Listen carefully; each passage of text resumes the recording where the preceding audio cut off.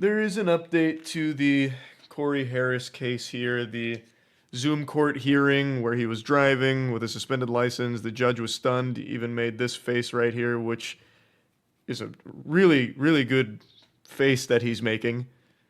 It kind of reminds me of 007 characters, like the bad guys, when you like zoom in on their face after they get shot.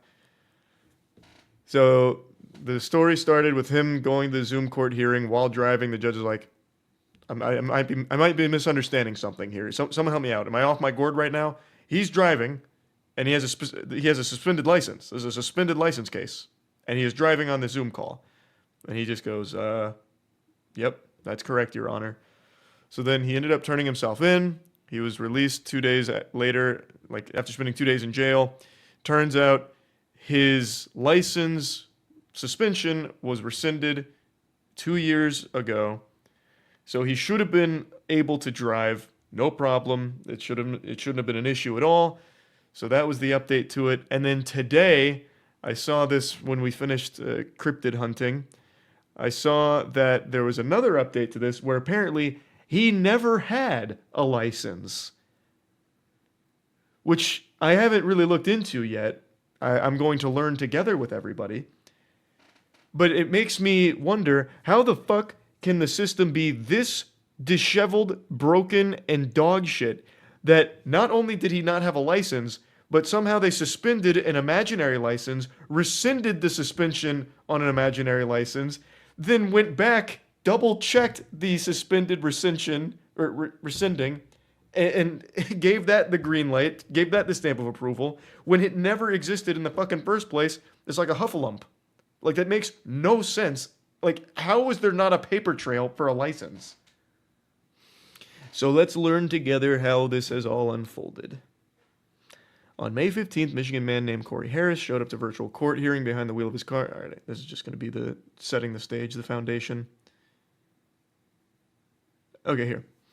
Things got even stranger at a Wednesday hearing, which began with Judge J. Cedric Simpson revealing that Harris has in fact never had a driver's license and ended with the defendant being taken into custody. Simpson opened the hearing by saying he wanted to make sure the record was clear. Based upon what the court has looked at, he has never had a Michigan license ever. And he has never had a license in the other 49 states and commonwealths that form up this great union. He has never had a license. The judge went on to untangle the confusion, explaining that it had not been Harris's license that had been suspended last October in Pittsfield Township, but rather his privilege to drive in the state. Hence, for example, if he had a Kentucky license, he would be able to drive everywhere that Kentucky would allow him to drive. He just couldn't drive in Michigan because his privileges had been restricted. In fact, Harris apparently knew this. Prosecutor Conrad Siller said during the Wednesday hearing that police body camera footage showed Harris acknowledging at least twice to the officer who pulled him over that he didn't have a valid license. Jesus Christ. This is a lot to process.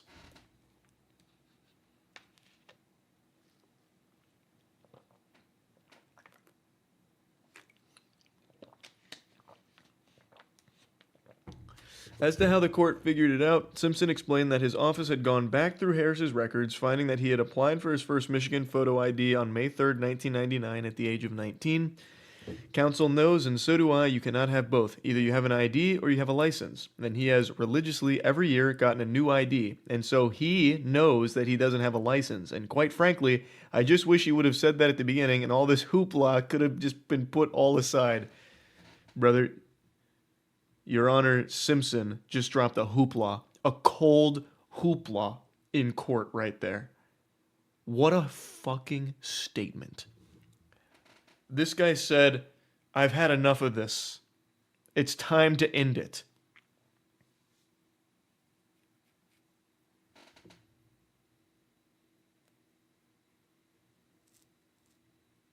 I didn't invent hoopla. He didn't steal my word. I haven't trademarked that. It's not copyrighted. I got it from SpongeBob. Hoopla, hoopla, hoopla. That shit.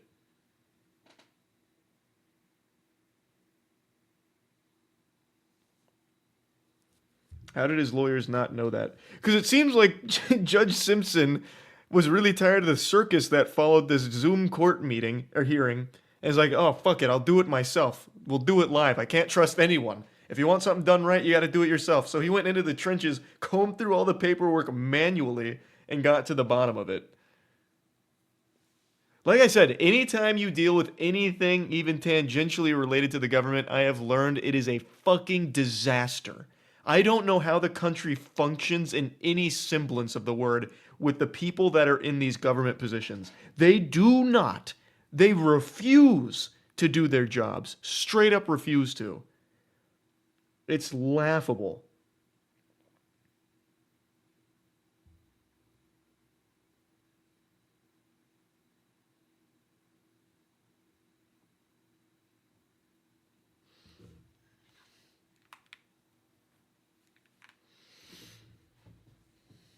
That's why I don't believe in government conspiracies. They're too incompetent.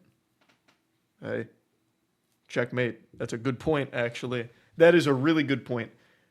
They can't even figure out whether or not someone has a license, and they act based off of just imaginary dreams that they had about this this license. Yet somehow they're gonna have these grand conspiracies about fucking 5G towers rewriting your DNA and injecting COVID into your cockhole or whatever.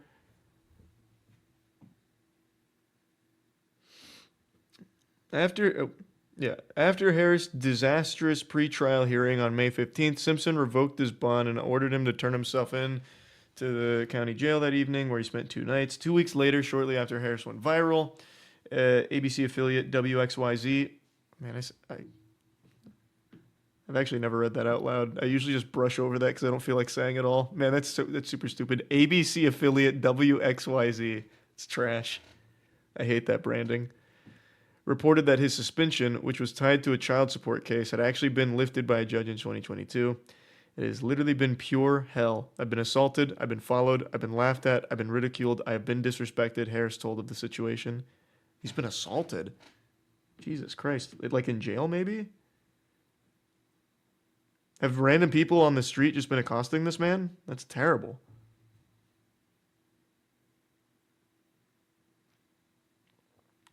The report shed light on the seeming thicket of bureaucratic incompetence that had led to the wrongful citation. In order to see his driving record wiped clean, Harris was supposed to have paid a $125 fee to the Saginaw County Court Clerk's office, which would have allowed the court to send a notice of clearance to the Michigan Secretary of State's office, which oversees regulation of the state's motor vehicles. Harris pointed the finger at Saginaw County Friend of the Court, an office that assists court administrators. They're supposed to have lifted it 2 years ago, but they didn't always double check. Yeah, that's what he said, where like they just don't do what they're supposed to. This is once again just kind of like a recap of like the previous update. Simpson defended his sister court on Wednesday, saying that the Saginaw County Friend of the Court had done nothing wrong. His driving privileges were unsuspended in 2022. That required Mr. Harris to do something. He didn't do it. Therefore, the friend of the court was under no obligation to send anything to the Secretary of State. Wait, but he never had a license. Like, this shouldn't have even... They had nothing to unsuspend. He never had a driver's license. Like, I need to look up driving privileges. Is there paperwork for driving privileges? Like, is that a totally separate filing? Because I feel like he's just making that shit up right now. Like, that's something my parents would have made up in order to get me to eat my vegetables or do chores or something. I've never heard of that.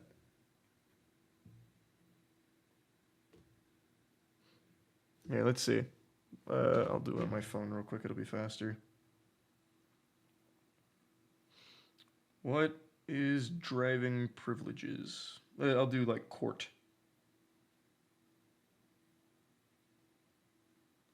Well, I dreadfully misspelled that. I typed in privileges. So that didn't work. Hold on. All right.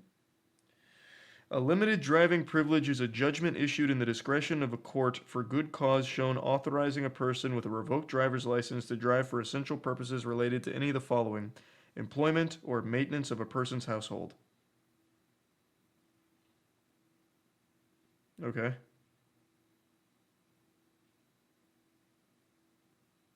Interesting.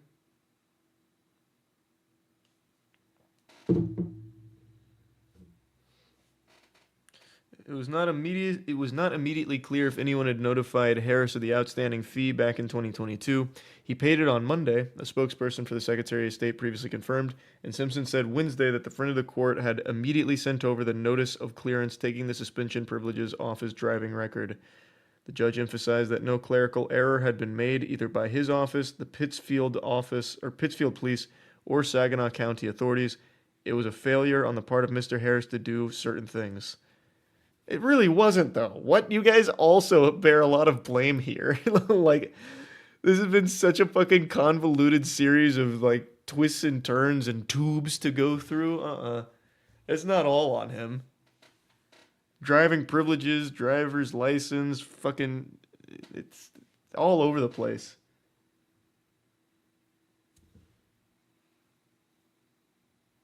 I'm going to do the Summer Game Fest stream Friday. Yes, I am. I will be. It's crazy just how inefficient all of the systems are. It's so crazy. How could there not just be like one simple protocol? Do you have your license? No. Do you have driving privileges? Yes. Okay. Here's records of both. And then you work from that. It should not be this convoluted. It can't be. Why is there 4 different bodies here that this goes through? The fucking Saginaw BFF of the court, the Secretary of State, the Pittsfield Police, and what was the other one? I forgot the other one. There's just so fucking many. It's just needlessly confusing.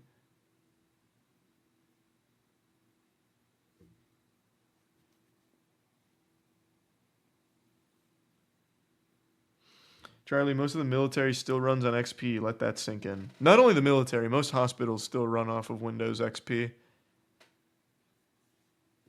And they probably always will. Harris's attorney, public defender Dionne Webster Cox, who appeared alongside him in the WXYZ interview, said that she was committed to resolving the case and that Harris was in the process of procuring his license. She said he had his permit test scheduled for Thursday. Once he gets his permit, he's got to drive for at least 30 days. Apparently, he knows how to do that part. After cracking a smile. Other parts of the hearing were less jovial, particularly when Webster Cox stressed that it wasn't Harris's fault that he was now a meme. My client didn't start the hoop. Oh my God, they're dropping hoopla back and forth in here. It's a real Thunderdome. We got ourselves a clash of the Titans. Now the public defender's dropping hoopla. You can't just invoke the power of that word. It's like Voldemort's name.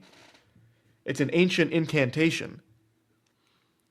Perhaps he's made some comments, but he didn't start the hoopla whatsoever. That was someone that was outside of his control. Simpson seemed to take exception to this. You say it wasn't started by him. Oh, it certainly was. It was certainly when he made his first statement to WXYZ. The judge added that the person Harris needed to blame for the kerfuffle. This is so unserious. This one wasn't a quote, though, so this one's just from whoever wrote the article, dropping in a mean kerfuffle. It is actually a children's book here. These are Rick and Morty words. Was the person that was staring at him, the person that he was staring at in the mirror. He later added, just own it. Once you own it, then it becomes a whole lot easier just to move forward. What do you know about being a meme, Judge Simpson? Your Honor? What experience do you have there? The judge then brought up the fact that Harris had a warrant out for his arrest stemming from a separate traffic stop in Allen Park in June 2015 when he'd again been cited for driving without a license. Simpson acknowledged that he didn't know whether this had been mentioned to Harris after the pretrial hearing last month. I really don't care whether he was or not. All I know is that was back in mid-May, and it hasn't been taken care of. Simpson then had court officer escort Harris out of the room. Online records show that Harris has since posted bond in the case. Next court date for the traffic stop is August 13th, while the next hearing in this viral case is slated for August 7th. Mark your calendars. We got another summer blockbuster coming up for this case. I'm sure there's going to be another twist to it where it turns out that Harris is actually like a deep covert operative here. Something. gonna get the CTU involved with Jack Bauer somehow.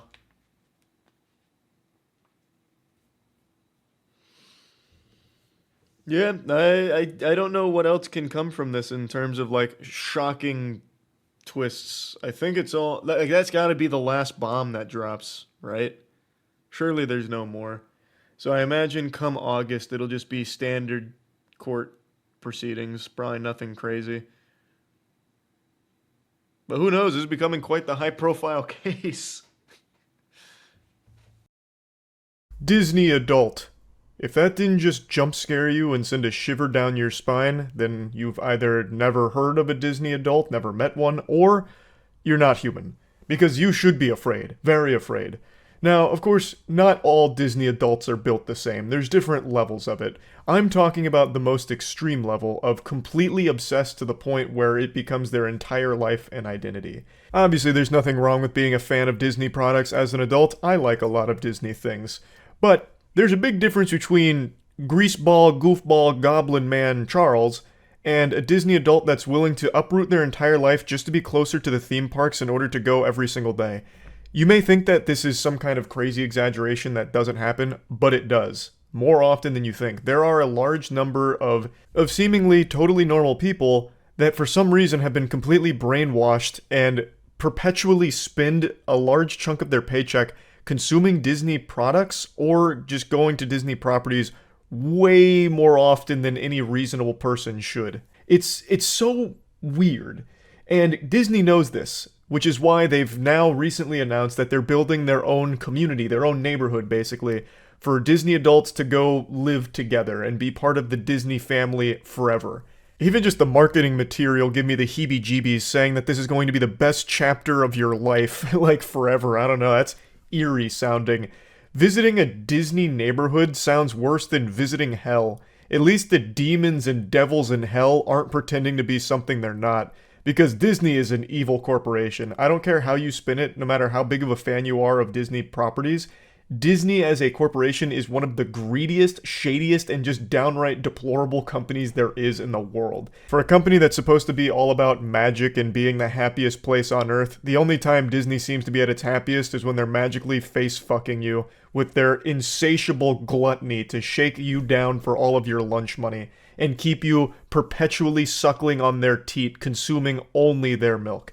It is a scary company. I'm not here to really get into the weeds of all of the awful things Disney has done since its inception, but I do want to get into the weeds of the neighborhood here because I find this to just be like a dystopian idea where corporations like Disney are going to start building their own communities. In my opinion, it's just an alarming idea. But anyway, the first one from Disney here is being pitched as story living, and there's no information on pricing that I can find at the moment, but since it's Disney, you can bet your sweet bippy it's going to be overpriced. You'll be paying 7 figures for a 1-bed, 1-bath, 400 square foot crack shack without a driveway, because in the Disney neighborhood, you use magic to get around or some shit. Like, you're gonna overpay for your property in the Disney neighborhood, I imagine. But one thing that really stands out to me is in the pitch here, they have this legendary service notice where it says, at Cotino Community, which is the first part of Story Living, cast members will strive to deliver the same friendly Disney service you've come to expect. This was super odd to me. What do you mean cast members? It's a neighborhood, right? I've lived in neighborhood communities my entire life, and I've never seen NPCs wandering around checking in on me, making sure I'm abiding by rules and regulations, asking me questions. This sounds more like spies. And the whole idea of this neighborhood is actually bigger than I thought it was. It's not just a residential community. This is basically a place that they're building for people to go to die. In addition to having housing from Disney, the community is seemingly isolated from the rest of the world, just locked into this one fucking dimension over here, like where Squidward went to be all alone, but this time it's only for the most obsessed Disney fans. So you would have property in the community, and the community itself also has stores and restaurants and like activities and events all held within that neighborhood, as well as like a beach that you have to pay for access to as well, even as a community member. So it really feels like this is where people would go and then not leave. That's the design of it, because why would they? Everything they need is there, and it's all Disney approved, and you love Disney, so Why not just go spend your entire life here and make sure you empty out your piggy bank the entire way before you shed the mortal coil? They have like a proposed 55 and older only community as well. So to me, it really just seems like they're trying to build the one-stop shop for Disney adults to go to die. Like, spend the rest of their life, spend all of their money on Disney and Disney only, so that way it doesn't go elsewhere, so that way they can have it all. And it's just so weird. I think it's such a fucking weird idea. So I went over it a little more on stream last night. I'll show you a couple clips of that before hopping back in for a bit more analysis. Have you heard about the city Disney is building called Story Living? Talking about the Disney neighborhood? That's got to be the worst place on earth. This place would be absolutely miserable to live. Imagine being in a Disney-only community. Have their own police force. The HOA would go crazy. Smiles mandatory. If not, you get executed in the town square. I wonder if you're allowed to have Netflix there. Oh, no chance. That'd be a crime punishable by death in Disney Story Living or whatever. The housing's too expensive. No one's going to buy these. You don't know Disney adults. Disney adults will actually trample each other just for the chance of living in a Disney neighborhood. Touched the hearts and minds of people around the world for nearly 100 years. Okay, and stop sucking your own dick. Just show me the neighborhood. By our world-class Disney cast. As Imagineers, story is at the heart of everything. I still think it's so cute they call themselves Imagineers. Places to life, to immerse you into. This exciting new venture will enhance, extend, and strengthen the Disney brand by allowing us to bring the magic of Disney to places you may never have expected. Surveillance. We enhance the Disney brand by spying on you. We own you. You live in our neighborhoods and you are literally our property. Community is something truly special. We're exploring nightmarish a variety of is the word I'd use. In the U.S. for our Story Living by Disney here in the community of Rancho Mirage. Just is this like WandaVision? Kind of. And I'm excited to announce that our first Story Living by Disney community will be located in experienced home builders at each site who contribute their talents and expertise to each community. But yeah, that's the gist of it. It's not really like Celebration. This is legitimately a Disney neighborhood. And I imagine those houses are going to come pre-built with some kind of surveillance or data harvesting program. Charles, I noticed at approximately 8:45 p.m. this evening you weren't smiling. Is something the matter? Do we need to have you re-educated? Be happy or else. It's not even so much about be happy. It's more consume forever. Consume or else. Do we need to send the Imagine police to have a talk with you? Oh, the police won't be imaginary. Those aren't Imagineers in uniform, I'll tell you what. Disney's absolutely going to have like a paramilitary force. They are going to lock this shit down. You can get in, but not out. No, you can get out too the second you can't afford to live there anymore. Or if you make the mistake of trying to download a competing streaming service. Contraband in the Disney neighborhoods is going to be like smuggling in a DVD of like Boss Baby or something. An animation that's not Disney. Disney wants to own human souls themselves. At least the Disney adults will all be in one place so we can avoid them. I mean, yeah, it'd be kind of like a quarantine zone for like the most brainwashed Disney adults, I suppose. And actually, I do wonder if they'd even be allowed access to the rest of the internet. I really imagine this Disney neighborhood being complete lock and key. Like, your days are designed for you. You're restricted access to a bunch of different things. Yeah, it'd probably just be like an intranet for the neighborhood. Because, I mean, if they give you unrestricted access to the internet, you could be leaving a negative review about the housing situation. You could be saying less than favorable things, and they can't have that. You should go there when built. Man, fuck that. That'd be going to like a Scientology church. That's scary. Let's go ahead and play around a little bit here, because I don't exactly know how this neighborhood's going to go, but knowing Disney, I think this could end up being like one of the most outrageously strict places on the planet. I really feel there's a non-zero chance that they will outright forbid anything that's not Disney or Disney adjacent. Like, they won't have direct competition. I wouldn't be surprised if you can't even Amazon Prime packages into your Disney neighborhood house. Like, they probably would just turn them away at the door or something. You can only order through Disney pre-approved services. I really think that that's not out of the realm of possibility, because it seems like they're going to really own this neighborhood. Everything is going to be Disney related. Like I said, the cast members thing really throws me for a wild loop because that just seems like actual simulation cult shit to a certain degree where you will be monitored.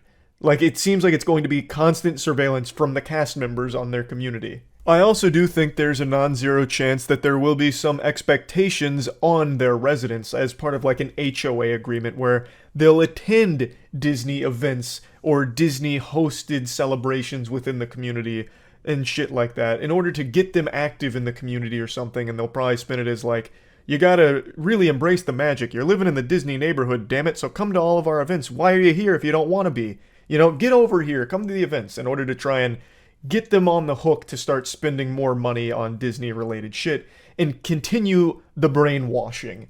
If you're already living in the Disney neighborhood, if you paid to be there, you're already pretty brainwashed, but this is like another level. This is a completely different level where you are just completely submerged in Disney and Disney only, cut off from the rest of the world. Also, worth noting real quick, Disney has tried something similar before with a place called Celebration, which is like, it's pretty similar to what they're pitching here with Story Living by Disney, but it completely failed. Celebration completely failed.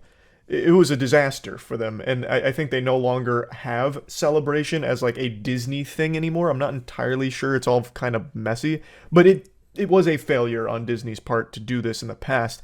But they're trying again. They're saying, you know what? What about Second Breakfast? That was so good, I want to try it a second time. And they're going with Story Living this time.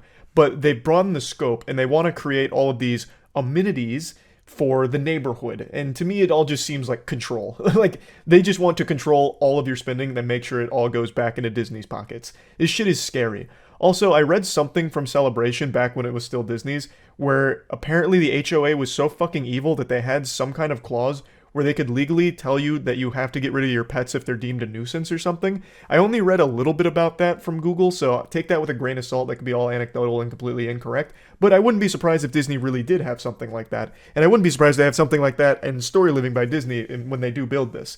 I really do think it'll probably be one of the most awful places to live, truly. Even as like a Disney adult, if you're a huge fan of Disney, I think living there would make you fucking hate Disney too.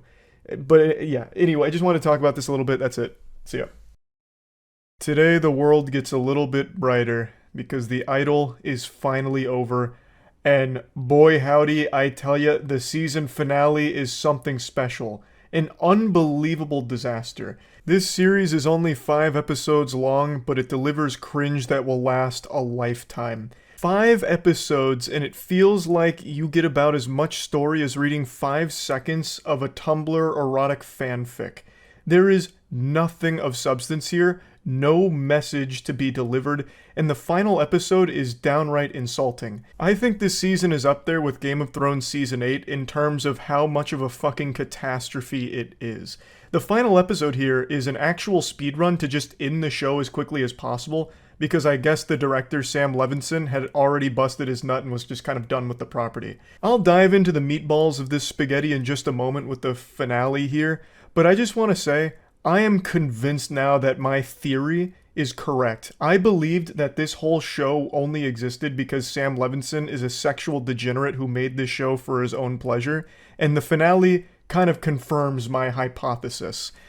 The finale basically just ends abruptly, without bothering to finish any plot lines or have a sensical conclusion whatsoever. Again, I'll get into it in a moment, but I honestly can't think of any other reason for this show's existence other than Sam Levinson having something to play the skin flute to. Like, there is nothing of value here, and legitimately everything in this show is sexual. There is not a single scene that goes by where Lily Rose Depp's character, Jocelyn, doesn't have her titties out. Even something as simple as going to the store looking for clothes has her with her ass cheeks clapping in the wind and nipple boobies just fucking flopping around, and then eventually getting raw dogged in the dressing room moaning for the entire store to hear. There is not a moment that goes by in this show that isn't just softcore pornography. It's baffling. It doesn't have a message. And it's not just Jocelyn, but she's the main character, and Sam uses her like just a portal to the honkers dimension. Even though she is actually an interesting character that could have had a really interesting story told about her, instead Sam just decided to focus on making the whole show just a countdown till her melons pop out. That's it. It is very much a show that seems to be only about the sex and nothing else, and also making The Weeknd a clown. I have a conspiracy theory that I think Sam Levinson secretly hates The Weeknd and convinced him to take this role just so people would make fun of him for it. So they wrote the goofiest, most over-the-top, embarrassing character ever, and Sam convinced The Weeknd that it was a good idea. Because I don't understand how he even signed up for this role. It is genuinely embarrassing. The Idol is one of those rare circumstances where it doesn't have a single fan. Pretty much everything ever will at least have a couple of people pumping their fists defending it from people that didn't like it, but not The Idol. The only group of people I've seen defending The Idol are actual porn-addicted coomers and not much else. And them ejaculating over the show, I wouldn't exactly call a great defense for the show being good. And that's really it. And I understand why, like, that's the only people stepping forward to go to bat for the show, because that's really all the show is. It really does kind of boil down to, well, looked like it was just softcore pornography after all, and there was no real story here. This is one of just the very exceptionally rare circumstances where pretty much everyone comes together to dislike the same thing equally. So I guess The Idol works in that regard. It's like a unifying moment for everyone on the planet to laugh at this fucking abomination. But now, let's get into the finale. So I've made a video going over pretty much everything up till this point, so I'm not just going to recap everything, but let's just look at the finale and all of the sins that it commits.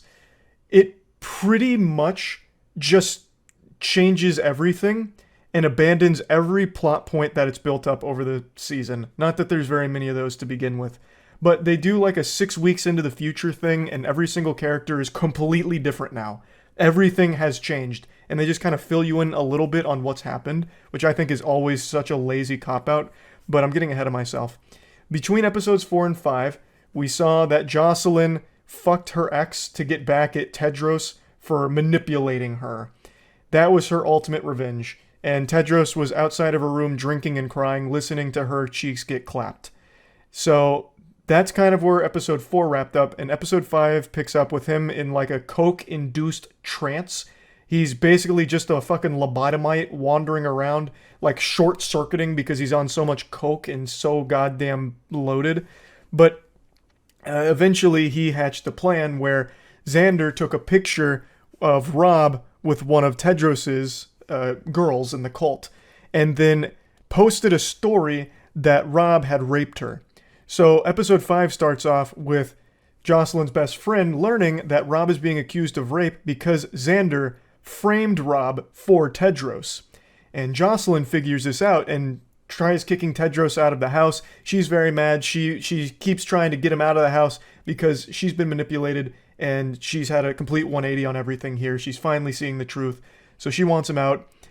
But she doesn't get mad at Xander, who legitimately did this. Like, while he was just a marionette on the strings for the puppet master Tedros to control, Xander still knew full well what the plan was. To get Rob, out of the picture here for Tedros, and accused him of rape, which cost him his entire career.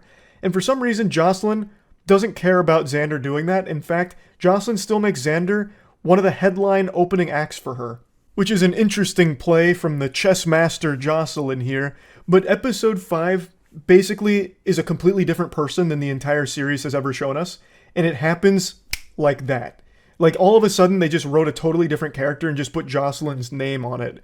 Because now, all of a sudden, she's taken control, and she's kicking Tedros out, which is good. Like, it's about time. She's opened up to the scam and hates Tedros, getting Tedros out of there, but she's taking all of Tedros's extremely talented singers and putting them in her show. But then there's like this, half the episode is spent with all of those singers performing, and it goes on for way too fucking long. They're performing in front of all the music industry executives, and they're like, "Oh, this is mind-blowing. I've never heard someone sing notes like that. Oh my God, the Lord has come down and blessed us for this performance. You're all hired. We're doing it big, baby." And that's like half the episode, so it drags on for so long. But during these performances, there's a scene where the older lady is talking to Tedros, and she's like, "I know Jocelyn didn't do this. This is you, Tedros, didn't you?" And she's like fucking slapping him awake because he's fading into the shadow realm from being so high. And he's like, "Yeah, no, this was me." And she's like, "Okay, well, you and I need to work together because this is real talent. You found them." And then actually 3 minutes later, she just fucking hates Tedros. She's like, yeah, he's such a fucking weird loser. Tedros sucks. And then helps to ruin his entire life. Because he is a bad guy. Eventually, once Jocelyn gives them the okay, they run a big piece exposing Tedros as like a former pimp who went to jail for a lot of heinous shit. And that lady who actually 3 minutes ago wanted to help Tedros and work with Tedros and not Jocelyn apparently was integral to helping that come to play. Why and how? This is what I'm saying. They set up these things in the episode too, and then just forget that it ever happened and pretend that it never did. Like, it doesn't follow any plot lines to its conclusion. It just leaves them and forgets. Another one. Jocelyn's best friend has been hyped up across the entire series as the only person seeing through Tedros' scam, seeing him for the evil person that he is. And in this episode, she's happy to see Jocelyn finally learning that too, but she still kind of gets left in the dust by Jocelyn, who doesn't really like communicate super well with her. And she just leaves, and she's never heard from again. Like, they don't even like address what happened. She just vanishes, and like out of nowhere. She leaves a note on Jocelyn's bed, and unless I've been like neuralized by the Men in Black, they never even show what the note was or even hint at what it could be. She just is gone. Like, actually just left this corporeal dimension out of nowhere without doing anything. So her entire existence in the show was meaningless. She did nothing by the end. Nothing that she did contributed to anything. It's actually just shocking. Like, me explaining this episode sounds like the ravings of a mad lunatic. But this is actually how the episode plays out. It is nonsensical, convoluted, messy, stinky, repulsive. Like, it's awful. Everything that could go wrong with a single finale went wrong with this one. It's an absolute disaster by all definitions. It just really feels like Sam was in his refractory period. Post-nut clarity, he's like, damn, I really didn't make a good show here. Let's just end it. Because originally, this show was pitched as 6 episodes. But then they like cut it down to 5, I guess, and then are trying to pretend like, no, that never happened. That's the Mandela effect. It's always been 5 episodes. And it's like, no shot. I just watched the finale, and there's no way you meant for it to be 5 episodes. Because it feels like an entire episode is missing. There is so much development that must have happened off screen in between these like fucking fever dream cuts of an episode. Like, there had to be something that explained it. Something that developed the characters there at some point, and it's not here. So they like loosely cut together something that resembled a plot, but not really. It's fucking terrible. You remember how I mentioned in like episode 2, or like where the backup dancer for Jocelyn was stabbing her in the back? The music industry executives were like, Jocelyn's backup dancer can sing and dance really well. Let's give her Jocelyn songs since Jocelyn's going through such a weird period in her life. And they were hyping that up like it was going to be the biggest plot point. Like, oh my god, she's now getting betrayed by people that she thought she could trust. And it turns out that lady's working with Tedros. What's going to come from this? Spoiler alert, fucking nothing. In this finale, they sit that girl down again and they say, hey, we changed our mind. You can't have Jocelyn's song anymore. And then they send her on her way. They just say, scram, get out of here. It's like actually a 1-minute scene, maybe 5 sentences, and that's it. They just wrote that entire thing out, and you never see that character again for the rest of the episode. It even had the gall to try and be deep for a moment, where Tedros gets pulled aside by Jocelyn's manager, and he's telling the story of Little Red Riding Hood, and they're doing like cuts to Jocelyn like, she's Little Red Riding Hood. And he's like, do you know what happened to the big bad wolf? He got fucking gutted by the hunter, and I'm the hunter. And then he like tries to pay him off to get out of Jocelyn's life, which Tedros doesn't accept. So then they print the piece about how he's a pimp and a horrible person, which ruins his entire life, basically. And then Jocelyn goes to her tour 6 weeks later because they do a time jump, and she's wearing a red hood, thus going forward with the Little Red Riding Hood story that her manager told earlier.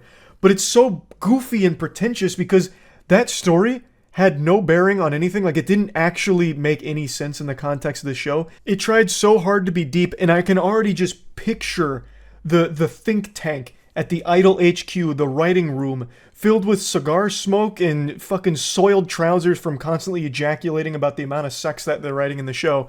And they're like, we need something real profound, real deep. They hit another line. What about Little Red Riding Hood? Genius! Oh my god, Sam, genius! Print it, write it down, quick, quick!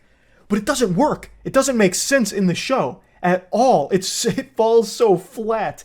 It's like they really thought that this would be like a statement piece, like the Idol would be remembered for this Little Red Riding Hood moment. But all it was so laughably pathetic. So pathetic. But by far the biggest crime the finale commits is its last 10 minutes. The last 10 minutes have to be some of the worst in all of televised history.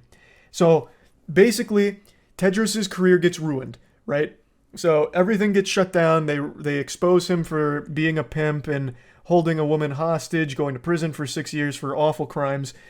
And then Jocelyn's on tour. She's about to perform, and Tedros shows up at the ticket booth asking if he has any tickets, not really expecting much because Jocelyn, said, fuck you, get out of my life, I hate you, we're done. But he still decided just to try. And it turns out Jocelyn did leave him tickets. So Tedros takes the tickets, goes to see Jocelyn in the dressing room, and then she's, taken back control. Now she's the authority figure. And this is supposed to show the development how she's no longer like, a puppet or putty in the hands of Tedros. But it actually still feels like that's the same thing because she can't live without him, which she makes pretty clear. He is the love of her life. And she makes that very clear to him. So it seems like the power was still on Tedros' side, so they didn't even tell the story of Jocelyn getting out from a manipulative, abusive situation and getting out of a fucking cult. It had her going right back in the very end. And it even had a deplorable scene where Tedros picks up the hairbrush that Jocelyn talked about her mom abusing her with. There was a very, uncomfortable scene from like episode 3 where she opens up about how her mom used to abuse her in order to push her to make the best possible music. And Tedros is like, give me that hairbrush. And then he starts beating the shit out of her with the hairbrush to try and help her realize her potential. So Tedros is in the dressing room here in the finale. He sees that brush and he's like, this is the hairbrush your mom abused you with, right? And she says, yeah. And then he turns it over and he's like, but it's new. And then she just looks at him back in the mirror. I'm not even making that up. That's a real scene here. And then she goes on stage and all of the music execs are celebrating like Tedros is finally out of the picture. This awful person is finally gone. And Jocelyn goes on stage and says, Tedros, come out here. And then she just makes out with him in front of the entire stadium, who now knows that this guy is a pimp, like all kinds of horrible things about him, and calls him the love of her life and that he's hers forever, and then instructs him just to go watch backstage. I couldn't have envisioned a worse ending for this show. I mean that. It accomplishes nothing. It doesn't deliver any message at all. And in fact, the only semblance of a message that it does deliver is a very disgusting one. Jocelyn never breaks free from the mind control spell of Tedros. She is still under the complete control of the sexual shaman here, where she can't live without him. And he is still legitimately a horrible person who, from the very beginning, was manipulating her. And she still invites him openly back into her life to share the spotlight with her. It's just baffling. If they wanted to write it where it's like a complete flip, where Jocelyn's the one in control now, then they really missed the mark. Like, dreadfully. She did have a moment where, like, she is the authority figure and kicks Tedros out, but then they don't commit to it and just bring Tedros back. Like, and he hasn't changed. There is no development for Tedros. From the very beginning, he hasn't fucking changed at all as a character. It's so weird. And I haven't even covered all of it. This is probably only half of like the plot points that don't make any sense or the plot lines that they just forgot about or abandoned. It's just truly awful. The Idol is, without a doubt, one of the worst shows they've ever really made. And I know that's like a big claim to make, but I'm talking on a big budget scale. Of course, there's like, really low budget shit that just gets, vomited out on like a direct to DVD, season, or on some TV channel like CW pumps out awful seasons of shit all the time. But as far as big budget and like big name shows go, I think this is the worst. 5 episodes of nothing worthwhile at all. Nothing even remotely coming close to even resembling something of value. It's horrible. The only audience that could ever really appreciate it is just people that are there to watch porn, basically. That's it. That's the whole show. It's so bad. But yeah, I mean, I finished it. The season's over, which is nice. Now we don't have any more of the idol, which is a good thing. I don't think they're getting a season 2. That's for damn sure. But yeah, anyway, just wanted to kind of just, you know, for my own sanity, just rant and vent about what I just watched here. That's really about it. So yeah. I have sworn multiple times that I would stop talking about EDP 445, but just like most people's New Year's resolutions about going to the gym, I'm going to have to break it. Every few months for the last couple of years, like clockwork, he will try and come back to the internet after his historic fall from grace after being caught in the now infamous cupcake sting operation that outed him as a predator. He'll come back with an almost cartoonish development. He has been on this non-stop wild and wacky roller coaster of crazy, goofy shit that he tries. He's this gift that just keeps on giving with the amount of unbelievable shit he tries, like an everlasting gobstopper of goofs. I've compared him to the box ghost from Danny Phantom, and I think that is just the most apt comparison. He's just this silly villain that keeps popping up every now and then just for people to laugh him off the face of the internet, but he'll always come back as a cameo in later episodes. And that's why we're talking about him again today, because it's that time of the year where EDP tries to make a claim that he's innocent. And this time, he's saying, actually, it was all acting. He was only pretending to be a pedophile. He was method acting as a child molester, as part of a movie production. I know that sounds unbelievable. That sounds like I just made that shit up in a game of Mad Libs, but I'm being serious. That is the angle he's trying. He posted an entire breakdown of his defense that this was all a setup, that it was supposed to just be improv acting, but they published it as a real thing and it cost him his whole career. Now, before diving into the fanfic that EDP tries to craft here like he's working on a fucking Tumblr blog, I do want to make it clear that even though the Cupcake Doomsday sting operation was the apocalypse that brought down the world of EDP, it's far from the only instance of him talking inappropriately and sexually with minors. This was just the only one where they actually caught him in video. You know, this was no longer just blurry photos of Sasquatch or rumors. They finally had him on video, flirting with, and then even going to a physical location to meet someone he believed to be a child. This followed sexually charged conversations as well as inappropriate pictures, including a picture of his poopy in a toilet, an actual shit pic. I make sure to mention that anytime EDP's name comes up because god damn it, that shit is crazy. And following all that, he went to the physical location to meet someone he believed to be a kid, and said the reason he was there was actually because his belly was empty, his tummy was growling for a cupcake, which is why it became known as the cupcake incident. But this is just focusing on that video and not any of the other numerous claims and evidence about the way he talked to children and all of that. So let's take it from the top here in the timeline of events. He lays out all the lore, and it dates all the way back to 2019. So he's laying out the goddamn Silmarillion here, preceding the Lord of the Rings events that take place later on. So in 2019, he flew out to Philadelphia for the world premiere of Maybe Next Year, which he was featured in. I suppose this was his acting debut, and that's crucial knowledge here because fast forward to 2021, he received an email from Chet Goldstein, who was the person conducting the investigation on EDP at the time, and he's claiming that in 2021, Chet Goldstein reached out to him, letting him know how impressed he was with EDP's performance in that documentary, saying that he was impressed with his work from Maybe Next Year and wanted to give him a shot for a different part in a film that Chet Goldstein was working on at the time. So he drops a receipt here of an email that basically just echoes that, saying, hey, you know, your work was fucking amazing, can't believe you didn't win an Oscar, would love to have you as part of this next production if you're willing to try out for it, get back to me.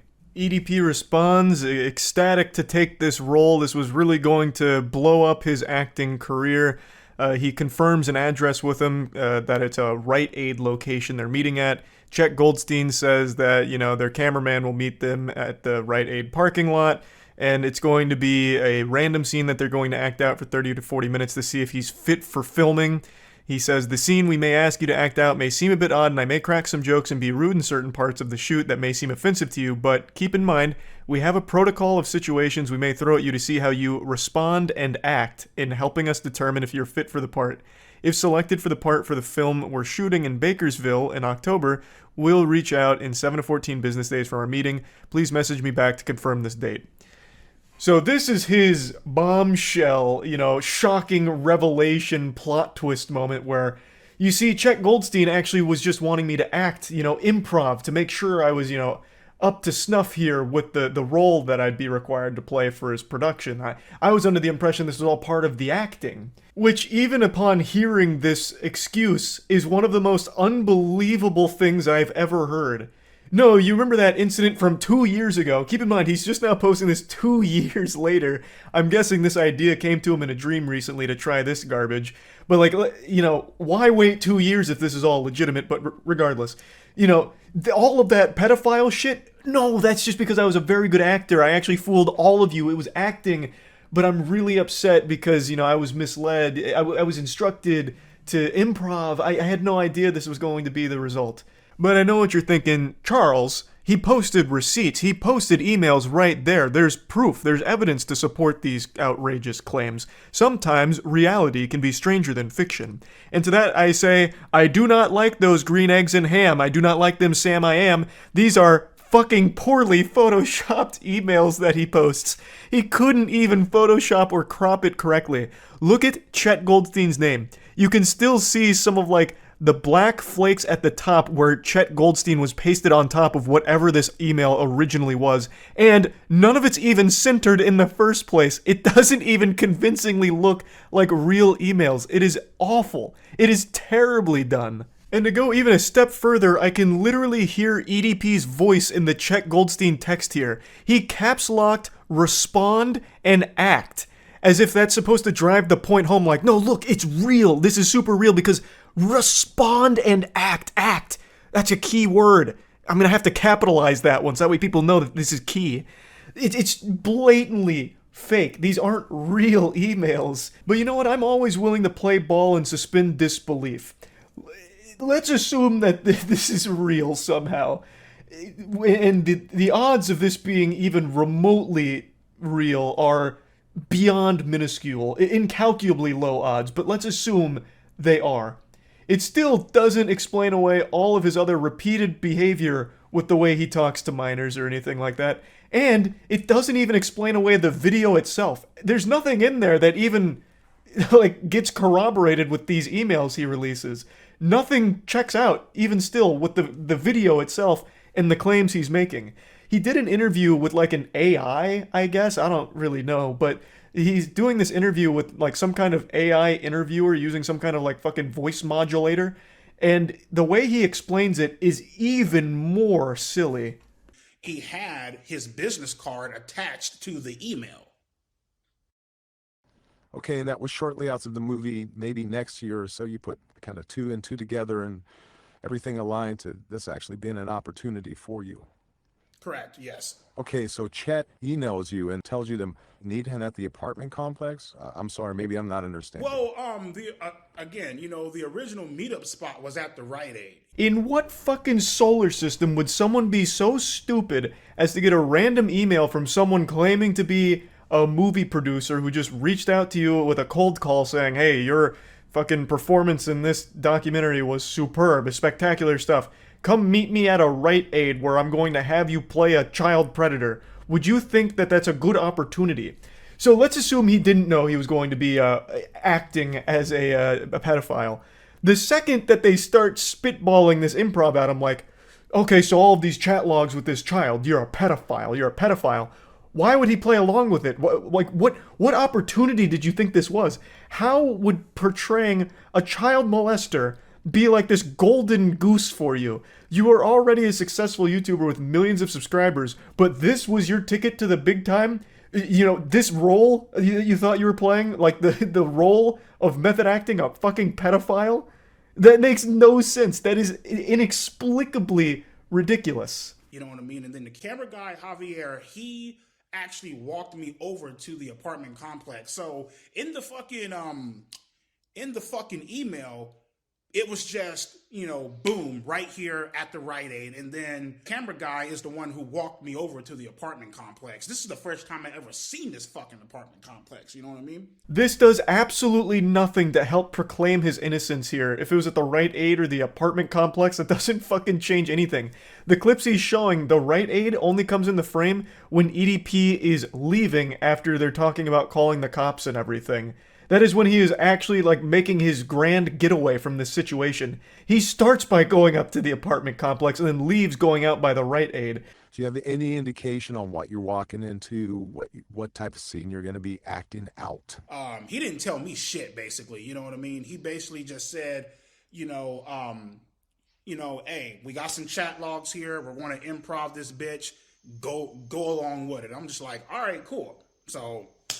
And then again, you know what I mean? It's like, how the fuck was I supposed to know this was a goddamn, you know, how the fuck was I supposed to know that this was a goddamn setup? Like, it's like, you know, you have fucking business cards, you have the official wavelength bullshit, you know what I mean? Motherfuckers is emailing you and shit. It's like, anybody in their right fucking mind would have thought that this was legit. I speak for every single living, breathing human being on this planet in saying that nobody in their right mind would have thought this is legit.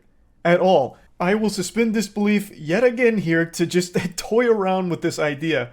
Why the fuck would you even improv this kind of scene? Did you want the role of a pedophile? Did you want that to be your acting legacy? The follow-up to your magnum opus performance in maybe next year you wanted to be the child predator? What sense does that fucking make? This is the dumbest defense ever. And he doesn't even do anything to, like, somehow explain away everything he says and does in the video itself. None of this explains any of it. And this fucking email screenshots are fake emails to begin with. The whole thing is so stupid. But it is laughable that he is actually trying this with a straight face. Obviously, this is yet again another desperate attempt to prove that he's never been a child predator, even though there is overwhelming amounts of evidence, even outside of this big video that came from it. There is still so much evidence against him, and really the only reason he never faced jail time is because the investigation was done by YouTubers and not done in collaboration with law enforcement, so he was able to squeak away based on that, which is something that has happened a lot, unfortunately. So it's crazy he's not even in jail, honestly. And he still keeps trying to come back to the internet. Even after all of this time and all of this shit, he still keeps doing ridiculously goofy shit, like what you just saw there, with trying to say, he's not a pedophile, he was only acting. Wild stuff. I just wanted to give a little update here and share that. That's about it. See ya. Who is the biggest joke in all of sports? Some people might argue the Washington Generals, which is the team that the Harlem Globetrotters always play against. They travel together and the Harlem Globetrotters always win against them, because the Generals are just there to have fun with the Globetrotters in order to make a spectacle out of the whole thing. They're kind of designed to lose. But they're not the biggest joke in sports. That honor belongs to one man in particular. His name is Dillon Danis. This goofball is someone you might have heard of because he's that coward that started a lot of shit with KSI, and then the second that it reached the fuck around and find out moment, like a week before they were actually supposed to fight, Dillon Danis backs out and weasels his way out of it, coming up with all kinds of pathetic little excuses, and then still tries to act tough. He's a washed up fighter who all he does now is just shit talk and then promotes scams on Twitter. People have more respect for the flies that hover around public porta potties at a fucking music festival than they do this man and his career. And yet somehow he finds a way to sink even lower. He was recently the primary clown in CoffeeZilla's newest video, where he got used like a fleshlight by CoffeeZilla in order to prove a point that Dylan Dennis will promote absolutely anything at all as long as you pay him. And it turns out you don't even really have to pay him that much, all things considered. Just giving him a pack of cigarettes will get you like a 24-hour tweet promoting whatever vile scam you want. Like, it's actually pretty wild. So CoffeeZilla's video exposes at least 20 scams that he's done in his past, as well as convincing him to do yet another one. You know, hop back in the saddle, get ready for the rodeo, and engage in another scam tweet that CoffeeZilla cooked up with a completely fake crypto project. And he wanted to see how much does Dylan charge, and does he do any amount of research at all into the things that he proudly posts on his Twitter. I know Dylan Dennis can't even spell research, so the answer isn't shocking. It's a no. He didn't bother looking into what CoffeeZilla was paying him to promote at all, because if he did, if he spent even 3 seconds, or even just like an iota of a thought given to the project, he would have immediately realized that it's not real and it is a scam that he's about to post proudly on his Twitter. Because CoffeeZilla laid it all out in front of him. And it's not even like it was hidden in plain sight or anything. He literally spelled it out, word for word. In a contract he sent to Dylan Dennis, it even says that it's not real and you're going to be the butt of a joke. It was literally, it was just there in the contract. And it wasn't even a long contract like buried in fine print. It was like a core piece of the contract that just says, this is basically a fucking scam. And Dylan still signed it. It's baffling. So I'm getting ahead of myself here. I'm just trying to give a general breakdown of the situation. Of course, the full CoffeeZilla video is going to be linked in the description. It's fucking beautiful per usual. I'm just going to show you some clips from it. But one other thing I want to point out is the reason CoffeeZilla went after Dylan Dennis is because Dylan made a whole song and dance, a big hoopla about how bad he feels for everyone that got scammed by Logan Paul's Crypto Zoo. And that's what tipped everyone off to how many scams he himself has done, which led to this investigation in this video by CoffeeZilla, Oompaville, and Zach XBT. And it's a fucking amazing ride. It really is. Dylan Dennis is an MMA fighter famous for 2 things: cage fighting and not fighting KSI. True. But on December 23rd, he decided to be famous. Also, apparently, I didn't know this until recently. He's not even famous for actually fighting. He's famous for just being a guy that, like, kind of rides Conor McGregor's dick. What's his actual fighting record? Because I said the same thing. I'm like, yeah, he actually fights. But his actual MMA record is 2-0. He has fought 2 times. Once in 2018 and once in 2019. Look at this shit. So he's not really a fighter. he's fought twice. Like, his whole claim to fame is, yeah, I'm a fucking stupid asshole. And that's it. And he won't even fight a YouTuber. 100% win rate, that is true. He is undefeated. But then again, so am I in MMA, to be fair. I am also undefeated. It's kind of meaningless when you don't have a whole lot of fights under your belt. Calling out the scammers. He writes in a tweet, "Damn, Logan Paul is a scumbag. Feel bad for everyone he scammed." Now, Thanks, of course, Dylan. No one's gonna really disagree with this, so the likes rolled in. But what Dylan doesn't What a tell you saint. is he also What a has a saint. history of scamming people on Twitter. And what Dylan didn't know is that there was a detective watching him. That detective was not me, actually. I wish it was me. It was my buddy Zach XBT on Twitter who Whoa! said, "Damn, Dylan Dennis is a scumbag. Feel Hey, this is all coming full circle. You might remember Zach from the BitBoy Crypto thing. He was the guy that, like, tracked all of his moonshots and, like, called out a whole bunch of shit there. So I reached back out to Zach and I said, "Hey, good tweet, but I want to find out how many scams exactly this guy has promoted." So Zach started digging through the garbage bin of deleted tweets, and we found out pretty quick there were a lot more. What the fuck is it? Baby Dinger? What the fuck? Baby Dinger token is the next Shiba Inu. Oh, man. If anyone has any baby dingers, you should immediately just lose the right to earn money in your life. You don't deserve it anymore.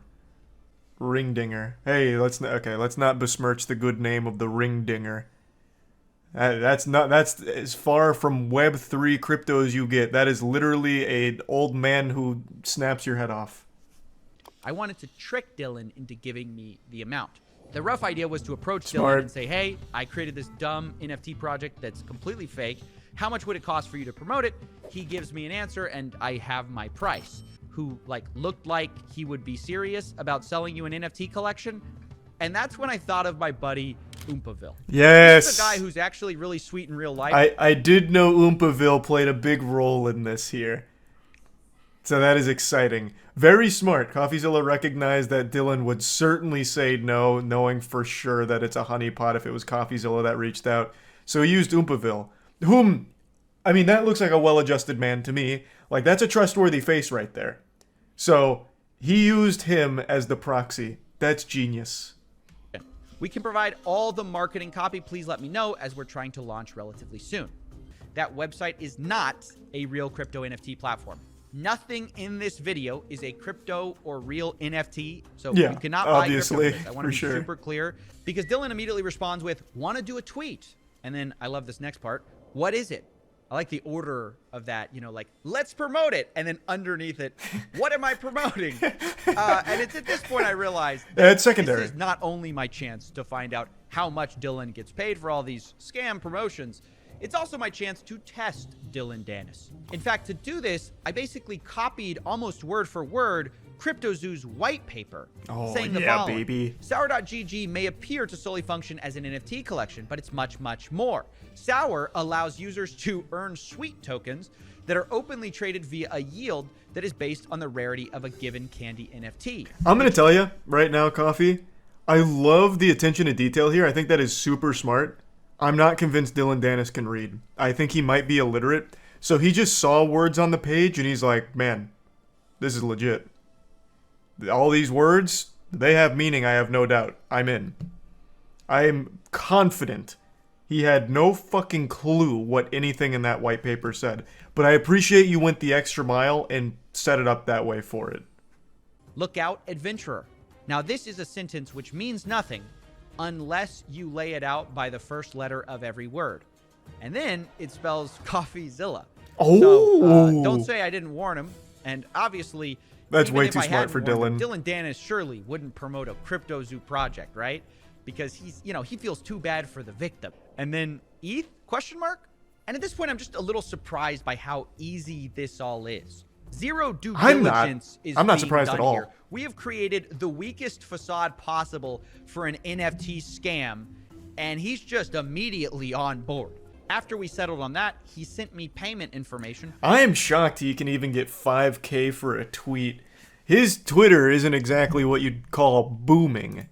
The only time he gets engagement is when people are laughing at him. Like here, let me go to his Twitter real quick. Let's see, what's his most recent tweet? Because he deleted this one, I remember that. His most recent one is, if Alexander Volkanovsky beats... okay, it's a fight. I'll give one person who likes this tweet $1,500 and must be following to win.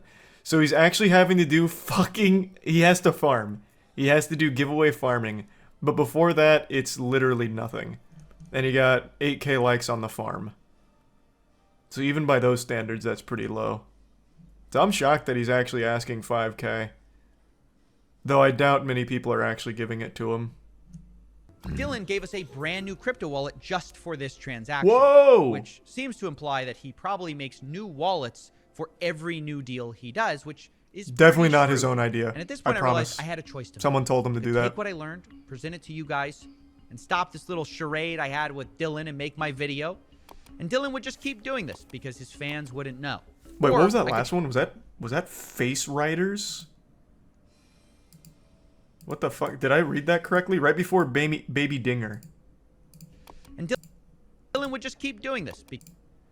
Oh, I'm writing with Faceless.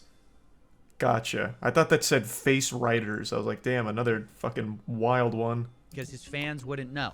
Which is actually pay Dylan to post a link to our fake NFT project.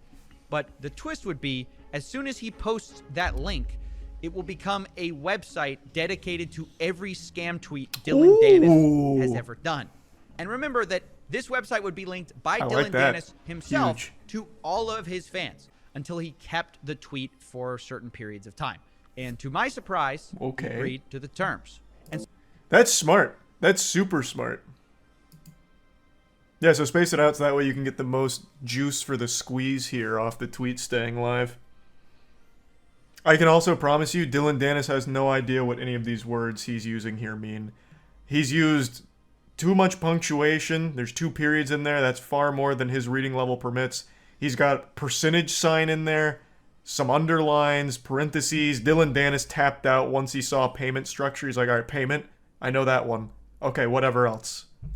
Website, which is just a website with all his previous transgressions. Now, I did talk to some I want to read that one. What was that? I'm bullish on what? These all have the worst names. I'm bullish on Rock Smart Chain. Rocket Raccoon. Hype. from ZachXBT. He found over 20 projects that Dylan promoted and then tried deleting, where many of them were rug pulls and scams. It was at this point is I drew up a contract for Dylan to sign before this whole thing goes live. He didn't read it. And in it, I lay the whole thing out. And this is what I meant by headwinds. This is where he probably will catch us, because in black and white, I lay out our whole scheme right in front of him. So it literally says, like, you're going to be the butt of the joke. It says people aren't doing due diligence. Oh, it says that we're going to be switching the website to show his prior promotions. So we lay out the whole thing there. Oh, and no. What we're really banking on is he's not going to read any of this. He's just going to see money and just sign it, which is the whole 100%. point of this entire He thing. can't So read I it. think it fits. Sending it. All right. And then I'm sending the drive link. I mean, we've sent the contract now. We're just waiting. We're literally waiting. He's going to instantly respond with the sign. It's going to be less than 2 minutes. Oh, I agree, bro. I agree. It was 3 minutes. I was so fucking close. I was so close. Idiot. That's right, ladies and gentlemen. He agreed. I was so and close. You might notice that we weren't actually able to use DocuSign and get his signature because it was experiencing outages at the moment, the actual website. But we were able to just have him do a written agreement in DMs that he agreed to our terms. And although That is real, by the way. If you get in writing something like that, that is actually an enforceable thing. It's not as strong as like a full signature, but that is like actually enforceable. So, what a fucking moron. Holy shit. go ahead and tweet. Just refreshing now, I guess. See what he says. Run There's it. been so much work that goes into this. You guys didn't see this off camera. Dylan starts talking about where's your community. So we have to whip up this community from nowhere. Oh, Our fuck. community doesn't exist. We had to create a Twitter profile. We had to buy a bunch of botted followers. An hour ago, it didn't exist. I don't think I've ever been so excited about something in my life. Nice. Dude. What was the total spend on this, I imagine? He tweeted it. Huge. I can't believe he did it. He actually did it. He just tweeted it. What an idiot. What? I can't believe it. What can I say? So I knew this tidbit of information real quick before he points it out. The actual tweet just has the word scam in it. Sour NFT candies are moonbound. Scam. Believe It's it. so adorable. What can I say? He They couldn't have promoted made it a any more tweet clear. Which literally spells out in first letters the word scam. Yep. I hope this is. Oh man, Dylan. Now he's ducking CoffeeZilla and Oompaville's attempt to communicate just like he ducked KSI's fight. God damn. It's all he knows. Yeah, he'll never mention this, unfortunately. That's his modus operandi. He just is a fucking perpetual loser, I guess. Oh, I did see that. There was a lot of brain rot takes about how what CoffeeZilla did is actual entrapment. And I'm pretty sure those people are just as CTE riddled as Dylan Dennis to think that what CoffeeZilla did is anything even remotely associated with entrapment. It's not even close. CoffeeZilla did everything possible to let Dylan know what was going on. He even put in the fucking contract he agreed to that it is literally him just being a joke. It's not real. He laid out everything, and he still agreed to it. That couldn't be further from entrapment. The guy got 1K. He did get 1K. He did get $1,000 out of it, so that's a Dylan W, baby. Fucking big one from Dylan! But also lost rep. He had none to begin with. I legitimately don't think Dylan Dennis has a single fan. Like, actually not a single one. People just laugh at him. In fact, if you go to his goddamn giveaway tweet right now, people aren't even participating in the actual giveaway. They're just spamming the clown emoji.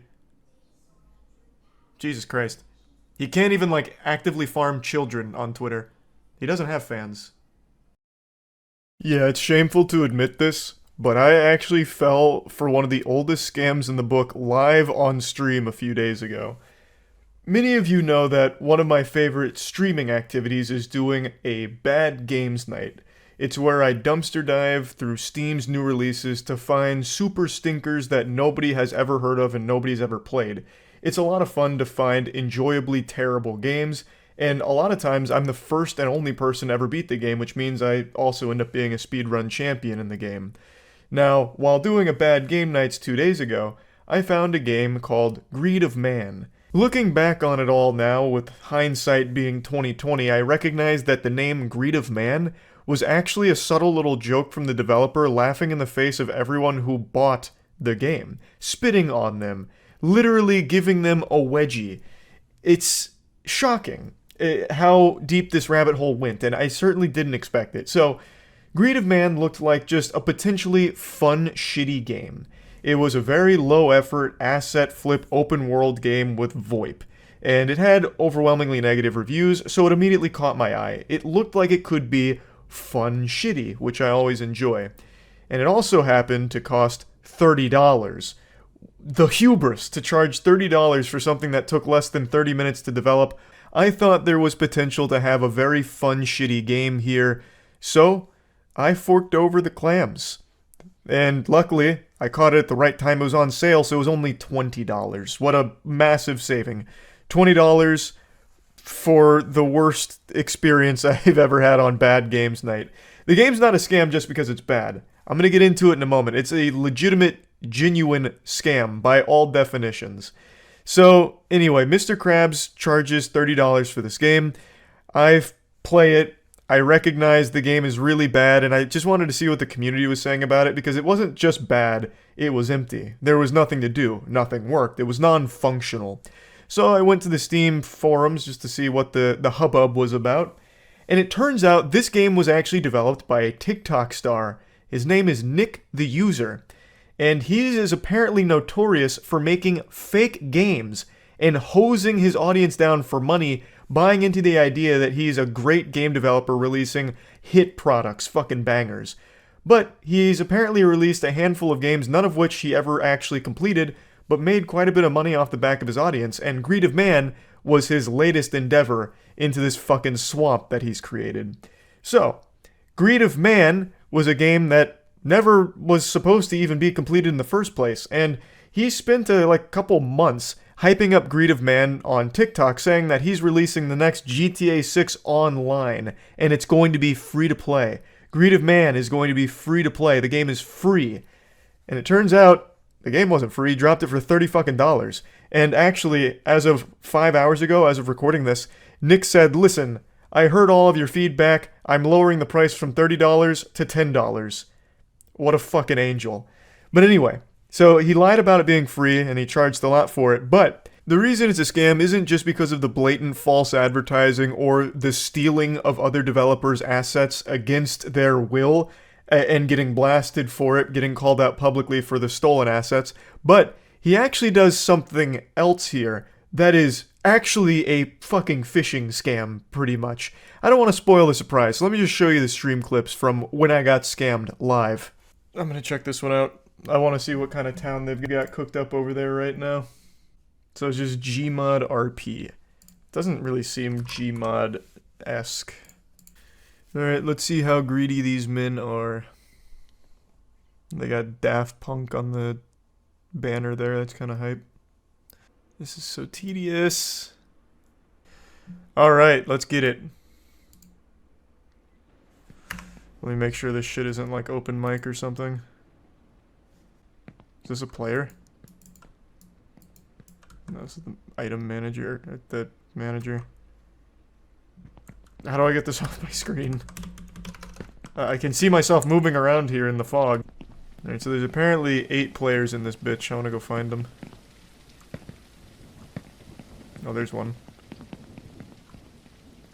Oh, he's gonna tase me. How do I put my hands up?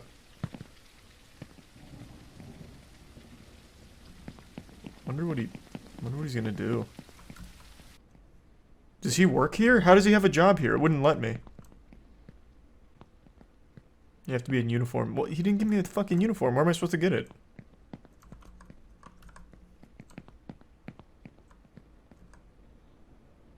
Enjoy your dough, Erica. God, this place is popping off. This guy's come over here and then blue screened in his brain, I guess. Where are the other players at? God, I hope it's not open mic. I'd be so embarrassed. Oh, I heard a shot.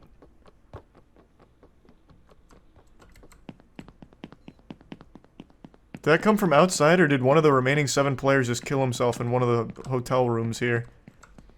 I can't believe I spent $20 on this. I'm ending it. I've had enough. No, it's just not free. It's $20 and it was on sale. Oh my god, how big is this building? Jesus. Imagine getting this room here. They were really ambitious. They thought they'd have a huge player base.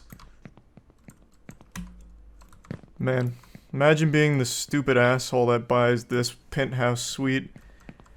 There's no elevator or anything quick to get down, so here comes a 20-minute run downstairs.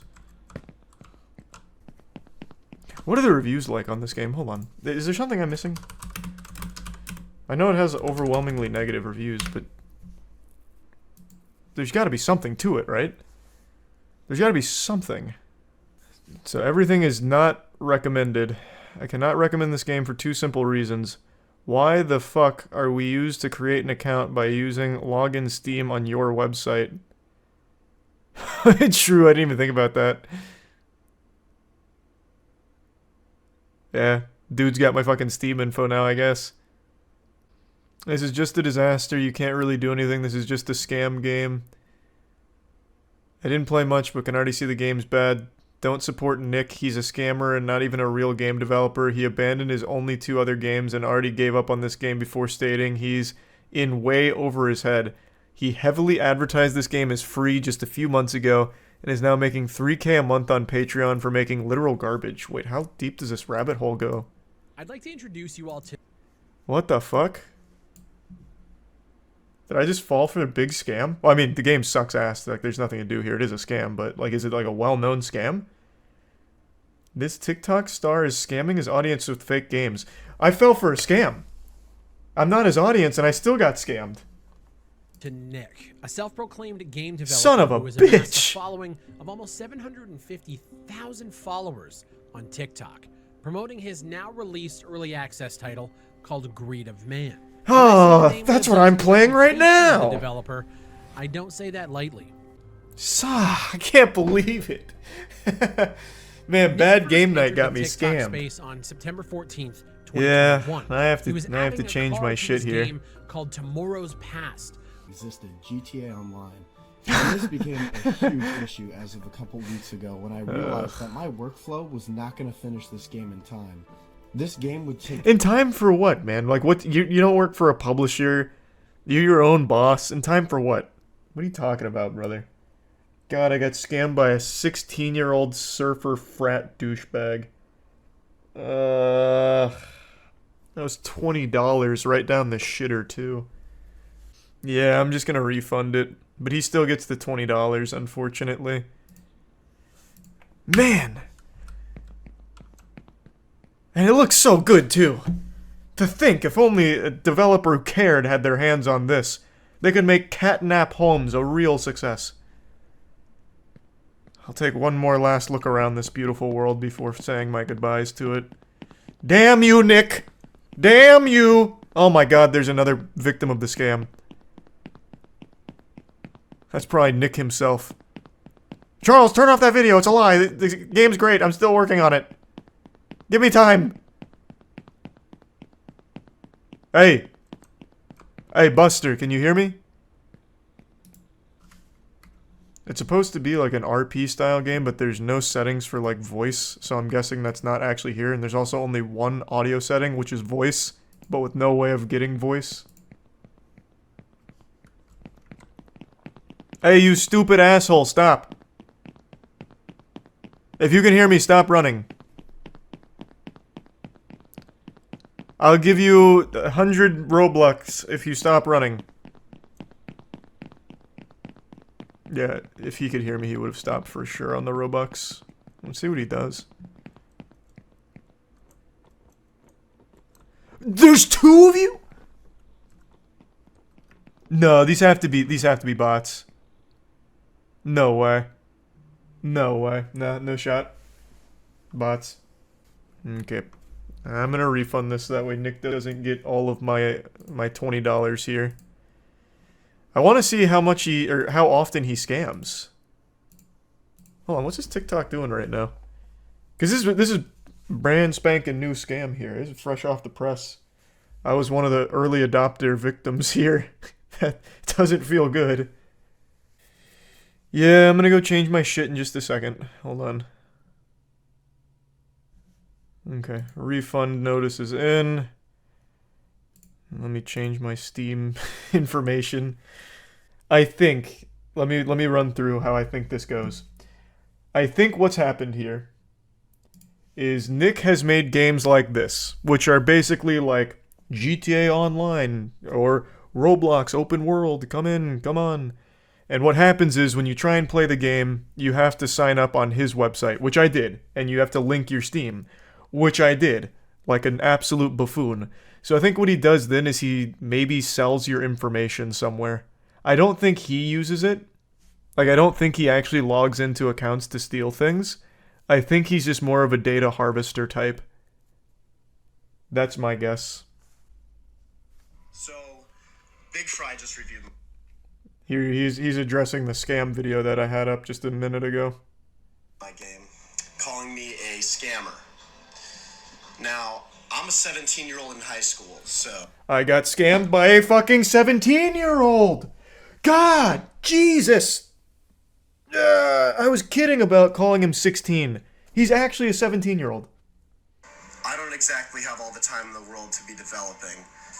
So the fact that this adult that does YouTube video reviews on scam games is going to take my small project and call it a scam simply because the audience grew so fast and I gained so much traction and I didn't deliver like the next GTA 6. What? And again, the game's in early access state. I'm not done with it. I just wanted to get a couple people in to try testing things and... Testing what things? Nothing worked. It was an empty world that I couldn't interact with anything. This is literally... He's just lying. It's $20 for an open asset world. All just asset flips. And you can't even interact with anything because it doesn't work. Bug fixing and adding new ideas that they come up with. And that's why the server sizes were only like 16 people. I wasn't expecting thousands of people to just jump into the game right away. So my thousands of people didn't jump into the game. You had a peak player count of like 50. Brother. servers could not keep up. And you can't be comparing my game to like extremely successful and long-lived developments and projects by big companies. No one is. Again, You didn't make a I'm game. high schooler. I'm still living life. This isn't the only thing I do.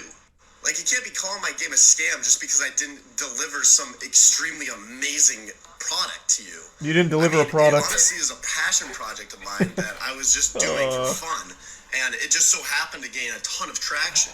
And it's kind of messed up to call it a scam, too, because scams are something where you get your money taken and you don't get anything out of it. That's exactly. You just defined your game. I am now one of the victims here. That is your game. It is the textbook definition of a scam that you just recited. It's a Steam game. You can buy the game, and if you don't like it, you refund it. It's not a scam. You keep your money. But I know did he refund gets his it. power trip by calling things shit and calling things scams, so I'll let him do his thing. So... I found his burner. He even hearted it. I feel for you. The amount of hate is insane for a game that is genuinely good. You shouldn't focus on the hate. It only brings you down. From an account called Anonym. That's absolutely his burner. The game is not genuinely good. It's not a game. It wasn't a game. But I find it pretty crazy. We went from free to play to this. Is Nick playing? I don't think so. So there is VoIP. It's just those two goobers weren't talking to me. It's like 3 o'clock. I've been doing bad game nights for fucking 4 years, and I've never had something like that happen.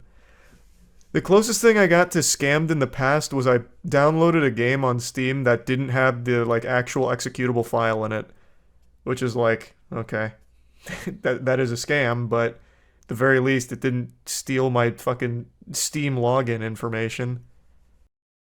This is an embarrassing thing to admit out loud, but I've recently found a great guilty pleasure that I've been consuming like junk food.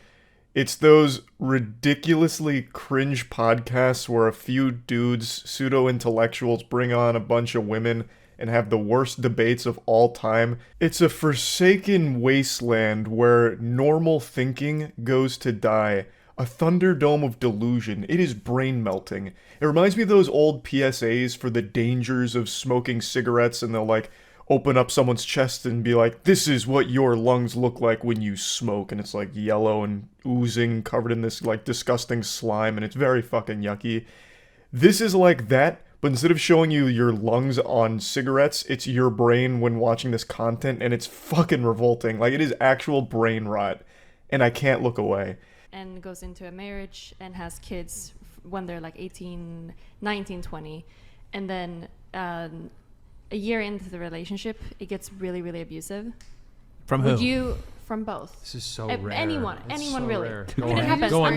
My point is, I'm just, even though it might be rare from what you guys think. It is. I already just find this painful. She's asking a very simple question and setting it up, talking about abuse. And already the dudes here are like, this is ridiculous. This is exceptionally rare. This is damn near science fiction. Abuse?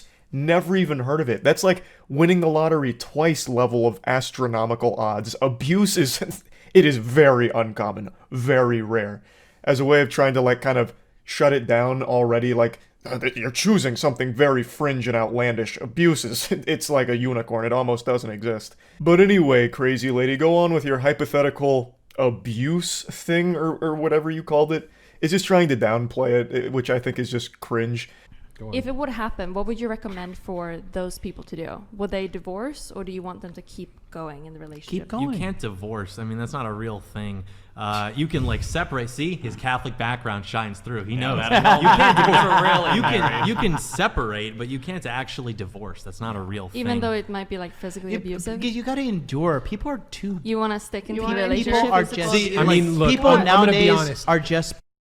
Everybody quits. Everybody gives up. It's too hard. I'm this XYZ. This is why I'm special, so I can fuck up this entire situation based upon me being special. The clown puts himself front and center here. You're looking at the chief entertainment for this episode. Fucking discount Walmart brand Sal from Impractical Jokers here. His name's Jonathan, and let me just tell you, he's got some opinions, and man, oh man, are they a stinker. So, the question is very simple. If there's an abusive relationship, an abusive marriage, should the marriage end? You know, if the woman is being abused, or even if the man is being abused. The woman who asked the question, her name is Melina, and she doesn't just make it exclusive to women getting abused. Men can also be victims of abuse, something that Jonathan heavily disagrees with. We'll get to that later on. But he is saying that, oh, if it's an abusive relationship, you have to endure. This is the problem with snowflake society now. Everyone's such a pussy, so they'll ruin a marriage because they think they're so special. You absolute fucking troglodyte. It's not about being special, it's about not getting beat the fuck up in a marriage. There's no excuse for abusing your spouse, whether it's physical or mental. Like, it's the most... There is a right answer to this question. And the answer is yes, the marriage should end if it's abusive. 100%. Whether it's the woman or the man being abused, it should straight up end. There's no enduring. This isn't one of those situations where it's like, there's greener pastures once you get through a couple of the black eyes and broken bones. You know, my husband may have beat the fuck out of me a couple nights ago, but he also took me to a really fancy steakhouse and I had an absolute bangin' filet. So, you know, all of the abuse was worth it, and I'm a little happier today. It's ridiculous. This is honestly making me concerned. My heart is breaking for whatever woman he's in a relationship with. I'm imagining this guy treating relationships like it's Fight Club. If my partner can't roll with my knuckle sandwiches without crying about it and she wants to leave for it, well then good riddance to her toots. Jesus Christ, special snowflakes can't handle a few of my right hooks. Ridiculous. That's frightening. That is a frightening mentality. That you're telling someone to just endure physical or even mental abuse in a relationship and calling them like a special snowflake or a pussy if they don't. That's crazy. And also his cohort there, the goofball he's in cahoots with, who's like, man, divorce isn't real. Divorce is make-believe. It's hocus pocus. There's no such thing as divorce. Yes, if you're getting abused, you can't divorce, obviously. This is a wild episode. And the reality is people just haven't learned to endure. There have been hard times in relationship. I'm sure you guys had hard times in relationship. Any relationship has hard times. Okay. And it is what it is. You need to push through and you need to endure because we're in this hold on.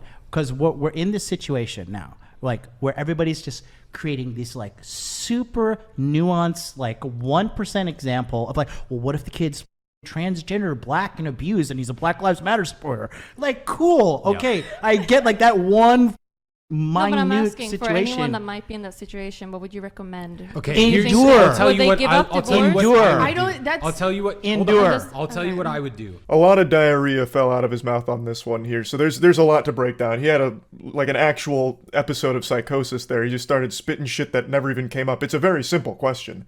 It really wasn't nuanced. She just said, in an abusive relationship, should the marriage end? It really doesn't get more simple than that. A fucking child could understand the question. There wasn't anything about, like, all these nuance that you bring up. But anyway, Smash Mouth has his meltdown there for a second, but his message is still the same. No matter what, you gotta endure.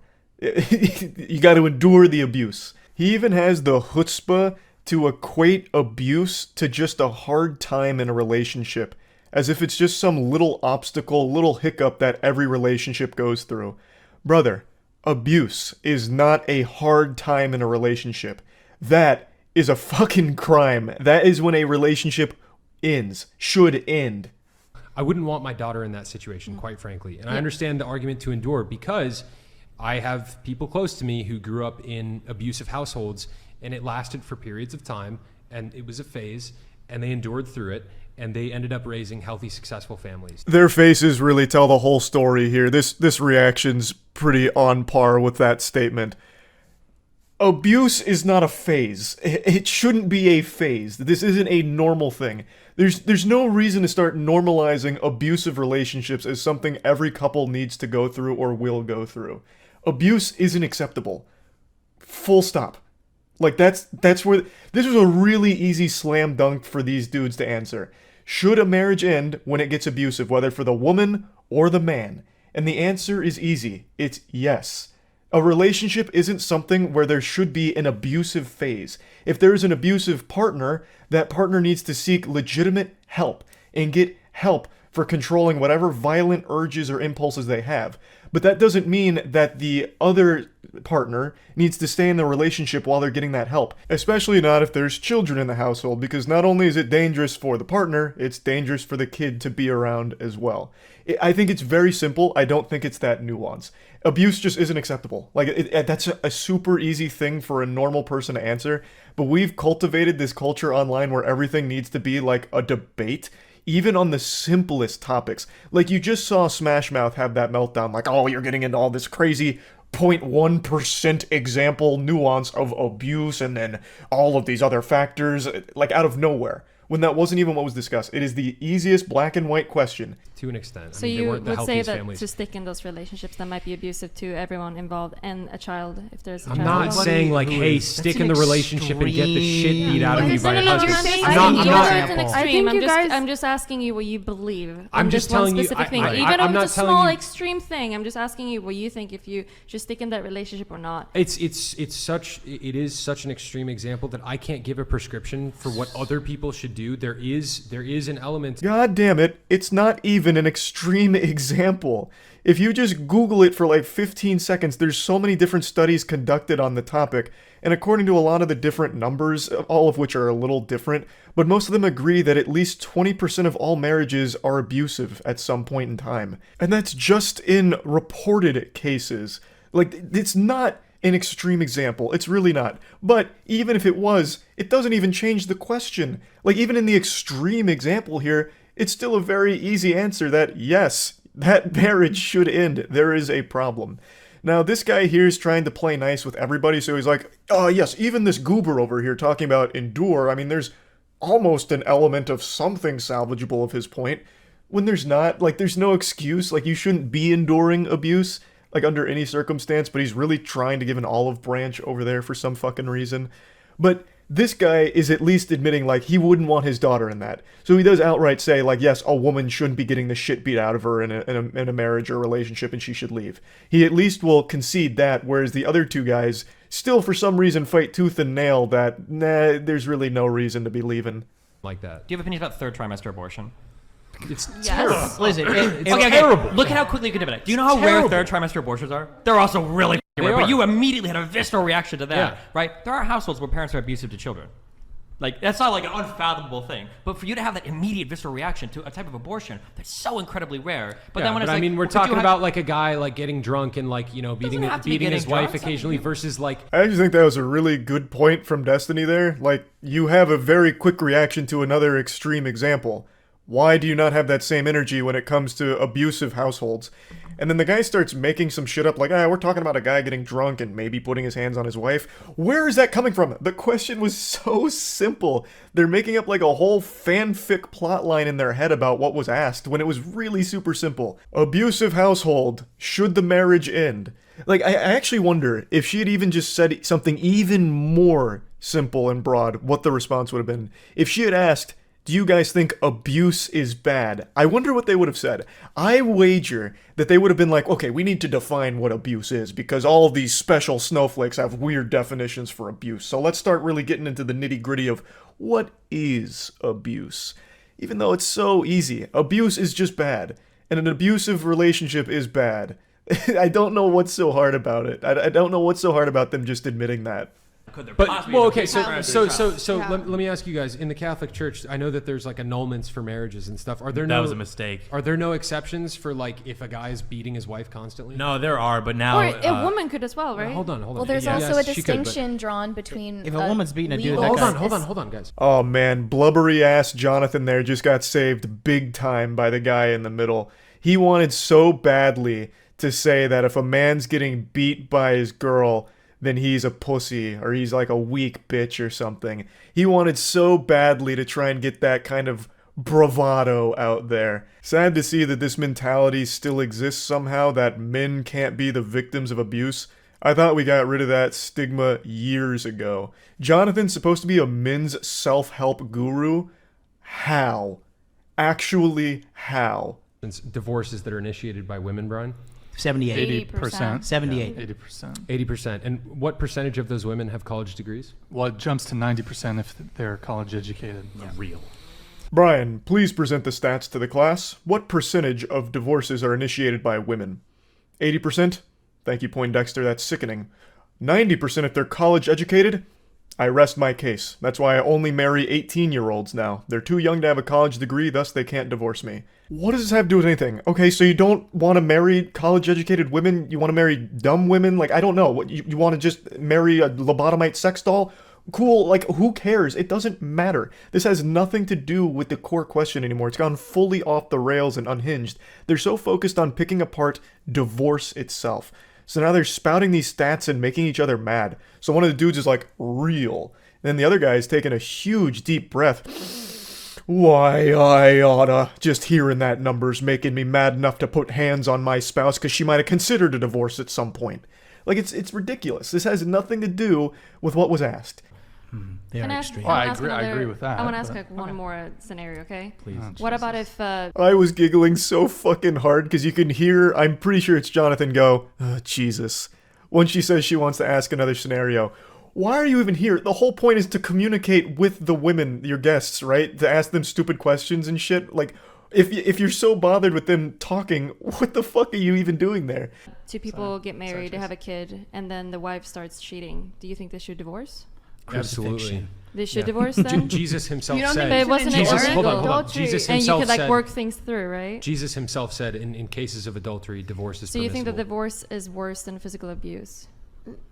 For the Or children, cheating, sorry. You think that Cheating cheating is is worse than physical abuse? for the Sorry. children, yes. I actually let out a full belly laugh. So she brings up cheating and unanimously like, yes, obviously you have to divorce when the woman's being a whore.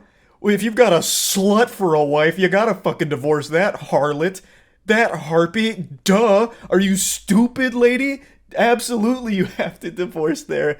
After they spent like 6 minutes about, well, actually, divorce is one of the most evil things that can ever happen. Divorce is unacceptable. Physical abuse, okay, abuse, you have to endure because you can't divorce. But then when it's cheating, it's like, yeah, you gotta divorce. Jonathan even says crucifixion is warranted. I'm sure he's just being exaggeratory, but he does point blank say that cheating is worse than abuse for the kids, which is a wild take. Both are awful. Your father beating your mother or your mother beating your father in front of your kid is just as damaging as one of them being unfaithful. These are both horrible things, both of which should end in divorce. But for some reason, they seem to only have a real visceral response when it comes to cheating. And then the guy in the middle even gets immediately religious, like, well, in the Bible it says, you know, when cheating's on the table, that's when divorce is absolutely necessary. Well, what the fuck? The Bible also doesn't preach for beating the fuck out of your spouse either.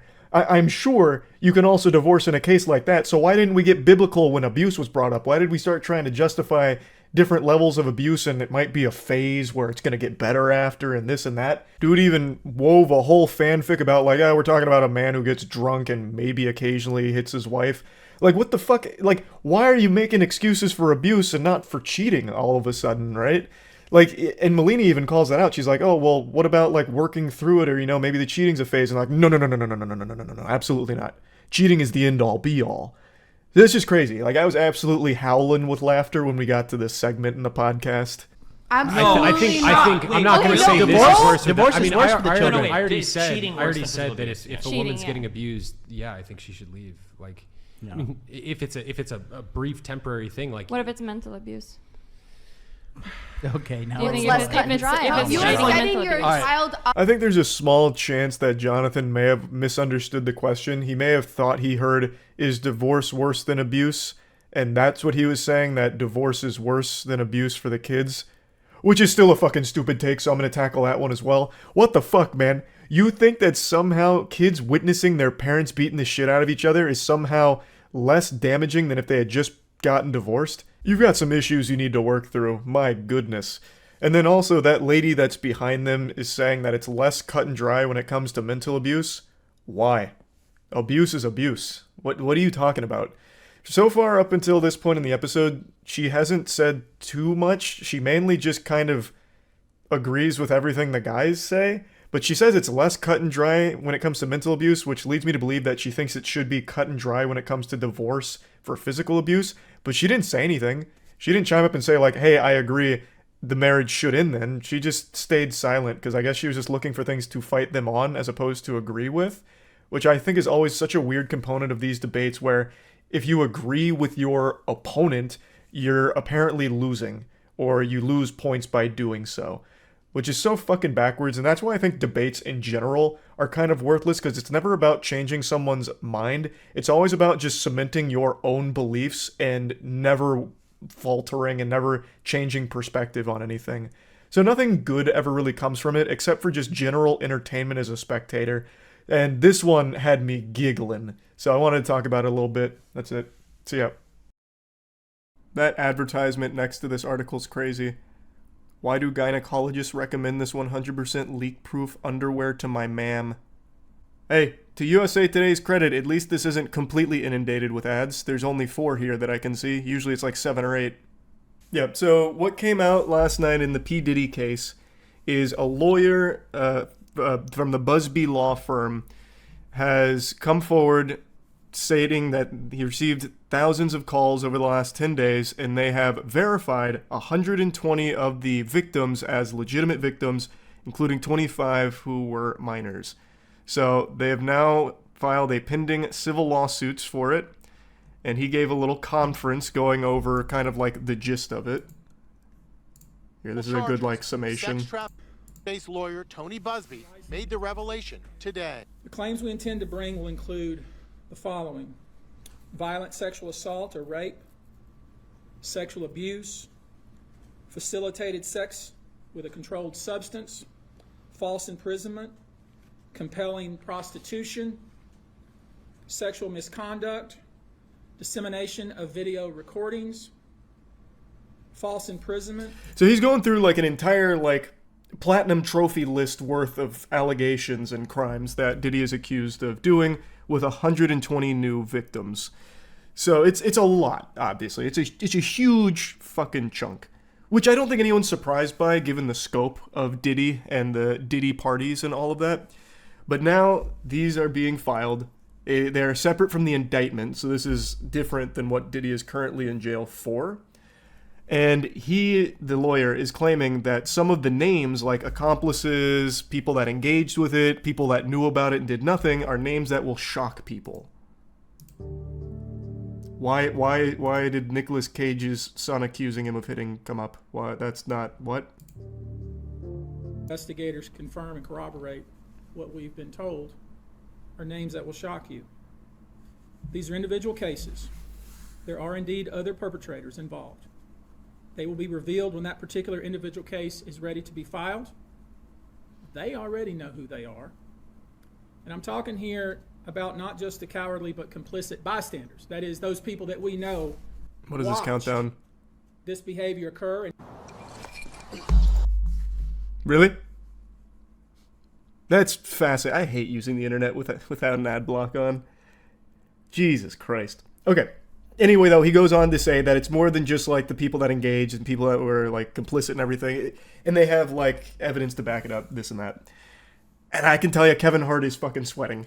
He has been videoed at a Diddy party, and I bet right now he is panicking. That dude's gonna try and book, like, 1,000 rolls ASAP before it all comes crumbling down with Diddy here, I bet. But I was wondering, what names would really shock me? I just feel like everyone in Hollywood is just fundamentally evil, save for some rare exceptions. I don't think anyone that'll be named in this, if they're confirmed to be like a Diddy associate that like engaged with all of this degenerate, awful, illegal shit, I don't think there's any names there that would surprise me. Like maybe Bill Nye would surprise me. Or like Humphrey Bogart, because he's dead. Like that would be crazy if Humphrey Bogart is in the middle of all this. But aside from that, like, I don't know who else would really surprise me.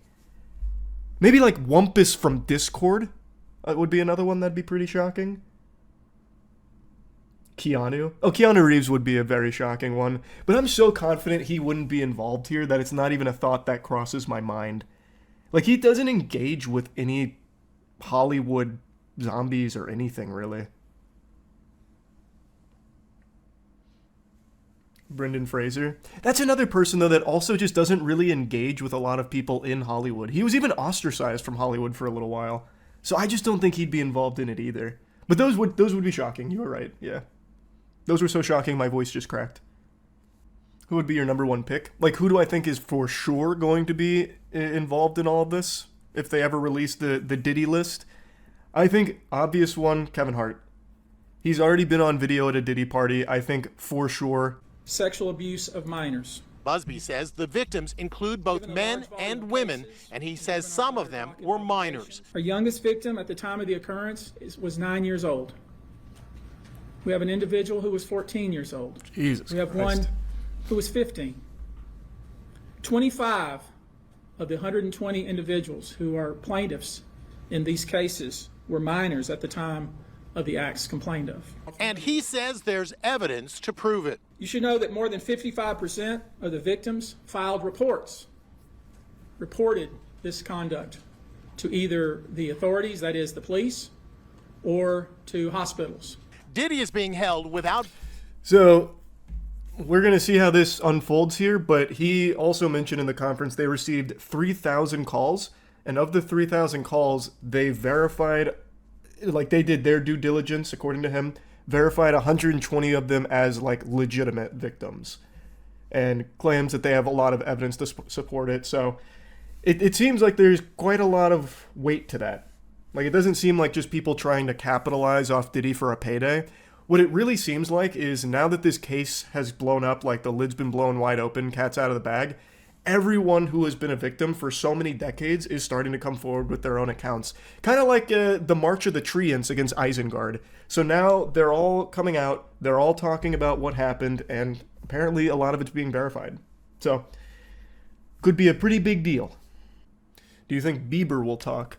I think so. I think Justin Bieber is another, like, big victim in all of this. I think he'll probably come forward. I don't have a crystal ball or anything to predict it, but I just feel like Hollywood did Bieber so dirty. like openly sexualizing him as a child and all of that. Like I feel like he's probably going to speak about it. Why are people saying DiCaprio? I don't know. Is DiCaprio a good friend of Diddy's? Or is he like a victim? I don't know about the DiCaprio connection to it all. I love this. Look at all these wonderful ads I get in my article. My article's somewhere in here, I'm sure. You just gotta find it. Reports suggest, including Diddy himself, required IV drips. Yeah, this is all what we've known about it for a while, but where is Leo? Here we go. The last occasion they were photographed together was in 2019 when Leo, 49, attended Diddy's 50th birthday celebration.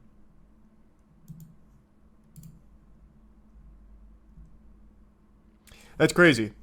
I clicked this link expecting it to have the photograph. What it did is it just linked me back to the same article I was reading to try and farm more ads off of me. You make me fucking sick, Irish Star. We'll see what comes from it.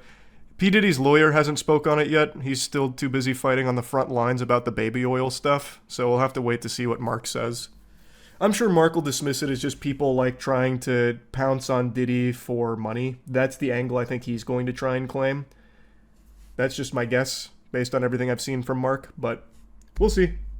I know Costco responded saying they don't even sell baby oil or whatever. I saw. I don't think anyone's surprised. Mark was just fishing for any kind of logical reason. Like, he was doing his best. He is obligated to defend everything Diddy does and has ever done. Like, even with that video of him beating the shit out of Cassie, Mark defends it as like, well, you need to kind of understand the context. She threw her phone at him. So, I mean, you know, like, you know, like, it's not good. It's not good to beat women, but, I mean, we need to remember, she threw her phone. So, like, it's Mark's job. Of course he's going to defend it. God, that LeBron meme has been around for so long, and for the first time it's actually somewhat applicable with Diddy. How will it affect his legacy? If LeBron is somehow included in these claims, and it's, like, verified, it will actually fucking tarnish his legacy. Actually, maybe not. Maybe not. I say that, but then I remember that basketball still celebrates Karl Malone, and he impregnated a 13-year-old. The guy is a rapist, and then they still celebrate him. So maybe it wouldn't, actually. Chat, did Baba Vanga predict this? Oh, we need to check. Yeah, I didn't look at Baba Vanga's predictions to see if they lined up with this. She very well could have. I really do, again, I'll say it again. I really do think Diddy's not going to get Epsteined. I think we'll eventually know the depths of the depravity, and I think we'll know a lot of the celebrities and associates that were engaged. That's my prediction. I don't know who all is going to be implicated beyond, like, the obvious, like Kevin Hart and all that, but I do really think for sure he's not going to get Epsteined. We can only clear one person for certain, 50 Cent. That's the only guy that's innocent. He's been shitting on Diddy for years. Can you imagine, though, if he is actually named in this? That would be... Actually, that name would shock me. That would be one of the few names that would actually shock me.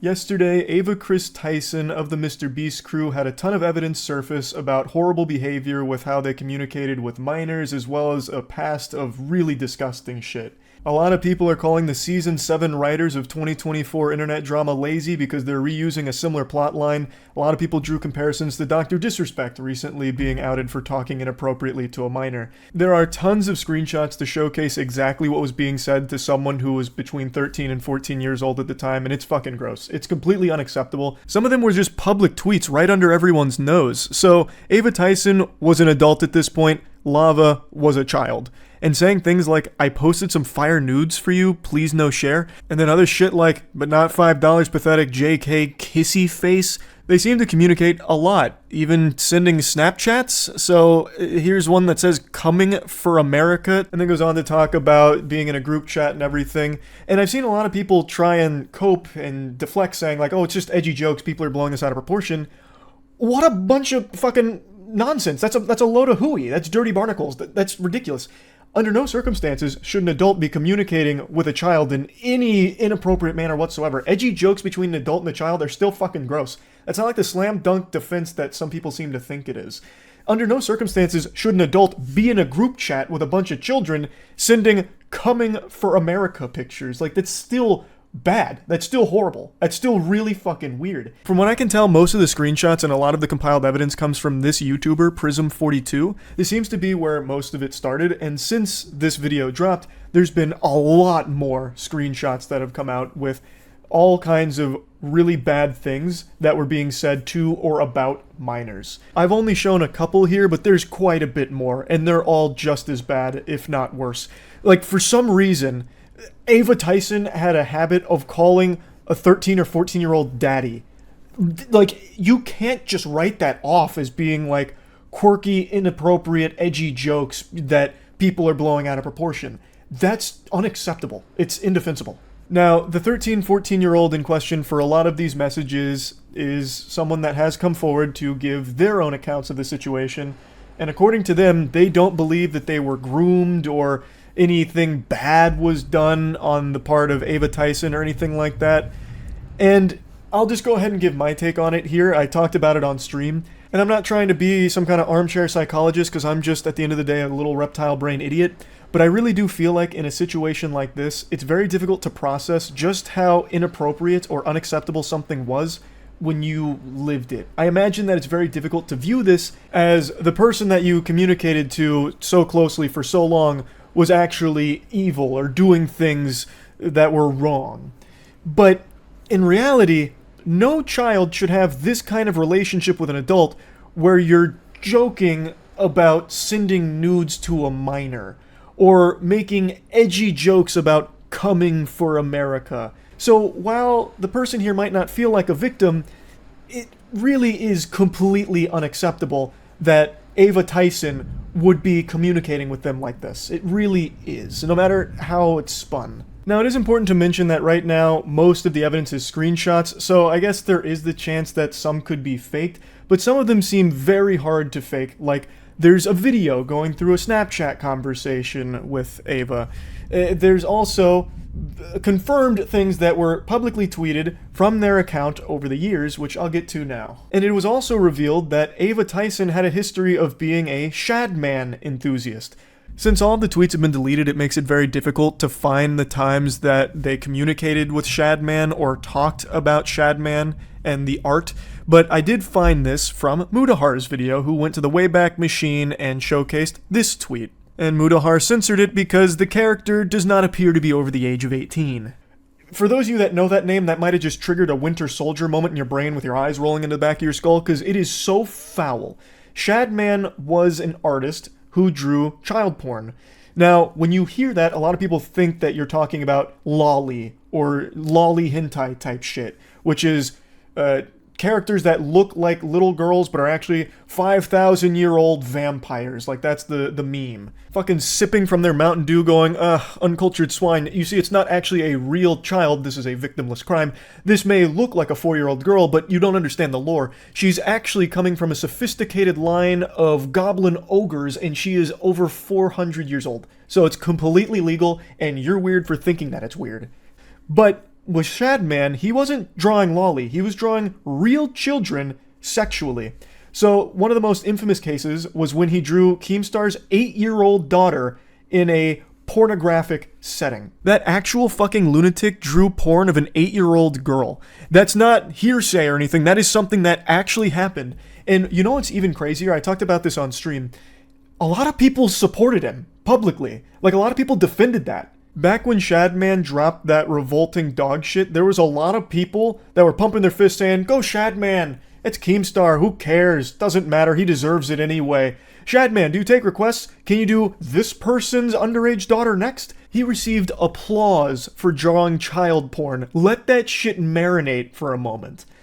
So anyway, Ava Tyson has publicly tweeted about lolly, and in particular, there are tweets of Ava Tyson talking either to or about Shadman. A lot of the tweets are gone now because the Twitter account has been nuked, but there are archives of a lot of them. And one thing that still persists, and one thing that a lot of people have been showing, is that Ava Tyson may have actually commissioned a piece from Shadman, or at the very least, purchased a piece from Shadman. There's a clip from a Mr. Beast video where there is Shadman art hanging on the wall, belonging to Ava Tyson. I censored the close-up of the art for obvious reasons, but this is something that is irrefutable. The only question about Ava Tyson and Shadman's connection is whether or not a piece was commissioned or purchased. But at the very least, a piece was owned by Ava Tyson. And I don't think there's any wiggle room to just explain this away as some kind of innocent whoops-a-daisy moment of being ignorant of what the art was. With Ava Tyson having publicly talked about content and art like that, and then also owning a Shadman piece, I don't think it's some kind of coincidence. Like, I don't think it was an accident and they didn't know Shadman drew child porn.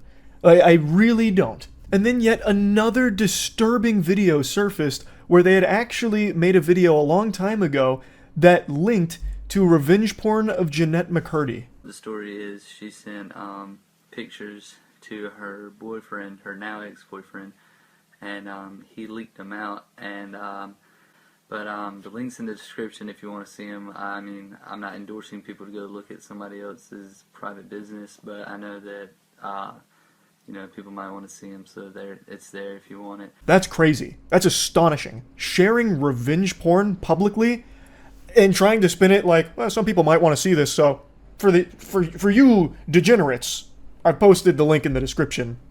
If you want to check that out. But you'd be weird to do that, and I'm not endorsing it. That's unhinged. Completely unhinged. So all of this started to hit the mainstream. More and more people started sharing screenshots as well as other chat logs, all kinds of things with a history of communicating inappropriately with or about minors. And in response, a couple hours ago, Ava Tyson did make a statement, and this is what was said. I would like to apologize for any of my past behavior or comments if it hurt or offended anyone. It was not my intent. Seeing recent events, we've mutually decided it's best I permanently step away from all things Mr. Beast and social media to focus on my family and mental health. That is kind of a textbook non-apology. It doesn't address anything. It doesn't talk about anything. It's just like this blanket boilerplate statement about stepping away. There's no denial of anything, no claims that some of the information is false, made up, fabricated, a lie, a fib, a bunch of malarkey, nothing at all. You would really think that if any of the information was wrong or faked, that would be one of the first things that Ava Tyson would want to set the record straight on. But that didn't happen. Even if it was something like needing more time, I really feel like that would have been expressed in the statement, saying, need more time to talk about all of these things that are incorrect. But again, that's not there. So they're assumed to be all correct at this point, and they're indefensible, the things that have come out here. As I was rendering this video, Ava Tyson dropped more tweets claiming that no one was ever groomed, and then states that the victim vocally supported that that's false.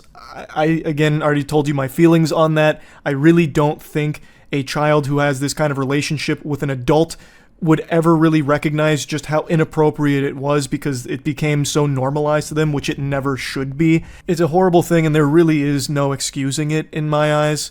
Going further, there's an apology about unacceptable social media posts and then saying that it was edgy jokes and that it was unacceptable humor, that it's like a thing of the past and it's been misconstrued into things that didn't happen, and then not wanting the accusations to impact hundreds of people who work at Mr. Beast, which is why Ava Tyson has stepped away. I just don't think you can write off a lot of those social media posts as edgy jokes or edgy humor when you actually owned art from an artist who draws child porn. That's not a joke anymore. Haha, bought some child porn art. Like, that's not exactly side-splitting comedy. Like, I don't really think you can just go ahead and hand wave that as being edgy and like old humor that you've grown from. And then some of the tweets about it and like requests, what's the joke? Like, what's the punchline of that? I really don't think you can just say, oh, it's just edgy jokes that are blown out of proportion. Sorry if people are offended by it. Like, that just doesn't really work to me. As of right now, there's been no response from Mr. Beast or anyone else on the team about all of this. So it remains to be seen whether or not Jimmy or anyone else on the team knew about these things or what's going on there. But as of me making this video, there's still no response yet. So this whole situation is obviously horrible. And there's a little bit more I want to talk about here, and it's something I didn't even think I'd ever need to talk about, but I guess we've reached this point in the internet where this is necessary. I've been being attacked on Twitter, just fucking dogpiled, about my ignoring the situation and refusing to speak on it, being too much of a coward to talk about all this, which is crazy to me. And then people saying like, oh, where was the same energy for or where was the same energy that you had for Dr. Disrespect here? And it's crazy that I even have to talk about this. So last night during stream, this story was still breaking. Things were still coming out about this story. And I talked about it on stream last night. The same day all of these pieces of evidence were surfacing. I talked about it immediately. Once I became aware of what the evidence was out there and what the claims were and what was going on, I was talking about it right away. And I even posted a video that is highly edited and short, nice and concise, about the whole bare bones of the situation and my thoughts on it for the second channel, so that way even if you have the biggest brain rot and can't focus on a video for long, you can still finish that whole video and see just how bad this whole Ava Tyson situation is. So I talked about it immediately, but Twitter didn't see that video, and the ones that did wrote it off as, oh, he's only going to put this on his second channel because he's afraid to put it on his main channel. He didn't do that for Dr. Disrespect. He was like that with Dr. Disrespect. You are provably wrong. All you had to do was activate a few fucking neurons in your noodle. Check my Dr. Disrespect video. I posted it at, I think it was 9 p.m. on June 22nd. June 22nd is when my Dr. Disrespect video went up. The allegation against Dr. Disrespect was on June 21st. So what happened is, that allegation came out. I talked about it on stream. Dr. Disrespect made a statement as well the same day that I talked about on stream. Then the following day, almost a full 24 hours later, I made the video talking about it. And in this situation, it is the exact same timeline. I was talking about it as everything was unfolding. I even had a video go up on the second channel going over everything that was coming out, and now I'm making the full video about it 24 hours later. It's the exact same speed and same energy as the Dr. Disrespect situation. And the main person who started this lightning rod of accusations about me ducking it and refusing to address it is fucking Sneako of all people. Yo, look out, Moist Critical is not gonna go talk about the Kris situation because he wants to have the Mr. Beast collab. Bro, you're gonna talk about every other trending situation, Dr. Disrespect, Sneako, anything that goes viral goes on your main channel. Kris, the associate of the biggest YouTube channel in the world, you do a 4-minute clip on your second channel. Stop coping and be a journalist if you're gonna be a journalist, or just say that you wanna have the collab. Stop lying. Jesus Christ, the fucking drool there is gonna drive me insane. I need to go put on the fucking bathrobe here and give him PTSD or something. What do you mean it is a 4-minute clip? Because I did that so people like you who don't pay attention long enough could see my take on it and also get the bare bones information of what makes it so horrible. That's the reason it's a 4-minute clip on the second channel. It was never going to be the only video I made talking about it. I was always going to make a full breakdown of this because it's bad. It's a horrible situation. So yes, you're right. I do talk about like big trending bad shit like Dr. Disrespect or like Cody Ko most recently. I don't know why people thought I wouldn't talk about this. I knew Cody Ko far more than I knew Ava Tyson. I talked to Cody Ko at length one time on his podcast and then one other time in DMs. Ava Tyson, I met 1.5 times. I first met them after a poker game with Mr. Beast. They showed up right at the end, right before I left. And then at the most recent Mr. Beast video, also right when I got out, Ava Tyson showed up and I talked to them for a couple of minutes. But I never knew Ava Tyson very well. Cody Ko I did, and I still wasn't afraid to talk about how awful his shit was. So I've never been someone to fucking shy away from a bad situation like this just because I know or am familiar with the person that it's about. So I don't know why people thought that that would be the case here. And also, for the millionth fucking time, I'm not a journalist. I'm like the Z-tier stupid journalist, like this actual layman fucking CTE-riddled idiot that reports on stories, and I talk about them usually to make jokes about them. In rare cases, and recently it's been very common, there's serious stories that I am very passionate about delivering and talking about how shitty they are. So, like, in a situation like this, yeah, this isn't really a story that I joke a lot about because it is serious. When there is a victim who is a child here, that's something to take seriously. But I'm not a fucking journalist. Most of the shit I talk about is the most inconsequential mumbo-jumbo ever, like aliens in warp drives, or that recent story about how scientists discovered hippos can fly because they get airborne for a split second, literally like 1/2 of a frame. they're able to get all 4 little legs off the ground. And I talk about those stories and joke about them. It's just talking about shit to joke about it for the most part, except in cases like this, where it is a serious story that I talk about. Now, Sneako, I hope you're ready for the cold water here, because I'm going to be brutally honest with you. When this story broke, I thought for sure, I would have actually bet money that you would have been some kind of contrarian talking about how this is actually not a big deal and everyone who's pretending to be outraged about it is actually just a hypocrite. Because you have been on this crusade for a while now about not agreeing with the age of consent. So I really thought you'd be talking about how, oh, this is just like Dr. Disrespect, who you ran hard defense for with this imaginary 17-year-old you cooked up in your head based off of one fake email from an anonymous source. And I thought you would be going that angle again, saying like, oh, well, that 13-year-old was probably very mature. Age of consent should be maturity. It's not even 18 in most states. Why do you even believe that? It's because in Hollywood, it's 18, so that gets pushed everywhere. Most places, 16. And if you question that, then they call you a pedo. I believe the age of consent is the age of maturity. It should be called the age of marriage. Age of consent implies that you're gonna have out of wedlock. I think it's better that people get married at 16, 17 than to have a bunch of premarital until they're 30 and they're washed up and then they get jaded and they're on birth control and they have dried up eggs. I think that's better for society. He's so pseudo-intellectual that he actually argues for things that defend pedophilia. That's fucking ridiculous. And when challenged on this, it's even worse. So there's an older clip now, it's quite a few months old, where XQC and Destiny actually challenge him on this right to his face, and holy shit, it's bad. You see how you want to answer the question? You see how he's going to yap and not answer the question? I'm going to ask the same thing when you're done. Go ahead. I just answered the question. I just told you. What was the age? I just told you at a developed age. Sneako thinks you should be able to fuck 9-year-olds. That's what Sneako thinks, and he won't answer that question honestly. Or he's going to have to give a different answer, in which case he's updated his morality. He's updated his views, and that's really uncomfortable for him. You don't have an answer to any of this shit, bro. Go back to fucking that fucking corner in London where you're getting roasted by year 1 debaters on fucking Christianity. This is retarded. I don't know what the fuck you're doing in here. Okay, so you can leave the call. I wanted to go talk about this word. I don't want to leave the call. I like hanging out here. I've talked to a lot of pedophiles in the past, so. Okay. Okay, Sneako, I'm actually curious now.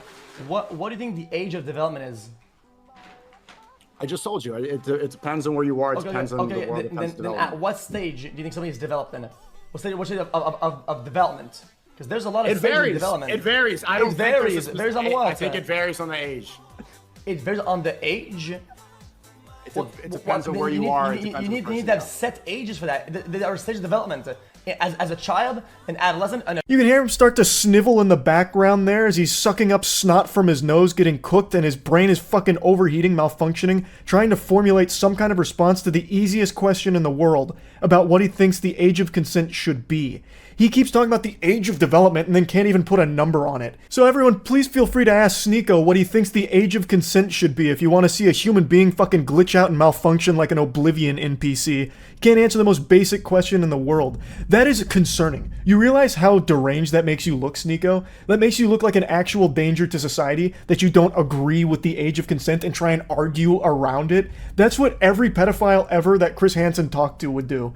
Like, you're a fucking weirdo. So for you of all people, this fucking putrid vermin, this absolute slimy worm, to have the gall to say that I only care about the Mr. Beast collab, thus this whole story is just relegated to, you'd never use that word's too big for you. This whole story is just put on his second channel where no one's gonna see it because it's safer that way so he can keep the Mr. Beast collab alive. He's afraid, he's a coward for it. He has no problem abandoning his morals and defending blatant pedophilia, brushing it under the rug as long as it means it keeps the Mr. Beast collab alive.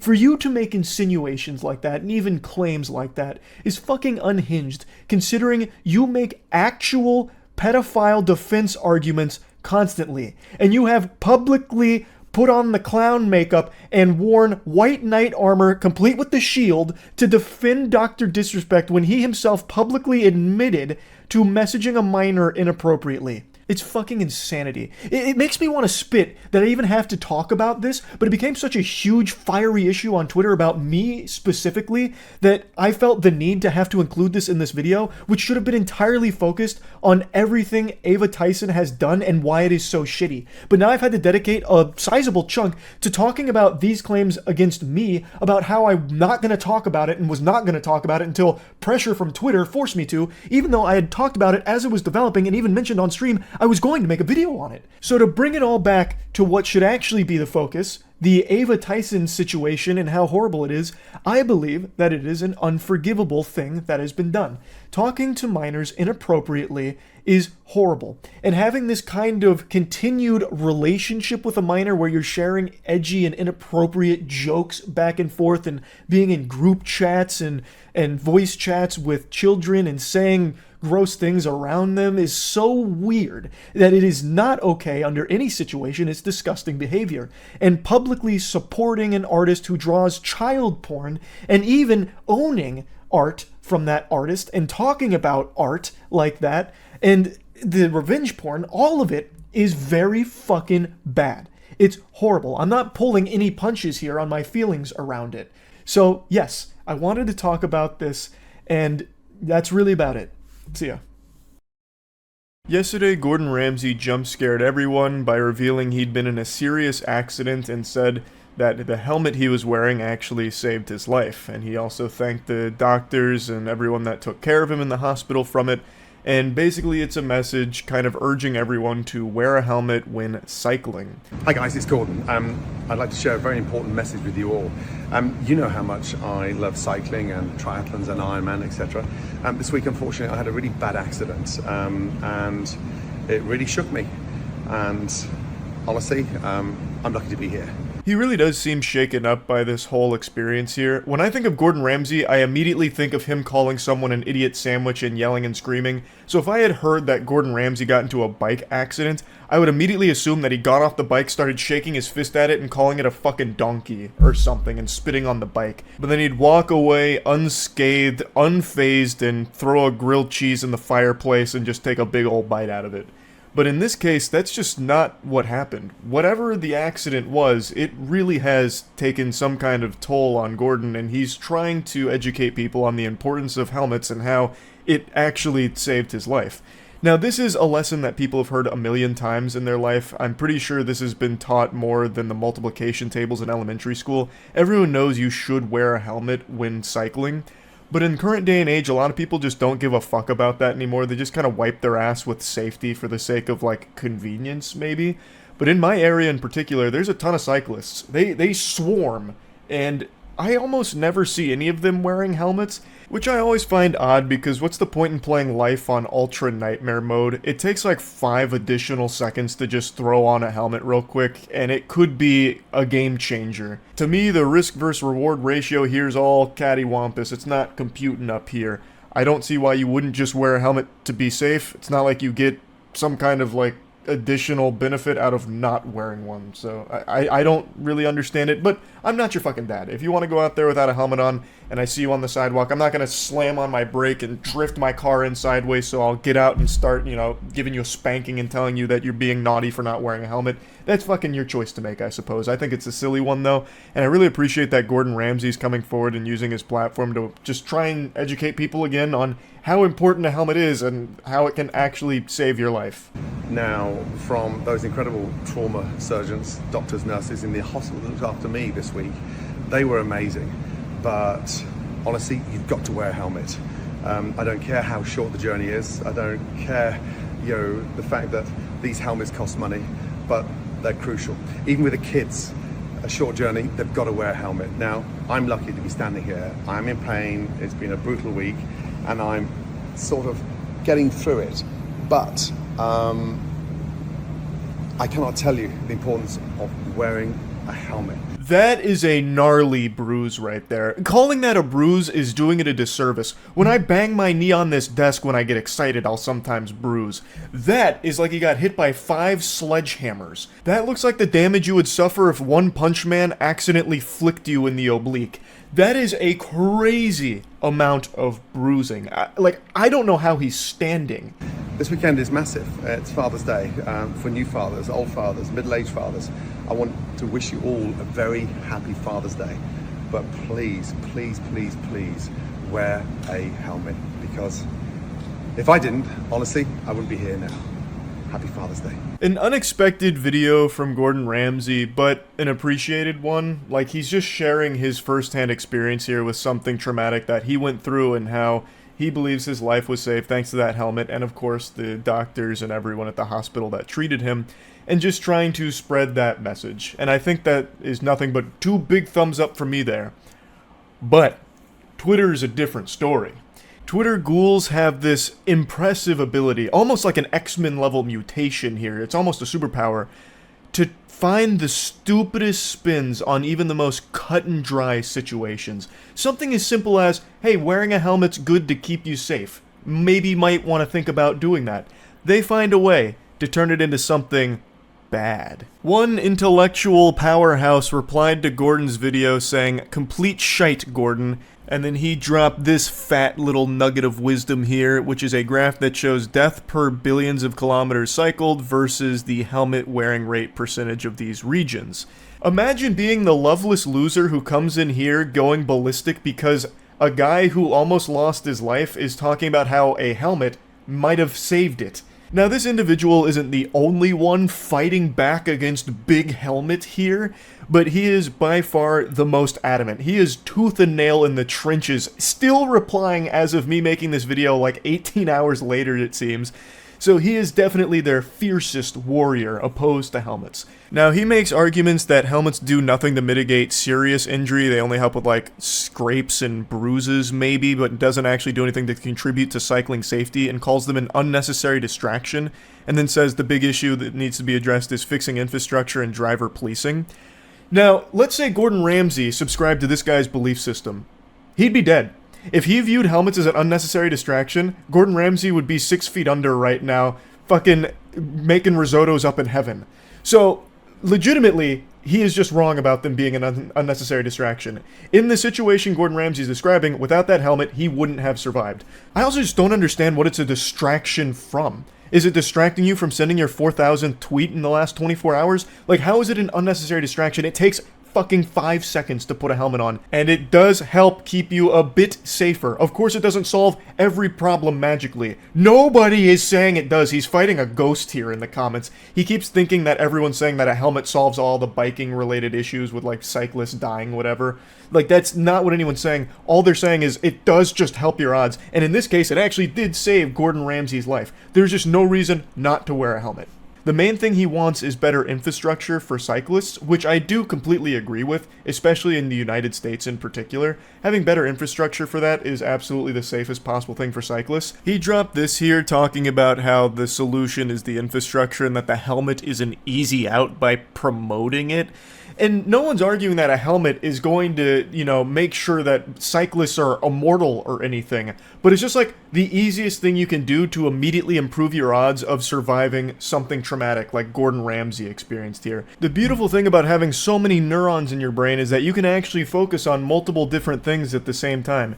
You can be saying we need better infrastructure to keep cyclists safe, while also saying, hey, cyclists, helmets do actually help you in the event of an accident. It improves your odds a little bit. You can do both things.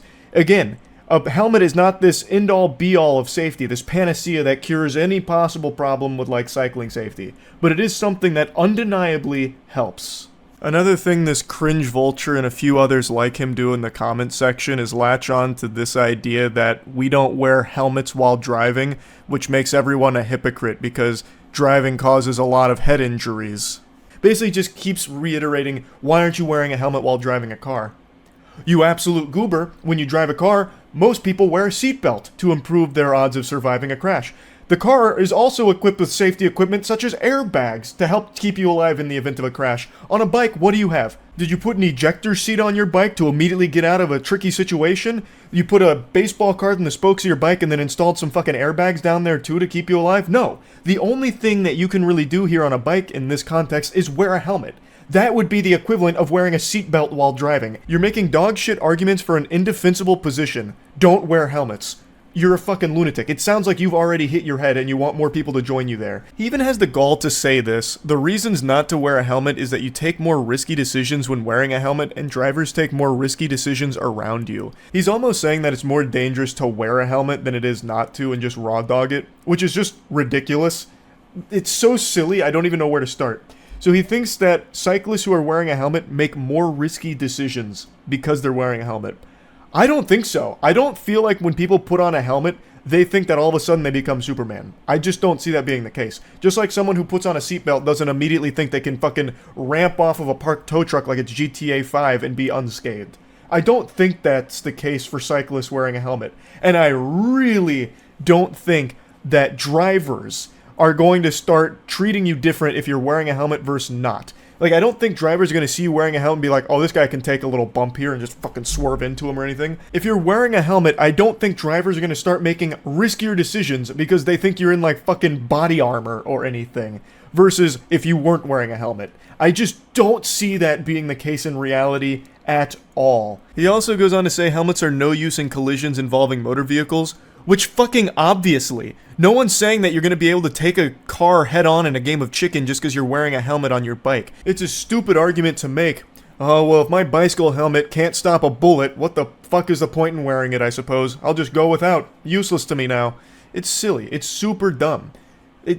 There's no real good argument you will ever be able to make that wearing a helmet is a bad thing. And Gordon Ramsay's video and message here is just an overwhelmingly positive one, and I'm happy to hear that he's recovering and he's okay.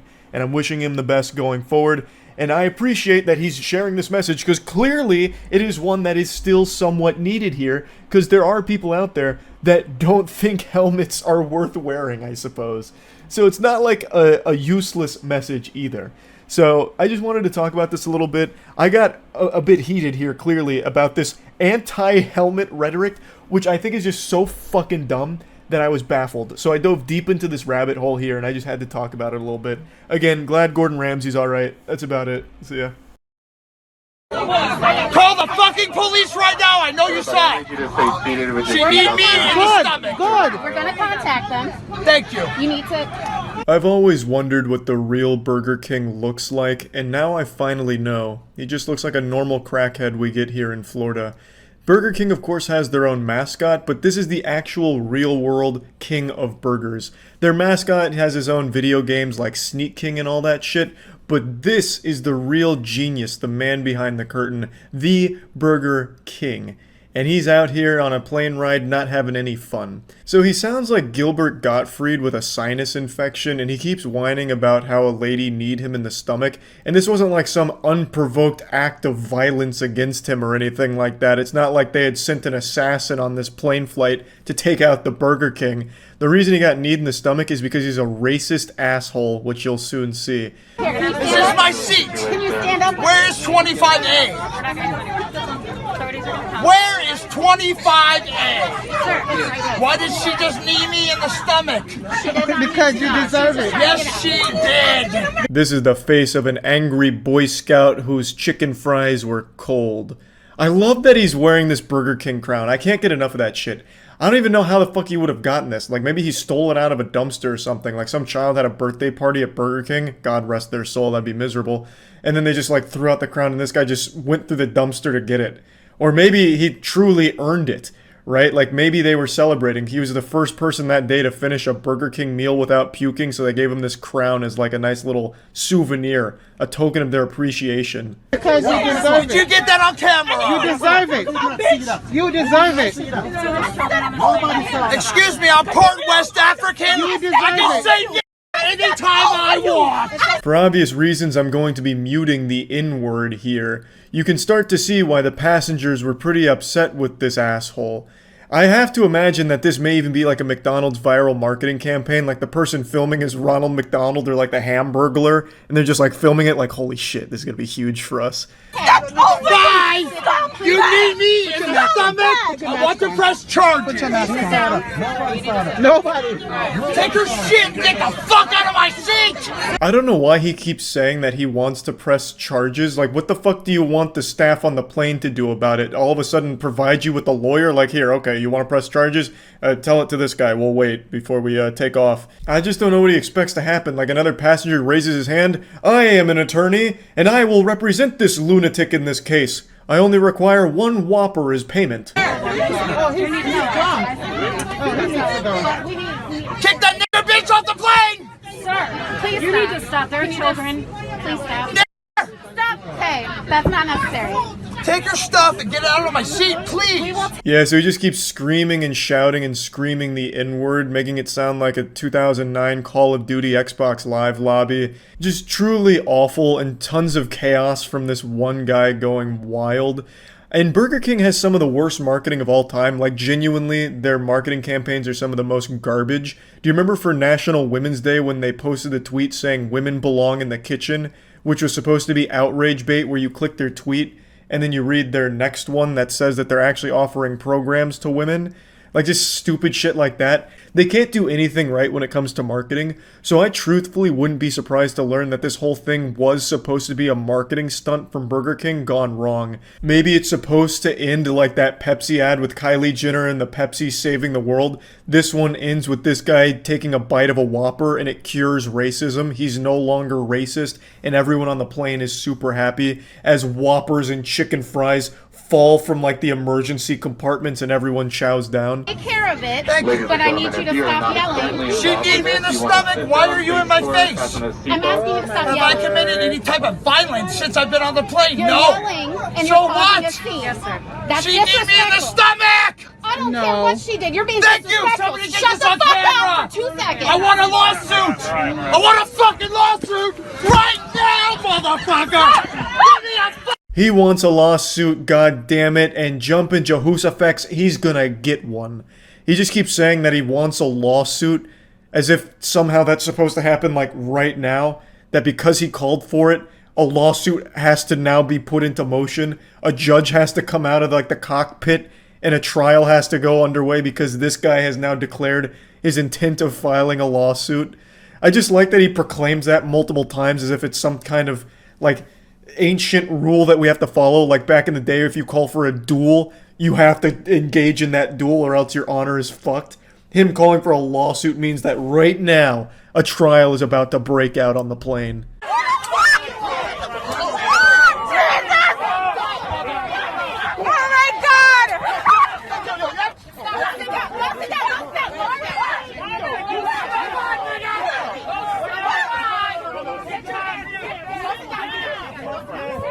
So we get a camera angle change here, and you can see someone really go in there and deliver the fucking meat to him, trying this like get him with like this flying punch. So someone comes in with a special delivery of a double Whopper with extra cheese on the guy and knocks off his crown before they're separated, and they're trying their best to settle down the situation, waiting for the cops to arrive, which they eventually do, and they arrest the guy.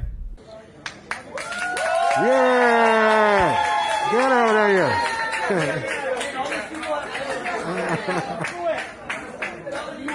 So yeah, this was a pretty wild Burger King related plane freakout. This is a little over a year old now, I believe. So I'm a little tardy to the party on this one. I didn't even hear about this, which is shocking because this is like a pretty wild freakout. And I've usually got my finger on the pulse of this kind of shit, but this one, it flew under my radar. But yeah, I just wanted to share this one. That's about it. See ya. Minecraft is one of the most popular things on the planet. Kids grow up in that game. They end up more familiar with the Minecraft world than their own household. Like, the boogeyman doesn't exist anymore. Now it's Herobrine. Or maybe even that's outdated. I don't know. The only thing I know for sure is Herobrine is real. I watched it slit the throat of my grandfather to squeeze out the diamonds from his cold corpse. Point is, Minecraft is huge. So it was only a matter of time before a live-action movie was made to capitalize on the success of the property. And rejoice because that time is now. The Minecraft movie trailer just dropped, and the reception has been lukewarm at best. In fact, I'm being pretty generous by calling it lukewarm. There was about as much cheering for this as there was when I hit my last free throw in my high school basketball career. And it was really only my parents clapping because we got blown out in that final game. Ever since the film was announced as a live-action movie, people were quick to write it off, just saying things like, there's no way they'll be able to make that watchable, it'll probably just be garbage. And now that the teaser's dropped, that's confirmed a lot of people's suspicions that, yep, this is going to be turbo ass. Jack Black as Steve is the biggest one people are pointing the finger at here. So, Jack Black plays Steve. For those of you that don't know Minecraft, which is 0 people watching, I'll still just show you anyway. This is Steve. He's basically just playing Jack Black, but in a blue shirt.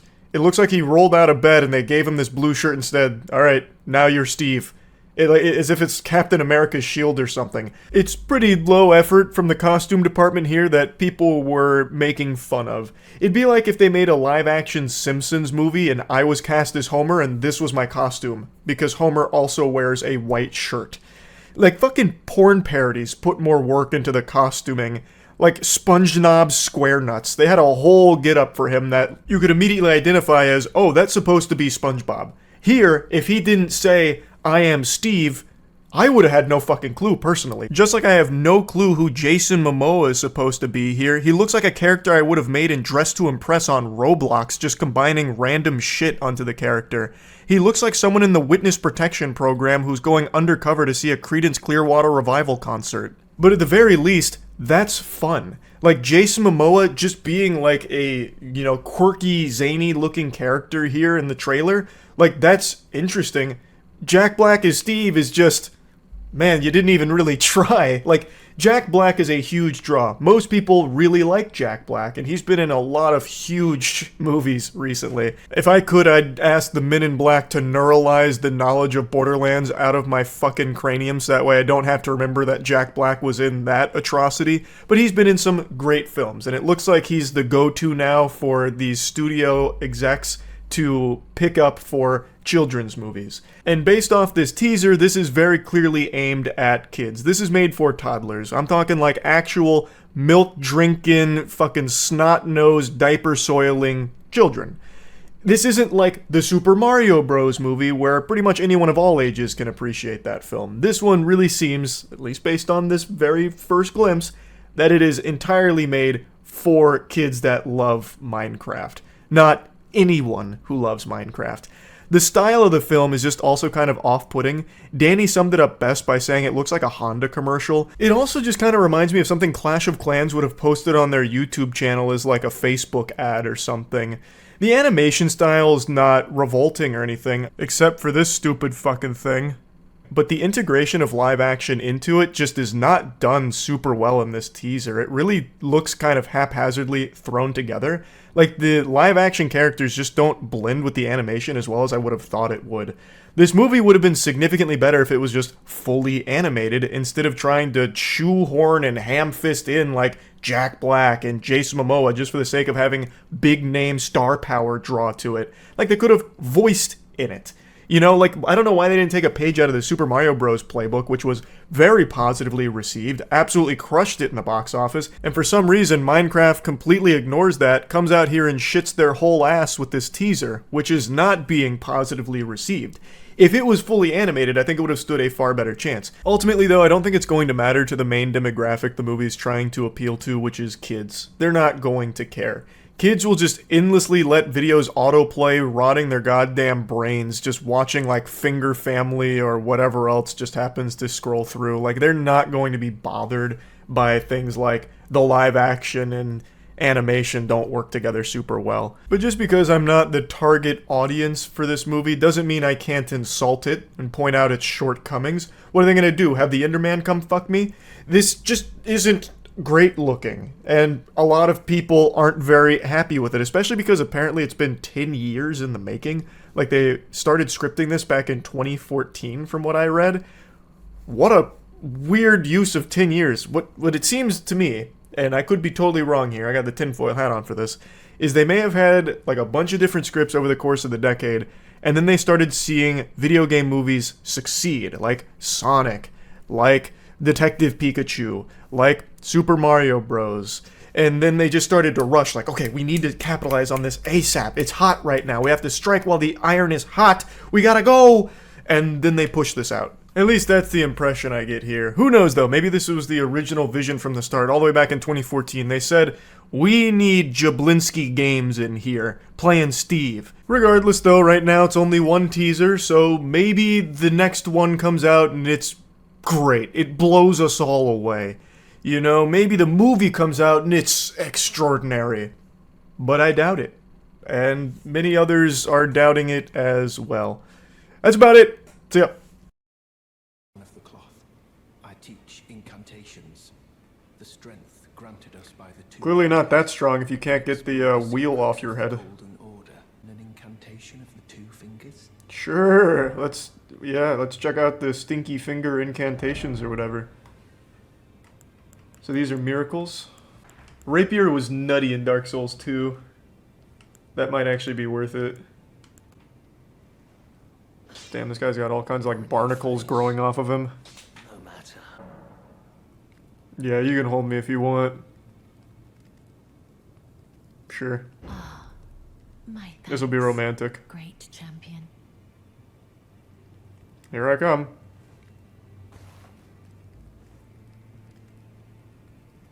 Now pop a titty out so I can suckle. Oh, I can't be comfortable. Very. What you felt light up inside you was a Baldekin's blessing. Oh, is that what that was? It is but a fleeting thing, Okay. I am afraid. Easy backstab. Just a genuine outplay.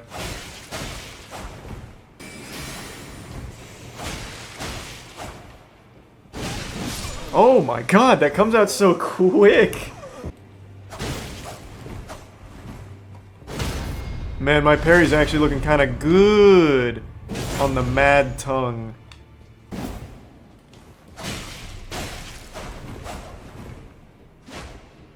Yeah, should have just used the S-Stock from the beginning. This was pretty free.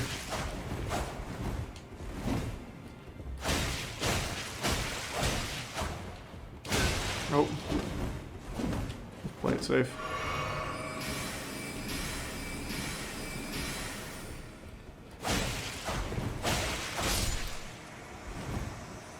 Says doesn't use summons, we use S-Stock. What is this weird gatekeeping? What do you use? Nothing but a frying pan? Like, what are you talking about?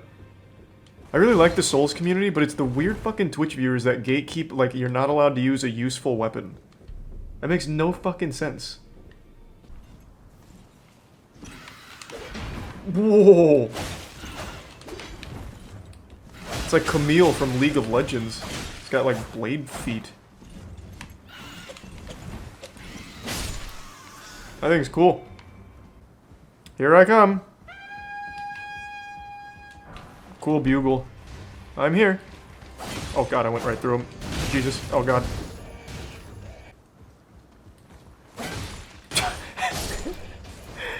Sounded like Donald Duck from Kingdom Hearts there.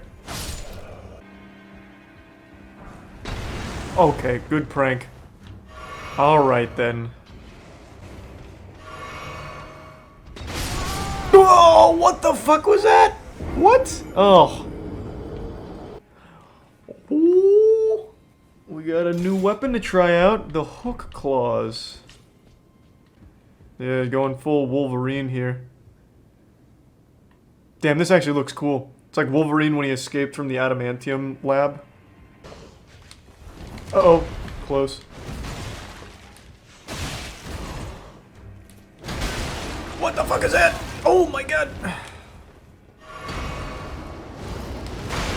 Holy shit. This guy's probably tight.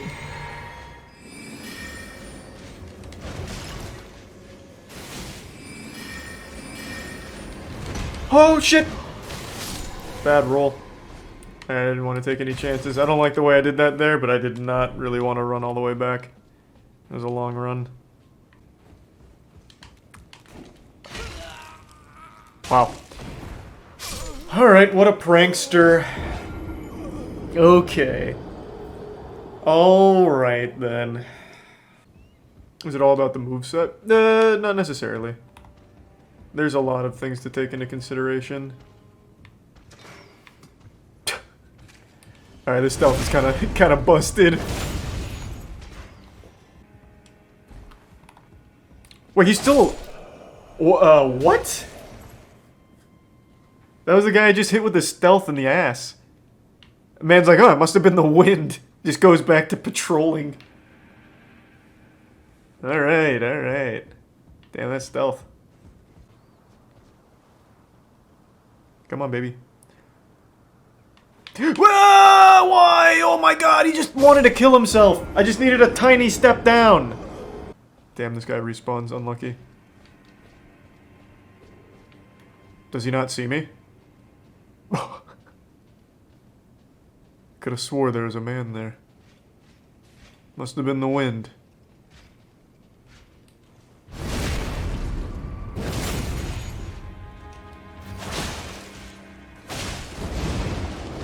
Oh god, I killed myself! Yep, I saw that coming. D-claw spec, true. So if there's one thing I've learned about this guy is that he patrols with his eyes closed. Does he see me, you think? No. No, of course not.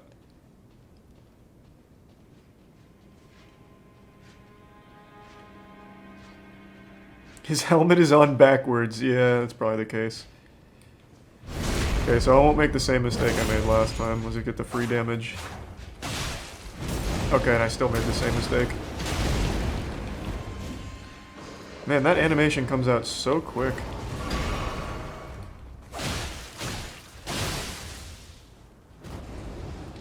Just play it safe. It's not even worth the risk. You think he'll forget about me? I wonder. Let's see. If I go into stealth mode. Yeah, no, I think he's on to me. Nope, maybe not. I gave him the slip. That goddamn wind again.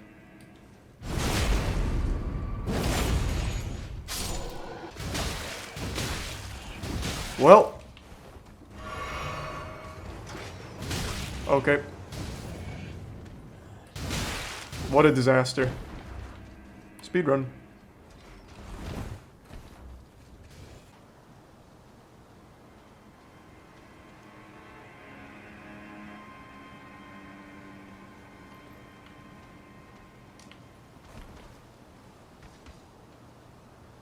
He forgot about me. I'm nuts. What a hiding spot.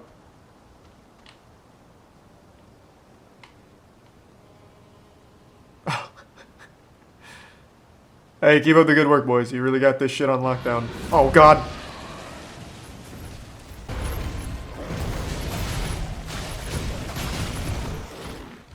Ooh. Stuck right in its fucking nuts. Ooh, close. I'm not taking a chance.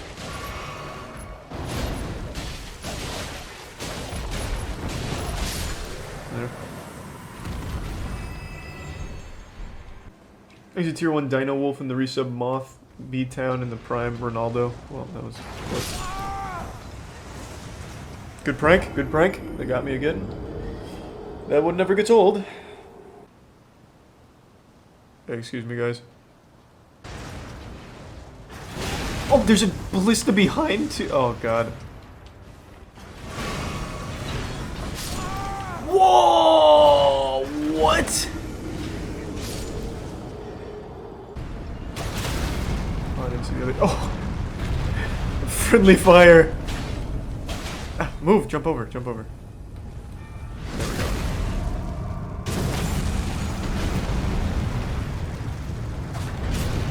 He's just still hitting him!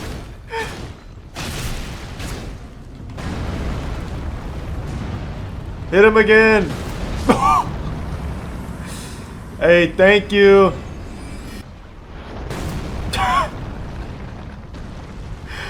Hey, thank you! These guys are nice. Hey, oh, what the fuck? Don't give me that. Thank you. Oh, these are enemies.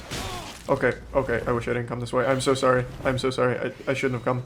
I regret it now. Understood. I'd rather just fucking fight the boss as opposed to those birds.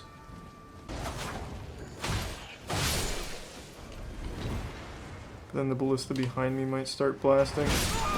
What in the fuck? Is there even anything over here? Oh god. What the fuck is that? Well. I'll probably die here, but I'll give it a whirl. Well, that came out really quick. It was a good whirl.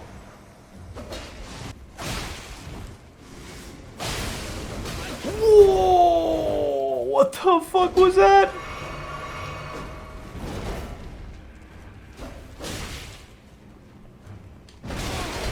Oh god. I went a little too crazy, but I got lucky.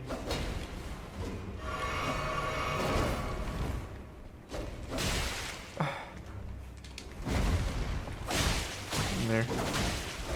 He's... Oh my god, he didn't die. I thought he died. Hey-ya! Oh, he thought he died too.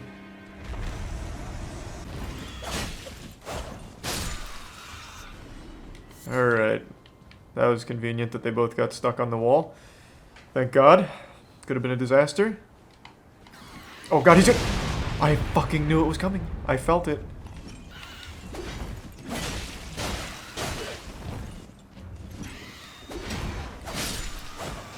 You can't fool me that easily. What in the fuck is this? Oh! This thing can Beyblade?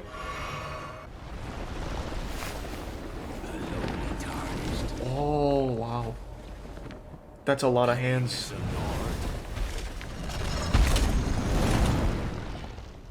I command thee. I am the Lord of all that is golden. Such a cool boss, holy shit. He really rolls around a lot. He's like a dog with the zoomies. What the fuck is he doing? That bleed damage! Holy shit. Okay. I need to learn this guy's attacks before just going hog wild like this, I think. Oh, I thought it was gonna be an AoE. It wasn't at all.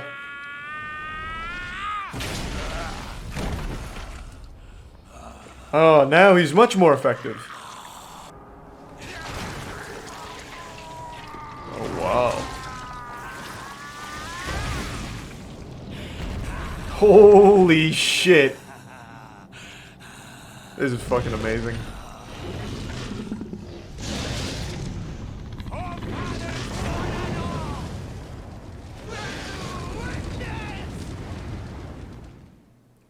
Alright. Does that go the whole map? Holy shit, it does.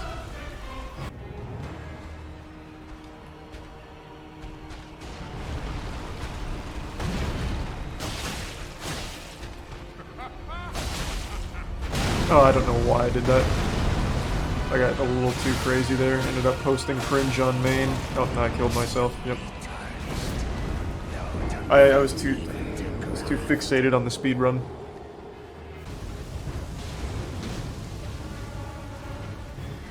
This is not a good spot for me to be here. I'm just gonna get stuck. What? Oh. I thought there was a wall there. Oh. And then the tornado and I'm stuck against... I dodged everything and then the tornado comes out and it's fucking instant, so I guaranteed take the first shot and then roll into the goddamn tombstone. What a shame. What a shame.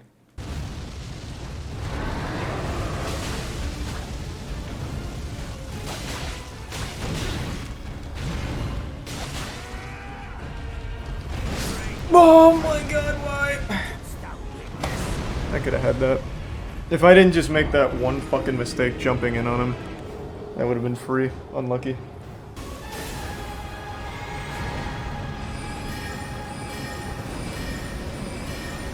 Oh, he took cover behind the tree. What a piece of shit. Fun. Good tactics. Alright, let's play aggressive. See how it goes.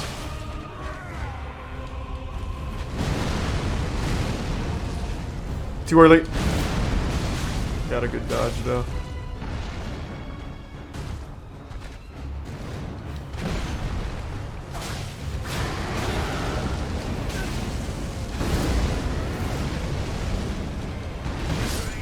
Yep.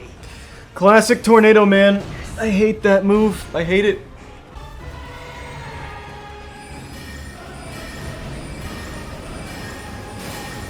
Oh my god. My man. Good tactics. Taking cover.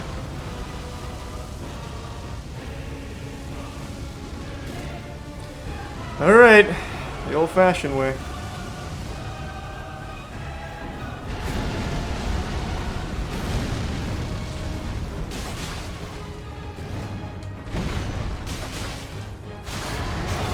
Tornado, I'm dead.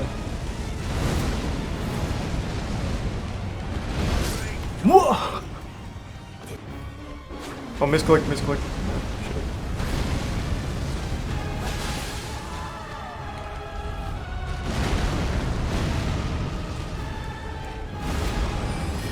It's safe.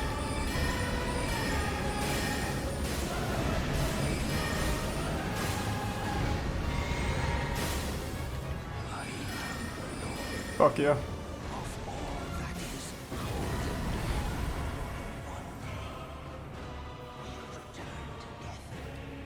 I got lucky you didn't spam tornadoes. Yeah, that probably took more tries than Orphan, actually. How many tries was it? 26. So same amount of tries as Orphan, then. Man, and what the fuck? This one's just a light source? Bro, this guy sucks. I just gave him 10 runes for nothing. Trash. Actual fucking garbage. Oh, what the fuck? Oh, I was just gonna play with them a little bit, and they just absolutely annihilated me. What?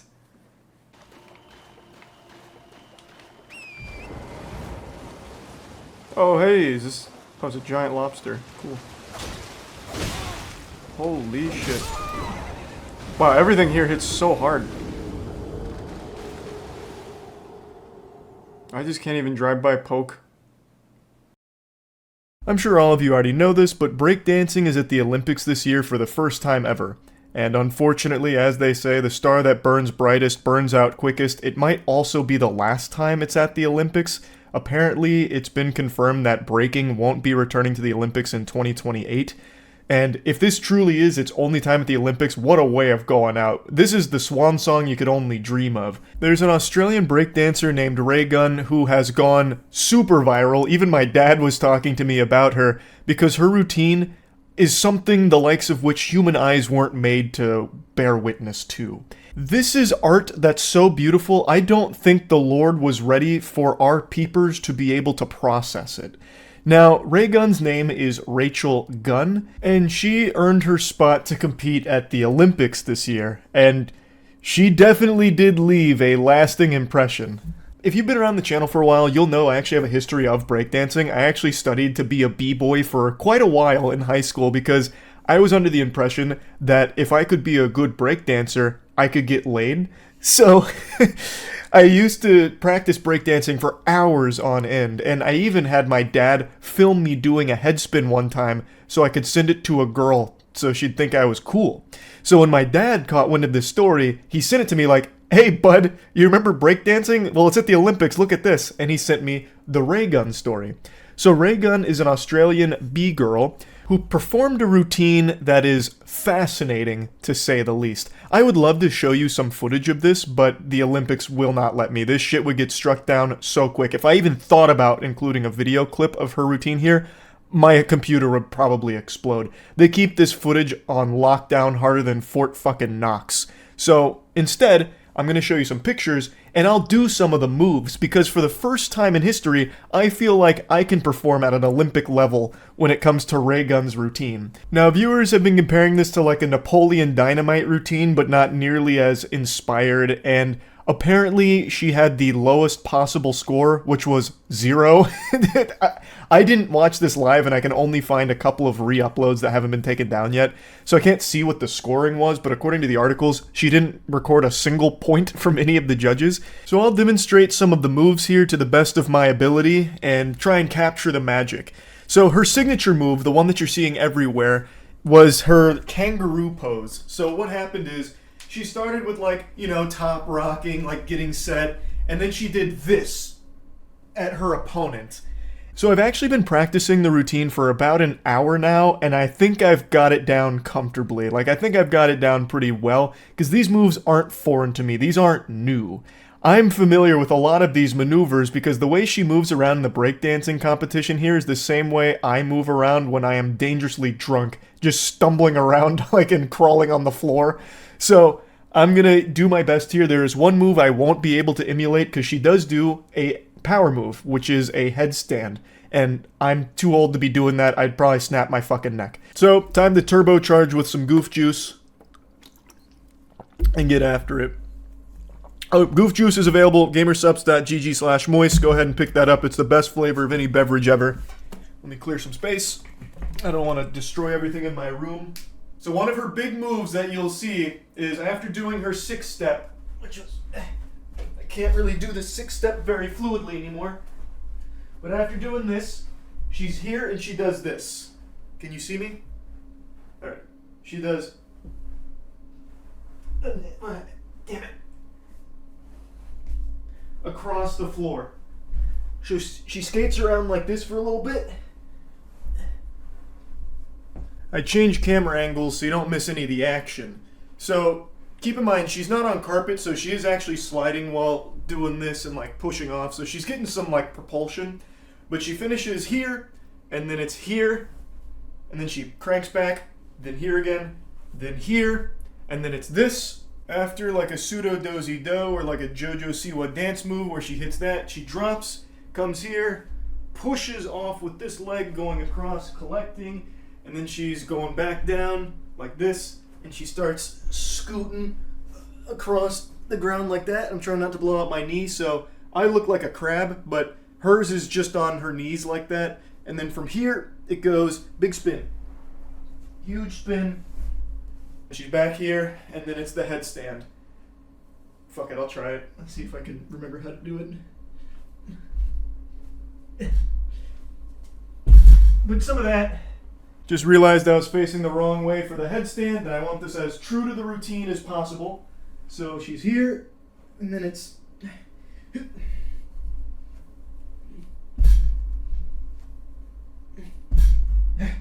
Damn it. Hits one of those, drops down, comes up, and then cranks a sprinkler.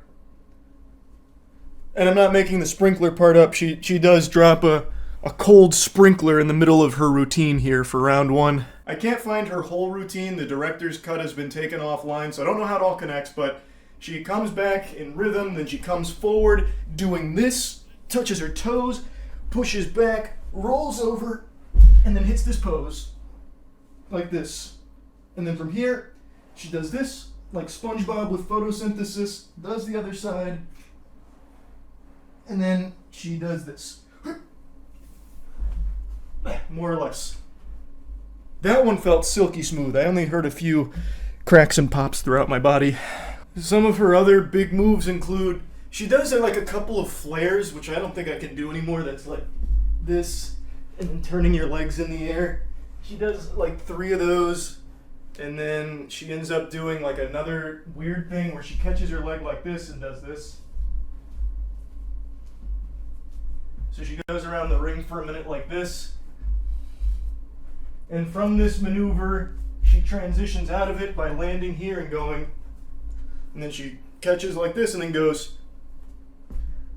And then pops herself back out. And you know, you get the idea. You get the idea. It's a breaking performance for the ages. I'm getting winded. Holy shit. It's been a while since my body's moved in such unnatural gyrations. Holy. I changed my mind. I can't go without showing you some of her floor work. She hits like the actual like 45-year-old man drunk at a wedding maneuver where they go on the floor and spin on their back. So she does that where she spins on her back for a second, catches it, and then just runs her head across the floor. Instead of like landing in a chair freeze, she instead just like lands like this and like runs her head across the floor, then goes fully flat and starts like worming around a little bit, kind of like this, and then rolling over. Damn it. Kind of like that. Overall, though, it's an innovative routine that will be remembered. At the very least, it's unique. Now, I love breakdancing. I always have since I was a kid, so I was pretty excited to see it in the Olympics here, and it's pretty sad that its future is uncertain if it'll come back. But regardless, I have no doubt breaking will persist, and it is just such a shame that a lot of people have had this routine like taint their impression of breakdancing as a whole. The competitors in the breakdancing, like the entire breakdancing Olympics here, have been incredible. Like, the B girls and B boys have been amazing. The routines I've seen have been great. It's just Rachel didn't necessarily bring the most exciting routine to the table. I did see she made this post on Instagram saying, don't be afraid to be different, go out there and represent yourself, you never know where that's going to take you. And to me that seems like she's being a good sport about it. Like, she recognizes that it was just an honor to be able to go to the Olympics, and you know what, at the end of the day, she's happy. And from what I can tell, looking at her previous breakdancing battles, it's not that she's bad at it, she's just not as good as the highest level competition, like at the Olympics. And her routine seems to be a little off the rails for some of like the kangaroo poses and shit. But at the very least, it was fun to see. That was pretty cool. I will always love breakdancing, and yeah, I just had to talk about this. That's about it. So yeah. There's no shortage of awful entitled influencers, but today I've got a real special goofball to show with all of you. His name is Icy Wyatt, and he was recently arrested for pistol whipping some guy during an incident of road rage, and now the body camera footage has just been released of the arrest, and he seems to be one of the most insufferable people I've ever seen in the content creator sphere. He's a TikTok star, a word used very loosely here. He has about 1 million followers there, but I'm pretty sure like half of that's gotta be bots or legitimate lobotomy victims because he gets no engagement and people just make fun of him there. So I don't know how that number even got so high to begin with. I assume it's just people that like shooting spitballs at him and giving him wedgies online because that's all he seems to be used for, just this little punching bag on TikTok for them to make fun of. And he's so proud of that. This guy just got out of his car and pistol with me with his gun. The calls continued to filter in.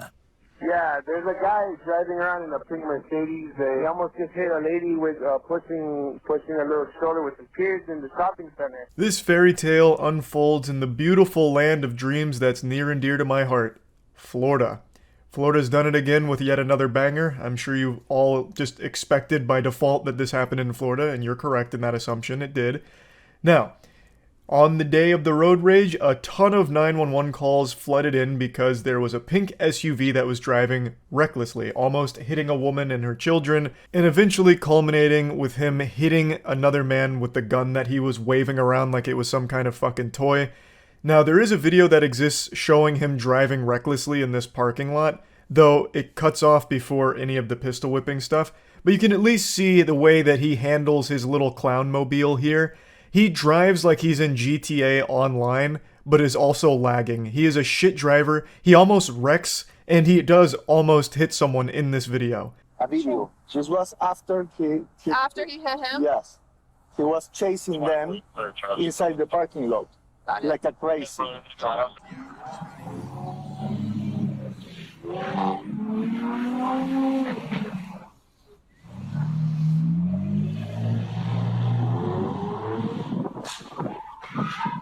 Good shit, Icy Wyatt. You just graduate from doofus school as valedictorian, you fucking idiot.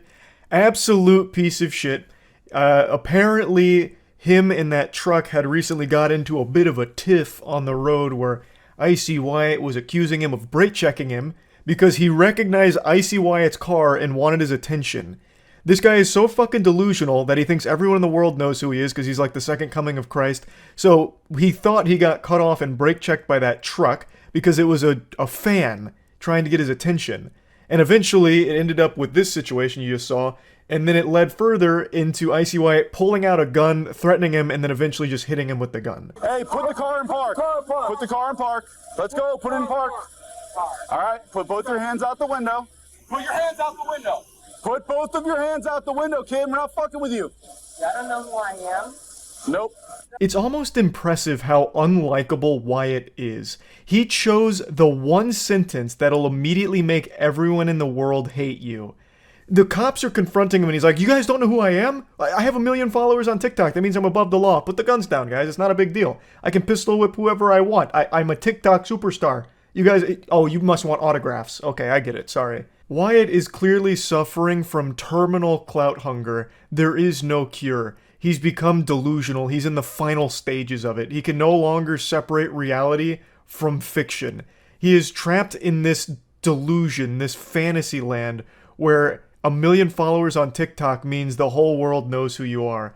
He holds himself up like he's Jesus Christ because he has 1 million followers, and the laws don't apply to him anymore. He's achieved a level that normal mortals can't get to because he has a small TikTok audience. 1 million followers is a ton, but his actual core audience is not 1 million. Like I said, nobody engages with this guy unless they're throwing tomatoes at him and booing him. It's like that episode of SpongeBob where the guy in the crowd goes, "Oh, brother, this guy stinks." That's Wyatt's whole life. What's up? You come up here to make fun of Icy Wyatt too? Hmm? I know, he's pathetic. I know. Take your seatbelt off and get out of the car. Do it now. Take your seatbelt off and get out of the car. Though Wyatt denies he has a gun in his vehicle, several witnesses allege that they saw him with one. Where's his keys? Just they got keys or a fob. Wyatt's lecturing the police like he's the substitute teacher in a rowdy classroom. Show some respect. I'm a TikTok star. Please, have some decency. I'm above you. It is infuriating. Everything Wyatt says is like the worst dialogue options in a video game that make you hate the fucking character you're playing as. He is actually finding all of the worst possible responses that would make even his biggest fans hate him. It's so impressive. It is a speed run for the most unlikable TikTok star ever. So, he wasn't really cooperating with the officers. They do eventually tackle him. They get him with like a fucking Goldberg spear. And it was pretty satisfying to watch, I'm not gonna lie, because this guy's a fucking douchebag and deserved it. So I think that busted up his nose a little bit, which is why you'll see him with a bloody nose. And then he apparently denied having a gun, despite so many witnesses saying he did. And he eventually just gave them permission to search the car, and they immediately found the gun. It wasn't even a difficult scavenger hunt. The Easter Bunny would be disappointed. He did not hide the eggs well here. They found the gun the second they got to the car, basically. Have something else to say about the incident. I don't hit nobody. Well, they're saying otherwise, and they described the gun and everything, and there was somebody else So that my was watching. girlfriend can't be a witness too. Was she with you? Yes. I pulled the gun out to show them through the window, like, don't f with me, and they all went back in their car. Yes, he came home after being attacked by 2 hillbilly crazy people in a truck But he pistol whipped them over the top of their head. because they attacked him. Okay. So what are you trying to do so for? Just like defend the hillbillies who got punched in the face with a gun? Well, if they got pistol whipped with a gun, then they're victims. His girlfriend heroically arrives at the scene. It's the 4th quarter. Icy Wyatt's down by quite a bit, but now his girlfriend is here to really help win the game for him. Except she's playing for the other team. She comes here and immediately confirms that Icy Whiny Wyatt was lying once again. Fucking weasel. She immediately validates the claims of the pistol whipping happening. She confirms that Wyatt did in fact hit them with his gun, something that Wyatt is denying having happened at all. She swooped in here and offered key evidence against her boyfriend Wyatt here. It was fucking poetic justice. She came in here and just told the truth, which is a real thorn in the side to Wyatt. Pistol whipping is no joke. That shit can be fatal. Like, that is very dangerous. But luckily for the victims of the assault here, Wyatt's got some wet noodles for arms. He's got the scrawniest little arms I've seen since Slender Man, so he wasn't able to generate enough force to, like, really hurt them, but it was enough to still cause a bit of damage to one of the victims, as I understand it.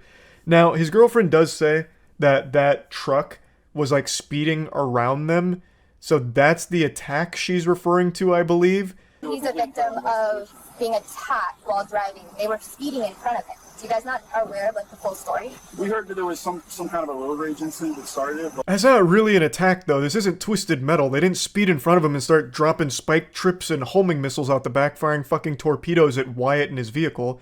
It sounds like it was an instance of them maybe cutting him off or speeding around him, and he took it personally and got really offended, and then went way, way, way hog wild with the whole thing, following them into that parking lot, getting reckless and crazy, hitting them with the gun, all that shit. You can't take my phone. Actually, by law, they are allowed to take his phone. You can't take my phone. This is my possession, so now you're going to be a thief? Now you're gonna be a thief.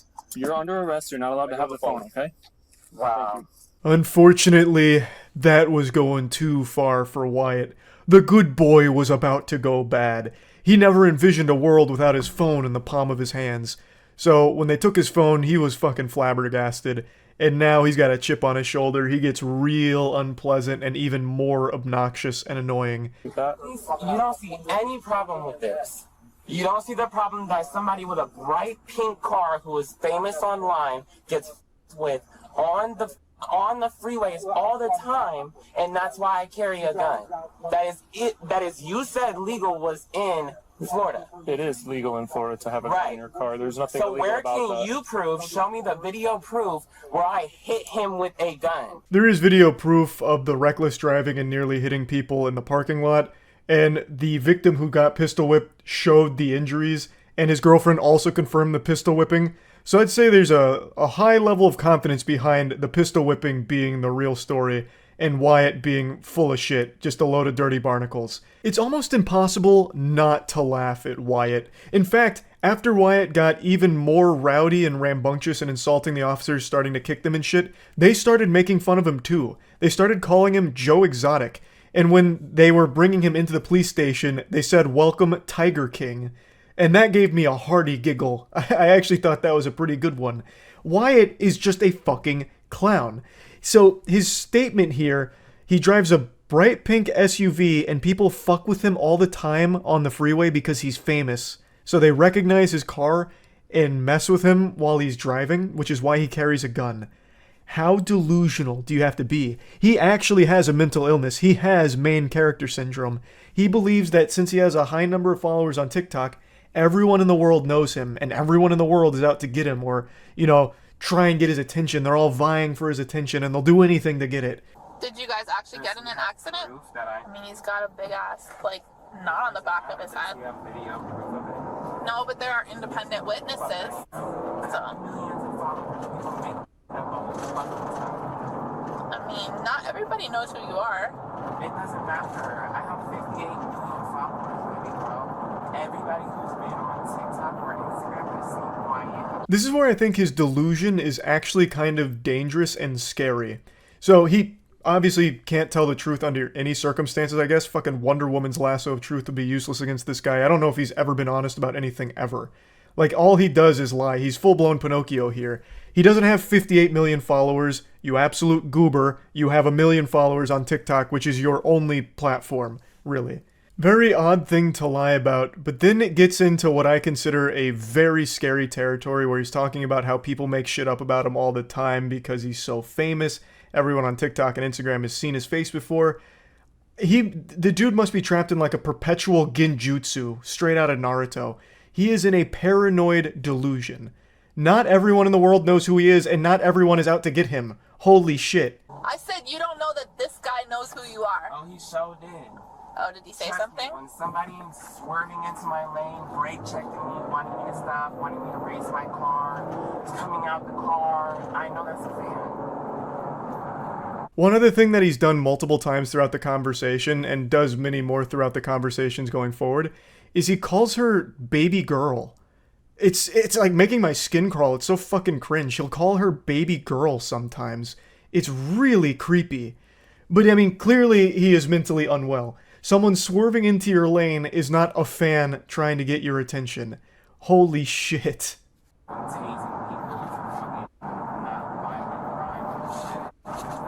okay. Nobody tased you, though. What? You didn't get tased.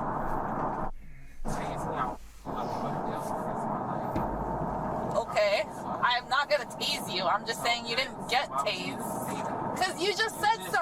I actually think there's a good chance he's on drugs right now. He starts rambling about absolutely nothing, like tasing from out of nowhere. And then she's like, well, you didn't get tased and we're not going to tase you. And then he took that as a threat. So then he makes a threat back saying that if she tased him, he'd fuck her up and go to jail for the rest of his life. I don't think you could fuck up anyone. You would probably lose in a fight to an inflatable, wacky, arm-flailing tube man. You are not built for fighting. You would get your ass beat. You would get turned inside out. So I don't know why he's threatening physical violence against this woman. And I don't know how stupid you have to be to threaten physical violence against a police officer too. She was very, very patient with this guy because she just brushed it off and laughed at him. I guess because he is so pathetic, all you can really do is laugh at someone that's this embarrassing of a person. But goddamn, like, he is so fucking dumb, it's unreal. You're dumb, girl. Am I? You're real dumb. You might want to try modeling. I definitely can't do that. You definitely might want to try modeling. So you just, I definitely can't do that. This is what I'm talking about when he just goes off on these weird fucking tangents saying that she needs to do Molly so she can shut the fuck up. Like, what are you talking about, man? Like, I don't even think he's in the same dimension that the rest of the planet is in. He is all over the place. I really do think that the entire day he spent in like some kind of fucking meth-induced haze or some shit. He is actually just all over the place. Where are you going? let me see you do it first then. What? You're not about to take $30,000, $40,000 worth of jewelry without me knowing exactly where it's going. I'm gonna come on now. I don't. You this to me the whole entire time in the car. So nice to you. No. Things really popped off when they told him that he can't really take the jewelry into jail with him, so he put up a big fuss. He eventually started kicking the officers, and now he's facing a lot of charges. I think he goes to trial next month, so I'm really curious to see how that plays out, because for some reason he seems to believe that he's in the right, so he started threatening lawsuits against the officers after he was kicking them and shit. So very goofy situation here, very goofy guy, and I just had to talk about this. What an insufferable little asshole. So yeah, that's Icy Wyatt for you. Someone I'm sure none of you have ever heard of before and will most likely forget about very quickly, because he's just a forgettable little worm of a person. That's really about it. See ya. How do you keep playing if it's so bad? Because I have a champion's mentality. I see the light at the end of the tunnel, and the pavement is paved with broken glass, and it's painful. I'm not going to sugarcoat it. It doesn't feel good. But the destination is worth the journey. Do you think the best athletes in the world reach the top of their game easily? No, they don't. They go through turbulent journeys as well, ups and downs. Probably not as boring as exposing yourself to Lord of the Rings Gollum, but nonetheless, in order to achieve greatness, you must persevere through the garbage. And that's what I'm doing with Gollum. Let this be an inspiration to all of you out there. If I can beat Gollum, you can do anything you set your mind to. What's the reward, though? The relief that I'll never have to touch it again. And the satisfaction in knowing that I did it. That I saw those credits roll. Find a way to talk to the blind elf. We could just keep talking. We don't talk. She's trapped in a cell. We can just keep talking at her. Alright, I'll find a way. By yelling.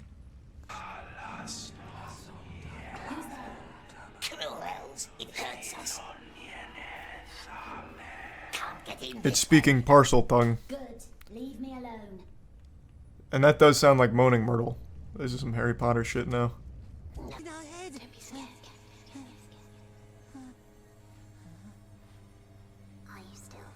Okay, so by drinking the water from the shell, she basically implanted Neuralink. That's big. She's directly beaming her voice into me now. Won't let us go. Interesting posture. What the fuck is that? That's unique even for Gollum.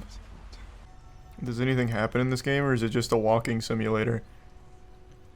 This is a different kind of level. Usually it's, you know, non-stop action-packed platforming and chores, but this time it's mainly just dialogue to dialogue. What? There you are. Uh-oh. Let me handle it. Ah, they can't get under the table. They know I'm here, but they're too stiff to bend down and drag me out. Outsmarted yet again.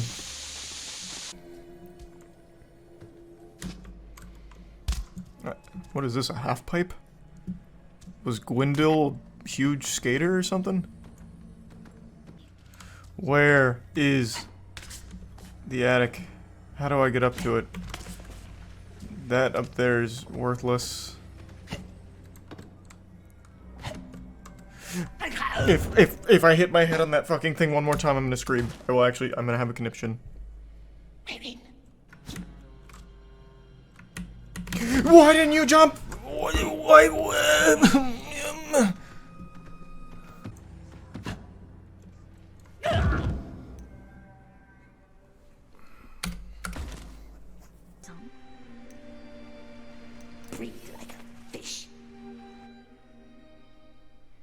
Why would it even give me the option to come back later? What else would I possibly do? That's insulting that it would even let me go back and think about it. There was nothing to do. No, thank you. What do we do? Throttle Gandalf. That would be huge if I could throttle Gandalf. No more Oh my god. Oh, yes, I've seen him too. His shadow Okay, the other guy saw me. over the battlefield. Look. And then again. I'm stuck. If I have to go through that whole conversation, I'm actually gonna fucking scream. I'm actually gonna... Oh, thank God. Oh, Gandalf. What did... didn't he just get kicked out? Why is he just walking around? Oh, I will see clearly.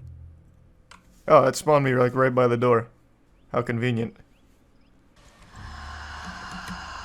Cool mask. Am I not supposed... like, it's pointing me up there, but there's no... what? How do I get up there? Do I have to, like, go even further around? There's no way this somehow leads to the marker back there. There's no fucking shot. Oh, okay. Well, it changed anyway, so... We're at the gate. What? Nothing.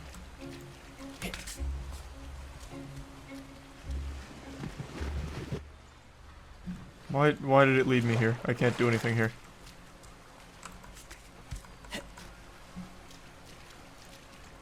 What am I doing? I can't swim upstream. There's nothing, there's actually nothing here. What do you want from me? What do you want from me? You need to restart the level. I watched this glitch happen to Dan's game. Like, restart the whole level? No shot. No shot. There's absolutely no fucking shot. There must have been like a cutscene or something that's supposed to play. You missed some invisible checkpoints so it won't trigger. I just don't believe that. Okay, what's supposed to happen here? Oh, that's very concerning. So there's supposed to be a cutscene that plays here that I am not getting. Okay, let me try backtracking. Well, maybe this game will never be speedrun viable if you can't sequence break. Which I did unintentionally.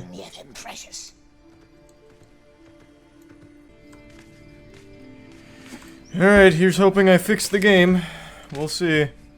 I'm going to be extremely upset if this cutscene doesn't activate. Oh! Just grab it! Look, it glows. Don't go. I understand the level broke, but I'm trying to fix it. I went back, I did the objective. So the cutscene should load. There's no reason why it won't now, or shouldn't now. I hit the checkpoint.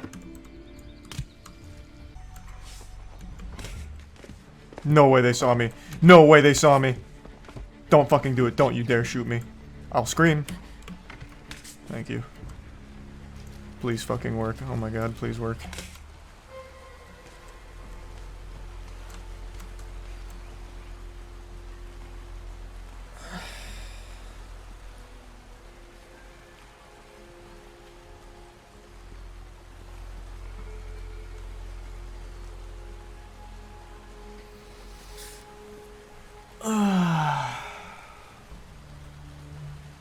Where does restart level take me? I'm pretty confident restart level is going to take me back to the beginning of chapter 8. So over about an hour and a half. But what if I just believe in a little bit of that Middle-earth magic? Maybe it'll start me over from the Gandalf conversation. Oh, that's huge. Oh, thank God. Okay, this isn't nearly as catastrophic as I thought. Oh, that's so big. Thanks for some Picky and Faust. Okay. That's actually wonderful. This isn't far at all. Oh, I don't think she said that last time.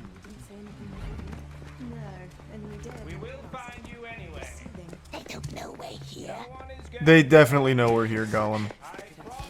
I have a very strong suspicion that they know we're here.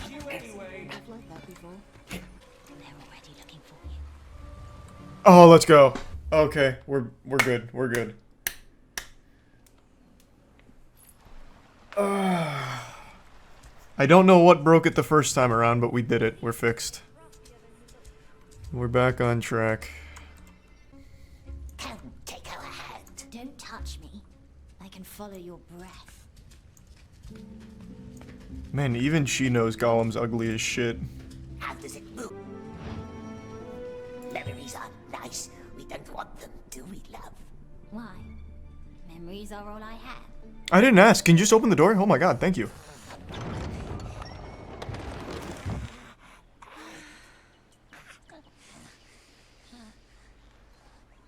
Sneako, my friend. We've made... What do you mean, my friend? You just keep insulting me. You just keep insulting me. And you are using me. Oh, don't, Smeagol. Oh God, no. Oh God.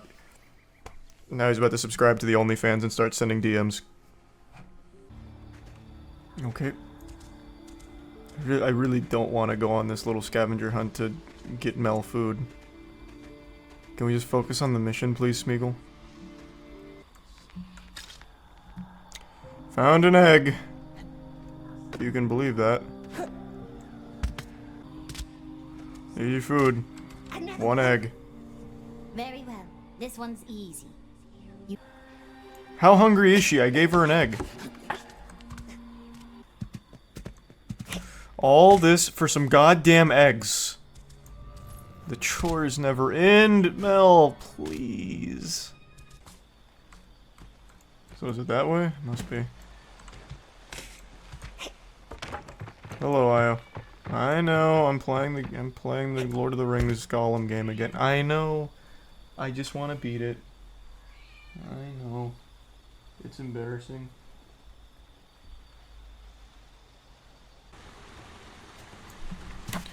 I have to beat it.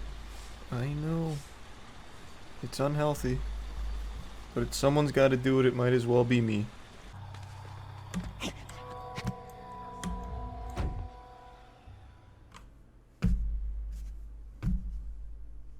What? I don't know what even happened, man. He must have twisted his ankle, I guess? A fatal ankle sprain? Poison ivy. Oh yeah, must have hit some poison ivy. Insta-killed him. I believe somehow he saw me, protected me. Come, the gate is not far now. Didn't protect us. Why would he protect us, Gollum?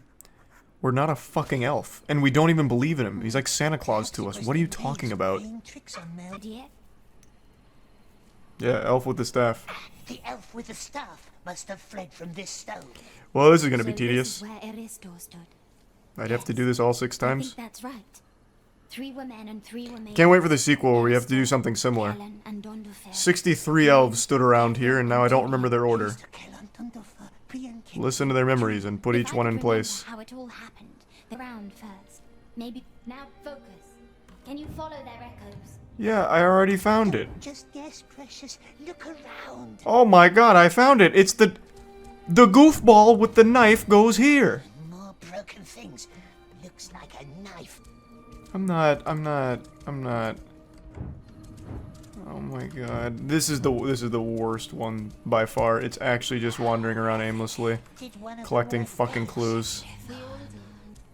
I have explored every goddamn inch of this place. There are 6 stones. I have collected 6 clues, but for some reason 3 of them are not usable. Like, she doesn't like those. Where are the other 3 clues? Just don't understand. Why is this even in the game? This is the fucking worst possible objective. It is actual just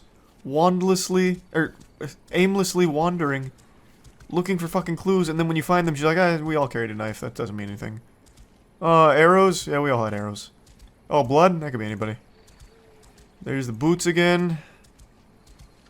Oh, you're ignoring the main mechanic that the cavern had. The echoes, if you follow the voice, look around to match them to their stone, it'll be easy. No, man! They don't identify the actual items. The reason these echoes are here is because I've already fucking found the items. Look, they don't glow. The important stuff doesn't glow. You still have to randomly fucking stumble upon it, and then you get to use this. That's it. Everything you see here is the ones I've already done. I'm literally looking at one of the important clues that I've already done. And it doesn't glow.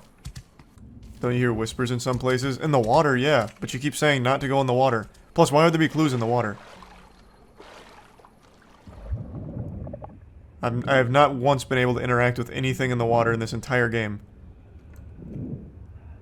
Until right now. Amazing. Until right fucking now.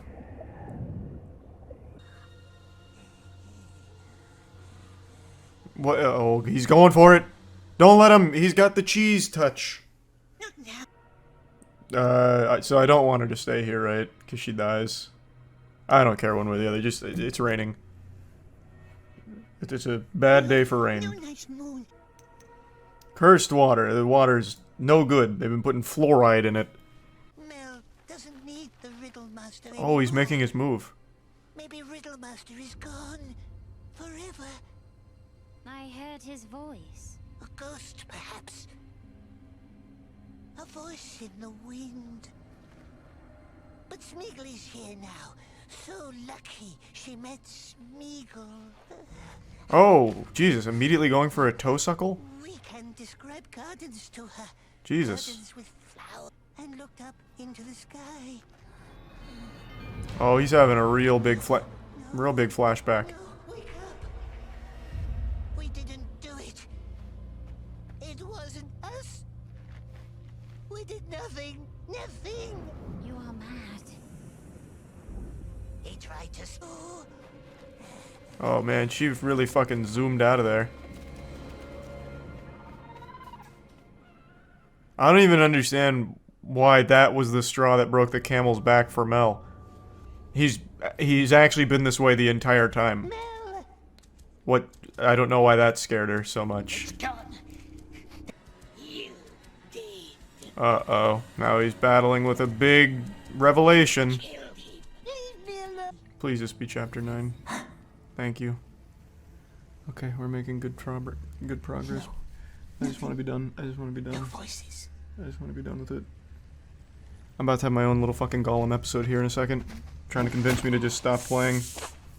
I just want to be done. Children love to take my light stones up to the gardens to play. Would you not help me find them? No. They look like shining marbles, No. as big as your eyes. No. I am not your goddamn errand boy, please. Don't make me do it. That's cruel and unusual. Oh no. Oh no. Just don't. To us, you know. Like friends. Friends trust each other.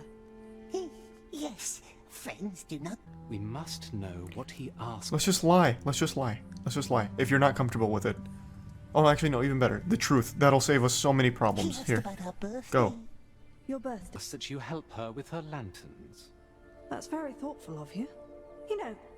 Why does she just keep staring at this guy? In the King's Garden. Are they falling in love? I had to shoo them from the old tower. Why aren't you looking at Smeagol? You are talking to him.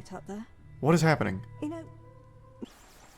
Because our feasts are not for strangers, and because your breath would gag our singers. That's just 2 of the many reasons why you're not invited. Keep your voice down.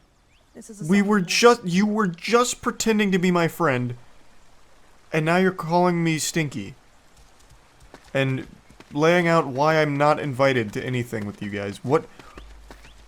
Brother, you can't even keep up the facade for a minute?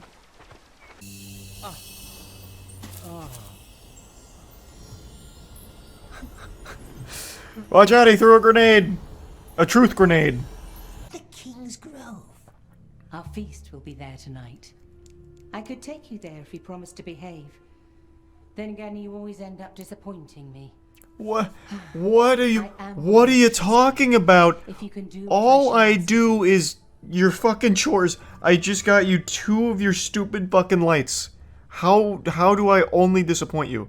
I have only talked to you like 3 times and have done 3 different chores for you, all of which I have done to perfection. Jesus Christ. What is happening? All this just to look at the moon a little better.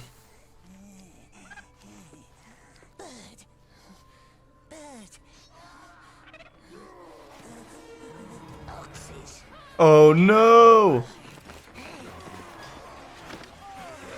We brought the orcs to the peaceful elves. That guy's so afraid he's hitting some kind of like Irish river dance or something down there. Man's getting him with the jerk. No! He fucking boogied too hard. Damn it!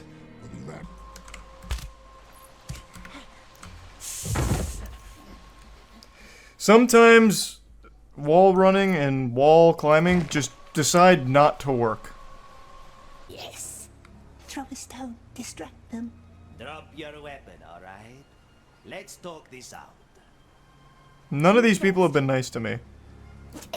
Which one of them? What? Nice. We helped with a murder. Hey, you're welcome. Oh, you two are nothing but fucking mean to me. What am I trying to make here? Right. I'm trying to make a deer? That doesn't look like anything. Yes. Stay close to me and cover your eyes. Thanks to Tier 1 Joey, and the Prime Kermit, and the resub Dirty Wolf, Mary, and Tier 1 Finest, and the resub Eggnog and Majesty. Solar Flare, no!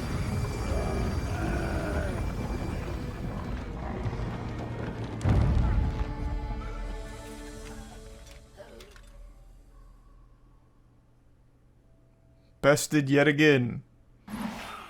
They heard the words though, they can just go up and say it, right? Cursed, is it? Orcs will find another way soon. Stay away from me. Smeagol never meant to hurt her. Mel must believe me. Stay back. What? You didn't have to take me in here, you know? Why are you acting like this? What?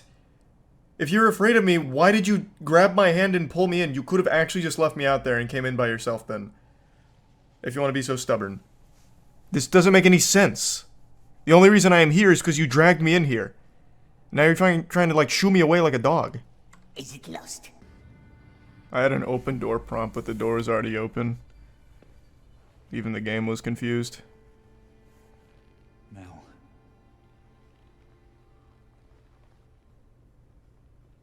It blinded me. Just immediately whining? Come on now. It's been so many years.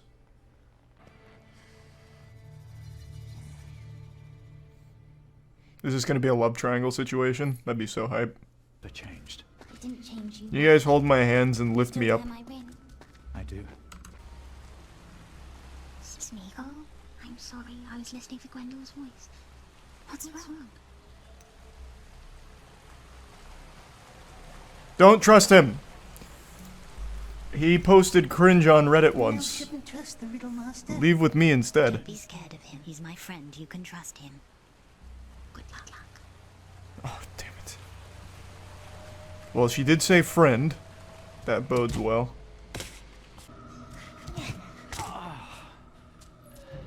Gwendol, no! What's happened? I tried to take the stairs. Use Cooper's. Exactly. I can't move it. What? What is that answer? I tried to take the stairs. There are no stairs. Exactly. So how did you hurt your leg? The gate. Be alone again, will he? No, never. I wish the Riddle Master was dead. That's so cute. Nice. We could also just be friends with the Riddle Master too, and then we'll have, like, 2 friends. Because he doesn't seem romantically interested in Mel, I don't think. He keeps using her like a mom figure to, like, protect him. So why not have, like, 2 parents here? Gwendol, I solved everything, but I'm going to have to throttle you.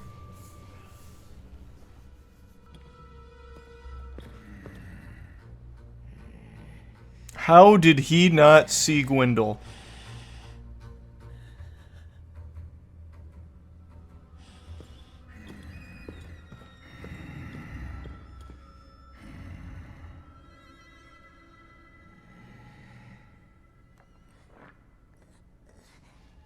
Oh, he's going to alert the orc with the rock. And have Gwendol executed. Scared little orc, hmm? But this is our Riddle Master. Oh. Damn. So far, like, these are the only choices that make any level of difference. I wonder which will be the more entertaining outcome, if I kill the orc and get cucked, or kill the elf and get friend-zoned. Let's see what the cuck ending looks like. Nice.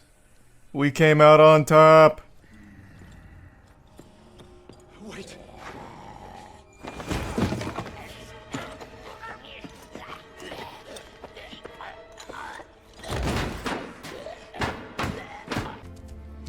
Mel! I did it! Oh, who's this?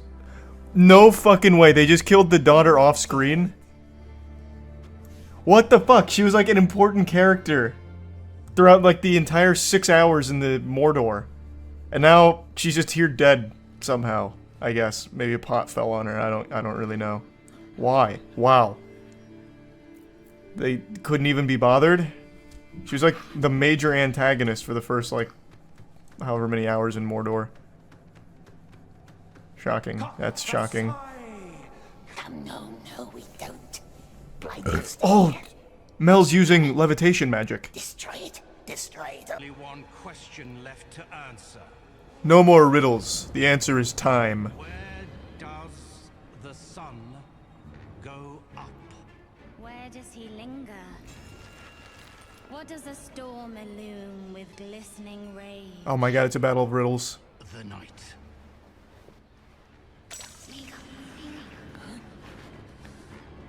What is happening? What?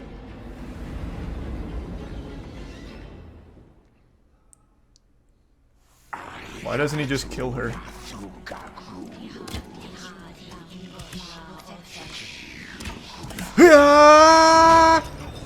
Take this!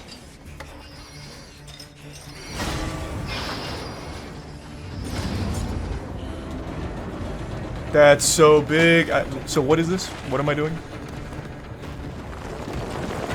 So I'm just stabbing this giant golden snitch or something, and this stops Sauron for some reason. Very well. Okay. I'm calm now. See? I have no bolts left. Liar! It wasn't your fault. I was angry. Let us talk. Okay, well if you apologize, that's all that matters. But I've got one last brain-busting riddle for you. What's lighter than a feather, yet the strongest man in the world can't hold it for very long? Your breath, yeah! Throttle him. Jesus Christ, Colin, just fucking throttle him. No, my bird!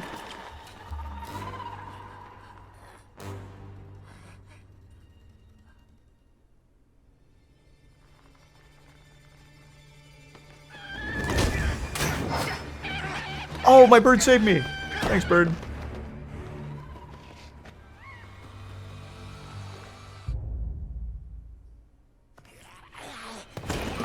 Yeah, we're doing it. Oh, we don't get the satisfaction of seeing it. Alright, we don't feel like animating it. Just do some shadows. Call it a day.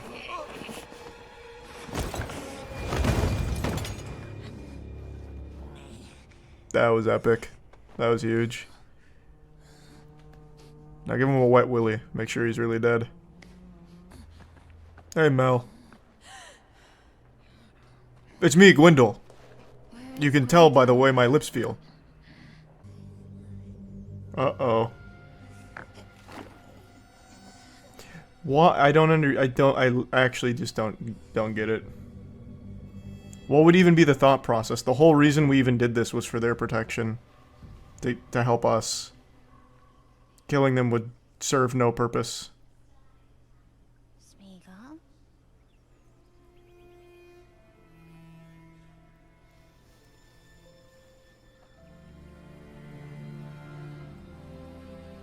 Okay, we decided against it.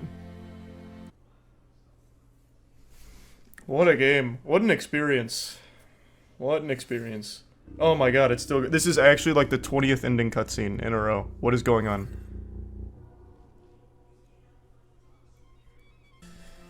Man, that feels good to be done with.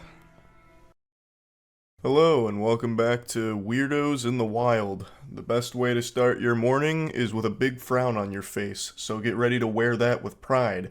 We've got some really interesting specimen here today, so let's go ahead and take a peek at our first one. Our first journey begins with a cold call here like a telemarketer. This guy reaches out saying, "Hey, remember me?" And get used to seeing me spelled that way, because he only speaks about himself as if he's talking through the We Me channel from back in the day.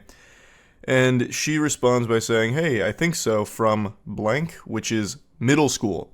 So they knew each other in middle school, and I'm assuming it's been quite some time since then, because then a couple months later he reaches out again saying, "Hey, you have kids yet?" It's already off to an odd start. They're clearly into their adult years here, and this guy's thinking about her from middle school, and then reaches out a couple months after making initial contact just to ask if she has kids currently. And it only gets more strange from here. She responds saying, "Hey, I don't have kids yet, why do you ask?" He goes, "Just asking, you have a boyfriend?" "I do have a boyfriend. Do you have a girlfriend? Can I tell you something?" And that's how you know this is about to go straight into the shitter here. That question, "Can I tell you something?" always seems to precede the most foul thing you'll ever hear in your life.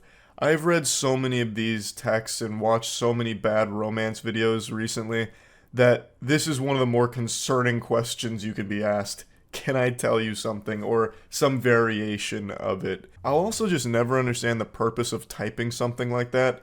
Just fucking spit it out. Say it with your whole chest here. What's the point in acting like some kind of shy anime girl? "Oh, can I tell you something?"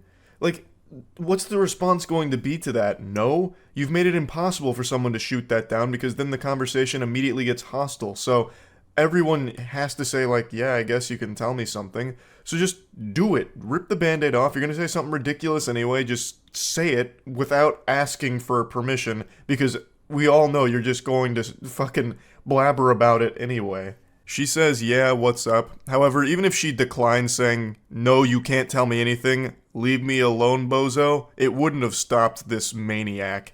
He goes, "No grill frimmed." So I believe he has entered this, like, flow state of horniness, and it's clouding his vision, so he can't type properly. "When we was in middle school, I wanted, period, to do this to you." And accidentally drops, like, a fucking hyperlink here. Do what? Like, "When you were in skirt, I want to make you mine. Hope you don't get mad." What an outrageous creep.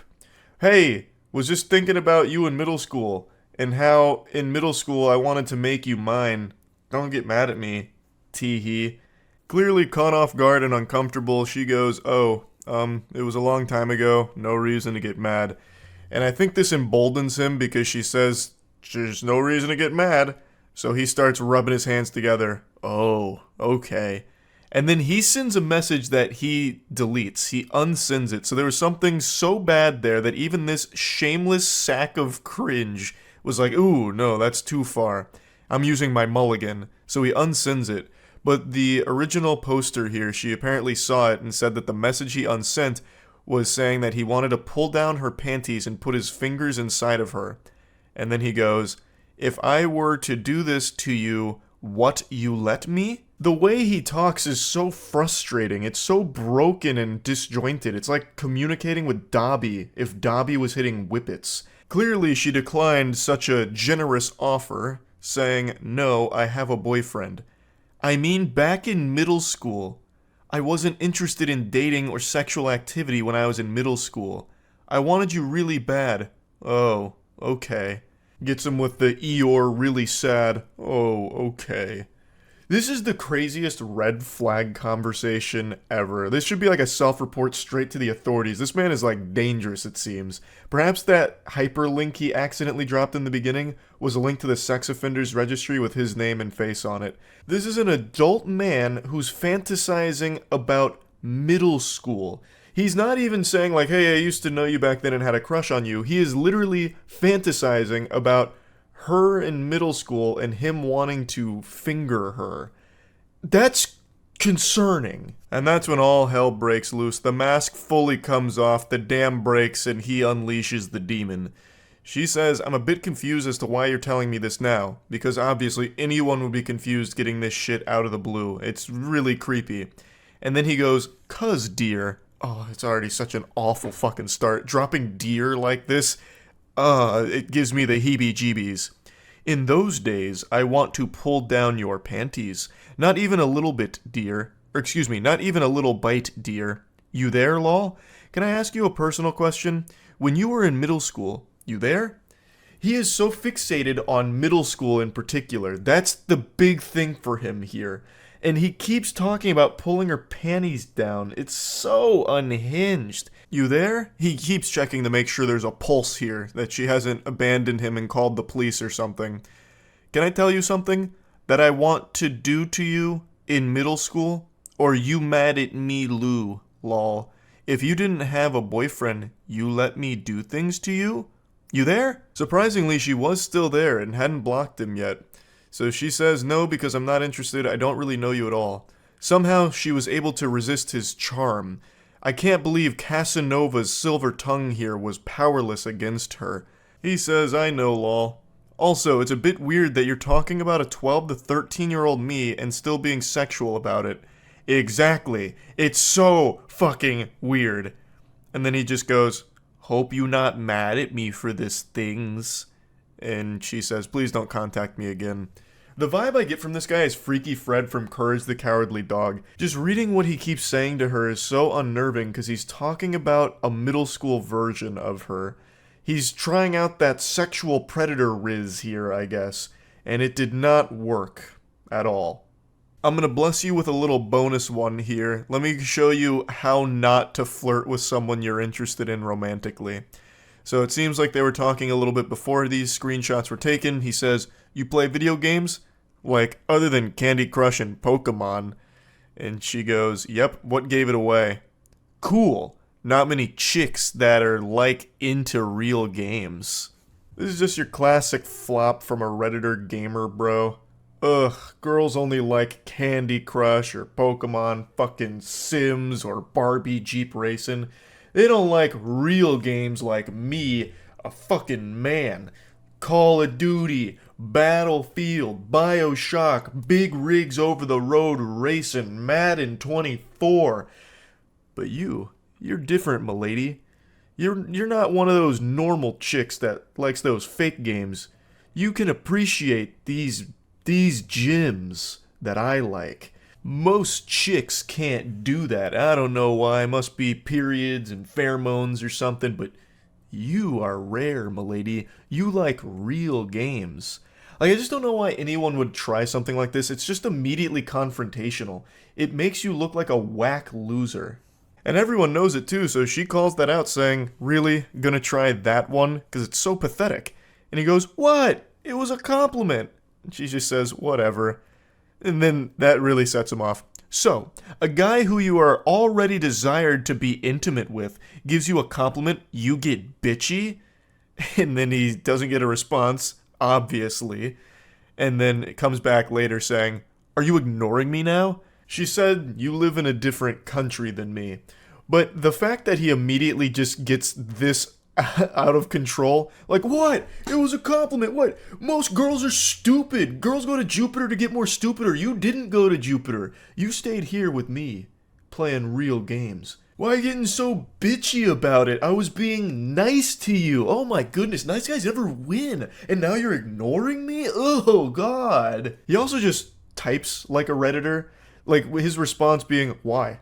A guy who you already desired to be intimate with shows you a little affection and gives you a little compliment and you get bitchy? Like, that is the actual quintessential Redditor response right there. Just go full Poindexter on it. A man who you had already desired to be intimate with gives you a compliment. Then the whole conversation goes cattywampus and he decides to bring out the claws and just get mean. You're a fucking cosplay girl. It's not like it's real work. You get paid to be hot for people. And then she just goes, yeah, it's not going to work. Don't text me back. Goodbye. Totally reasonable response. This guy's just immediately shitting on her for nothing she did wrong. She's done nothing wrong at all. This guy's just a loose cannon. Women like you are always so sensitive. I'm just being honest about things. If you can't handle that, I don't think you intellectually compatible with me. Oh, all the Reddit check marks are being ticked right now.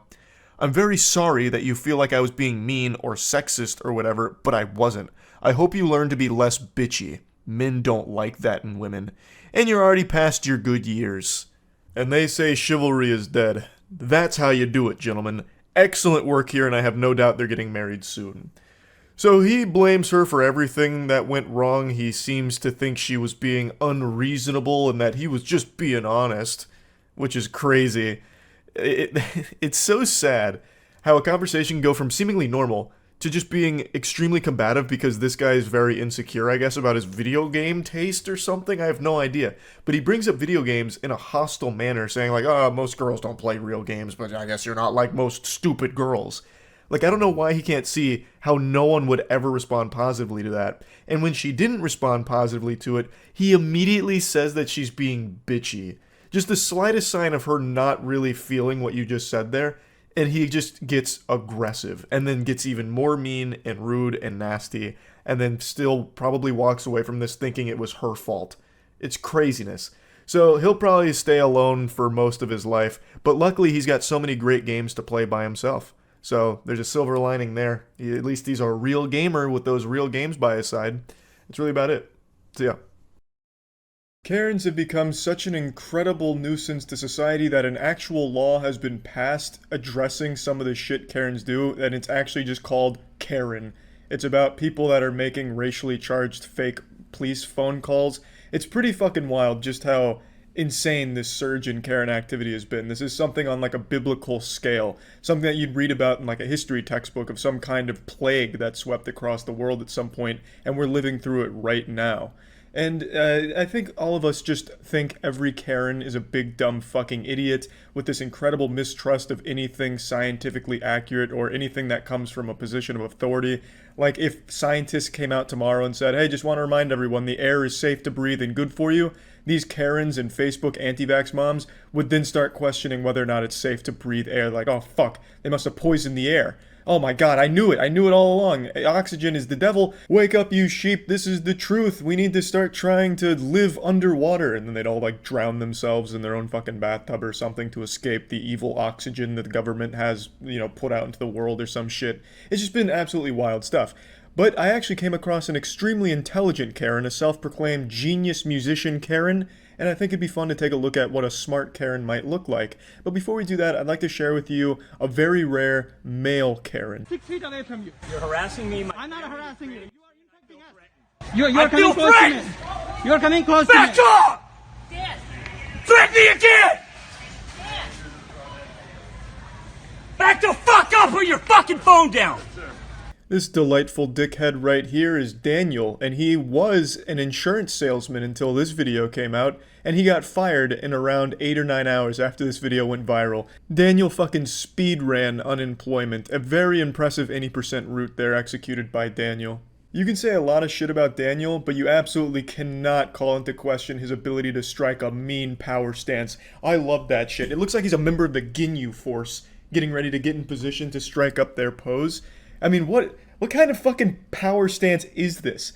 It's like an action figure that's a little too stiff, like the joints don't move around correctly. Or like a video game NPC with like a shitty walk animation. Now I'd like to share with everyone why he shouted, "I feel threatened." It's a law in Florida, and this happened in Florida, where if you exclaim that you feel threatened, you can pretty much do whatever you want to the person who's threatening you. You can literally kill that person and be deemed self-defense because you said you felt threatened.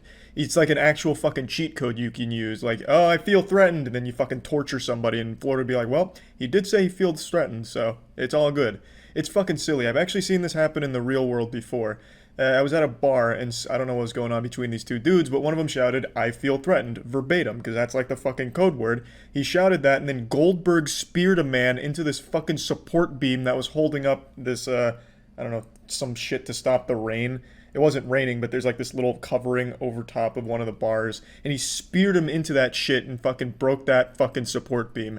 And all because he said, "I feel threatened," which gives him the legal right to do some shit like that. At least that's how I understand it, because I've seen it happen, and this dude doing that, it seems to me like he wanted to at least cover his bases if he wanted to get physical with this guy, because Florida has some stupid fucking laws like that.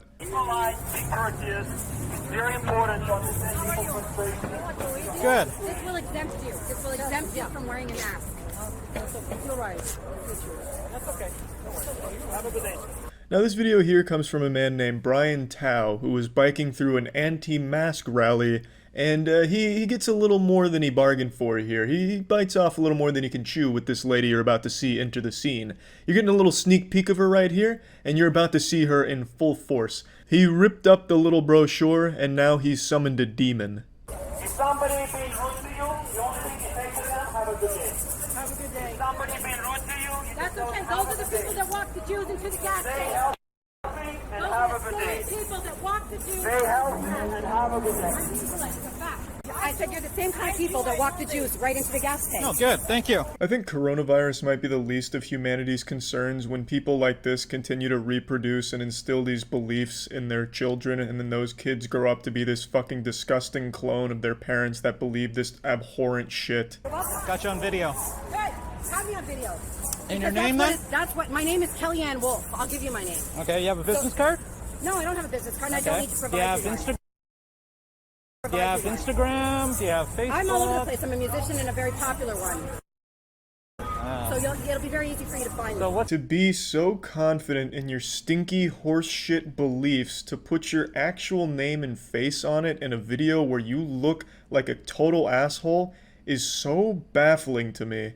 But she really wanted her name out there, so I decided to look into it. She claimed she's a very popular musician, and it'd be easy to find her, and it was easy to find her because there's a lot of people that are making fun of her. Her Facebook page has 50 likes on it. Her YouTube channel had 15 subs, but when I went back an hour or two ago, it was up to 40 subs, so she's a musician on the rise. I have no doubt she'll be charting in Billboard pretty soon here with some of the bangers that she's produced.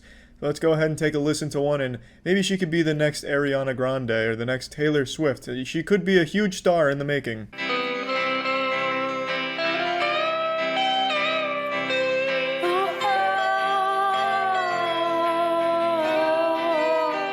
He said he loved me. Oh, said he'd stay. It reminds me of music you'd hear in SpongeBob, like if SpongeBob started like a shitty pop country band or something, as kind of a show joke, not like an actual musician's career, but to each their own. I do have to say the instrumentals I think are actually ripped from the Ed, Edd n Eddy episode where Double D's playing that weird fucking instrument on the back of a boat where Ed's like propelling them with his feet, if anyone remembers that. It reminds me of that instrument, whatever the fuck that was. It's a weird genre, but who knows, perhaps this is the next big genre to pop off. This could be like the new dubstep. for the country community. Couldn't tell you. You are anybody who is going to commit to this kind of civil obedience is the same kind of people that believe their government when they walk the Jews into the gas tank. That's what I said. So you can quote me. Good. I will never not be amazed at the people that are claiming this civil obedience is some kind of disease and we're all just puppets of the government, when every single one of them practices the same civil obedience, but it doesn't apply to them. This lady is, by definition, conforming to what the government says she has to do, which is wearing clothes in public. Whether or not it's a choice she makes on her own doesn't matter. The government is telling her to do it and she's complying. But for some reason, asking people to wear a mask during a fucking pandemic is a little too far for these goddamn idiots that think putting something over your mouth instantly kills you, suffocates you, smothers you. It's just unbelievable to me how dumb people are these days. People only have an issue when something is new. If it's something that's been around since they were young, they don't care, even though it's the exact same fucking thing. You have to wear clothes in public. They don't get upset about that. I don't see a lot of these anti-maskers going around naked delivering their message about why you shouldn't listen to the government. Why is that? Why is it only the mask that you take an issue with when it's encouraged to wear one for the safety of everybody else? No one claims a mask is 100% effective, but it is proven to at least help. Why wouldn't you want to mitigate some of the risk? Well, it's because these fucking people have this insane desire to be unique, special, and smart when they're the dumbest fucking people in the world who are just clones of each other, just actual NPCs repeating the same goddamn script. They're the actual sheep. They just follow blindly whatever they see online, and they can't recognize the hypocrisy of criticizing people for following the government's instructions when they literally live their entire lives following the government's instructions. They just follow older rules instead of some newer ones that are encouraged. By the way, I've got 13 degrees in psychology. I'm a member of Mensa, and I have a master's in political science. 13 degrees in psychology. This woman is collecting psychology degrees like Pokemon cards out here. Is there even 13 branches of psychology? Like shit. She must really have some degrees in some obscure ones like fucking video game addiction psychology. The psychology behind wanting to touch your wiener more than 2 times a day, like some real specific ones. And then a fucking member of Mensa. You know how you can immediately know someone's not in any way associated with Mensa? Is when they're telling you that they're associated with Mensa. How much did you pay for those degrees? It's like this to me. Yeah, that's fine. He'll never be a smart. What's that? Do you really believe that helps you? Oh yeah, it does. Wearing that shows how much intelligence you actually have, because it doesn't. So, okay. Super soccer moms write about one thing. Wearing a mask does demonstrate just how much intelligence you have. It shows you have at least a very basic level of intelligence, like the most basic common sense level of intelligence possible. You can identify everyone who's a fucking idiot in public by whether or not they're wearing a mask. If they're not wearing a mask, they're pretty fucking dumb. If they are, well, they're at least kind of in the right ballpark when it comes to just basic understanding of the most general concepts. Okay, I asked someone else here. Come here. I want to ask you something. So, there are 2 things here. 2010.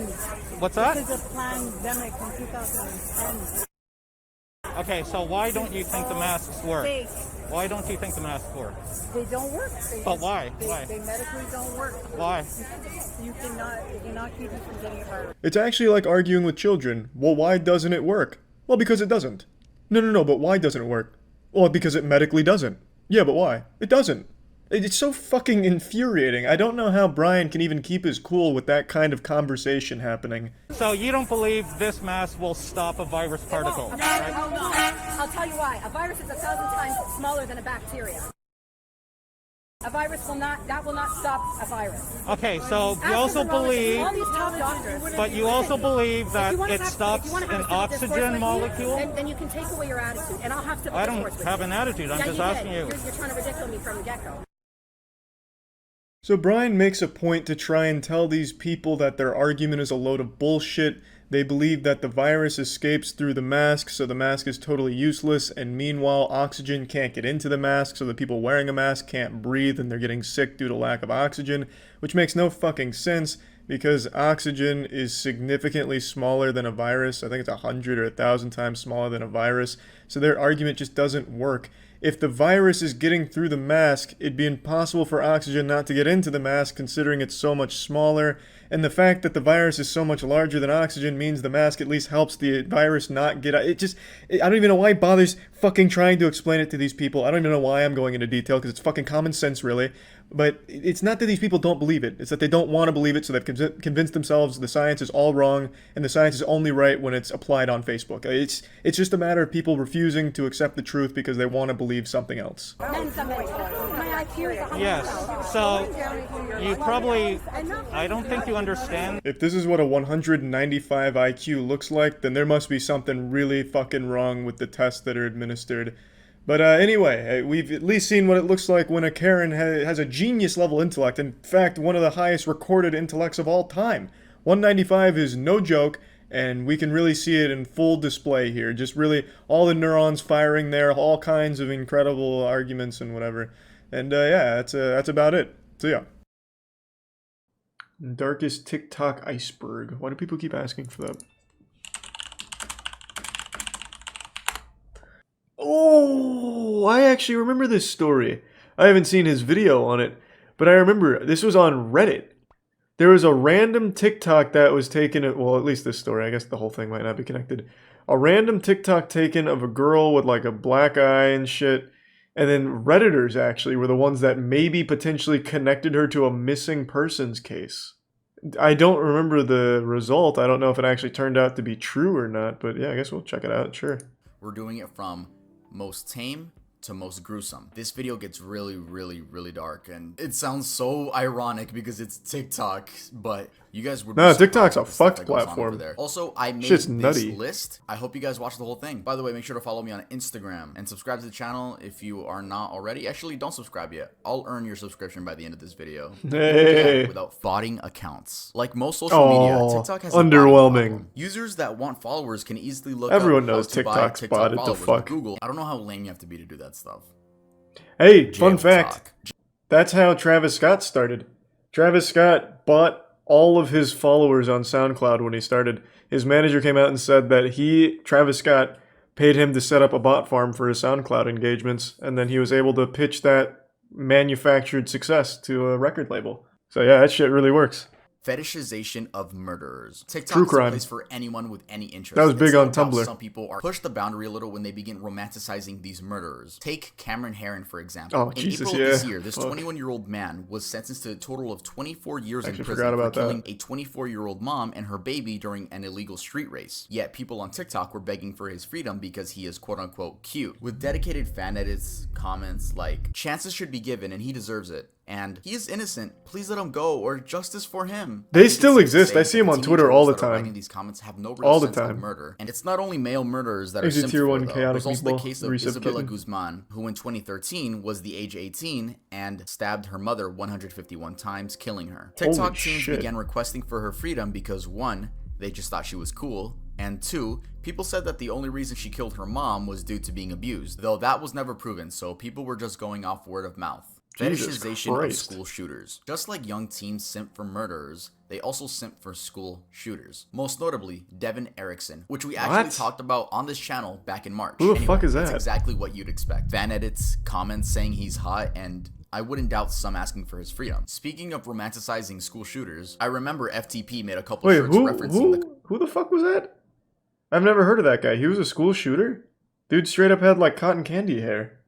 I guess that's good that I have no idea that dude's name. But yeah, no, I had no clue. I've never seen that guy before in my fucking life. I don't know who started this trend of thinking school shooters are people you should idolize, because they're not. They're shit humans that took away lives of innocent people. The surface. Faking disabilities. There was an instance Ooh, this last was week big. where this girl Still on TikTok big. did some detective work and found out that the account at Adopted and Disabled Child was actually a guy pretending to be disabled. For what? All credit to her, because she actually found out that the quote-unquote disabled man in the video is a soccer player for a Norwegian football team. I don't know What? goes on through your head to say, you know what? I should fake a disability Holy today shit. and post it on TikTok. Lopez brothers. Okay, I honestly don't want to waste my breath on these fucking idiots, so I'm gonna I make don't this know one them. really quick. Yes, they are both guilty of soliciting minors. Yes, there is proof. She's 14. And you are how old? Who the fuck are they? I've never heard of them. You can end up in jail. I do realize that. And Man, that video didn't really pop off. Let me take a peek. I bet they're doing just fine on TikTok. Honestly, it might even be good marketing on TikTok, so that way the little girls think they have a chance with them, I guess. Which they very well might. Tony Lopez has 23 million followers, and he's doing real well. Posted a day ago. Let's go! He rated his attractiveness. Look at this. Nice. Yeah, no, that really, man, him being outed as a pedophile apparently really, it really ruined him. Who was the other one? Andre Lopez? He probably took the brunt of it. 21 million followers. He's doing even better than his brother. Hey, look, he's doing a dance.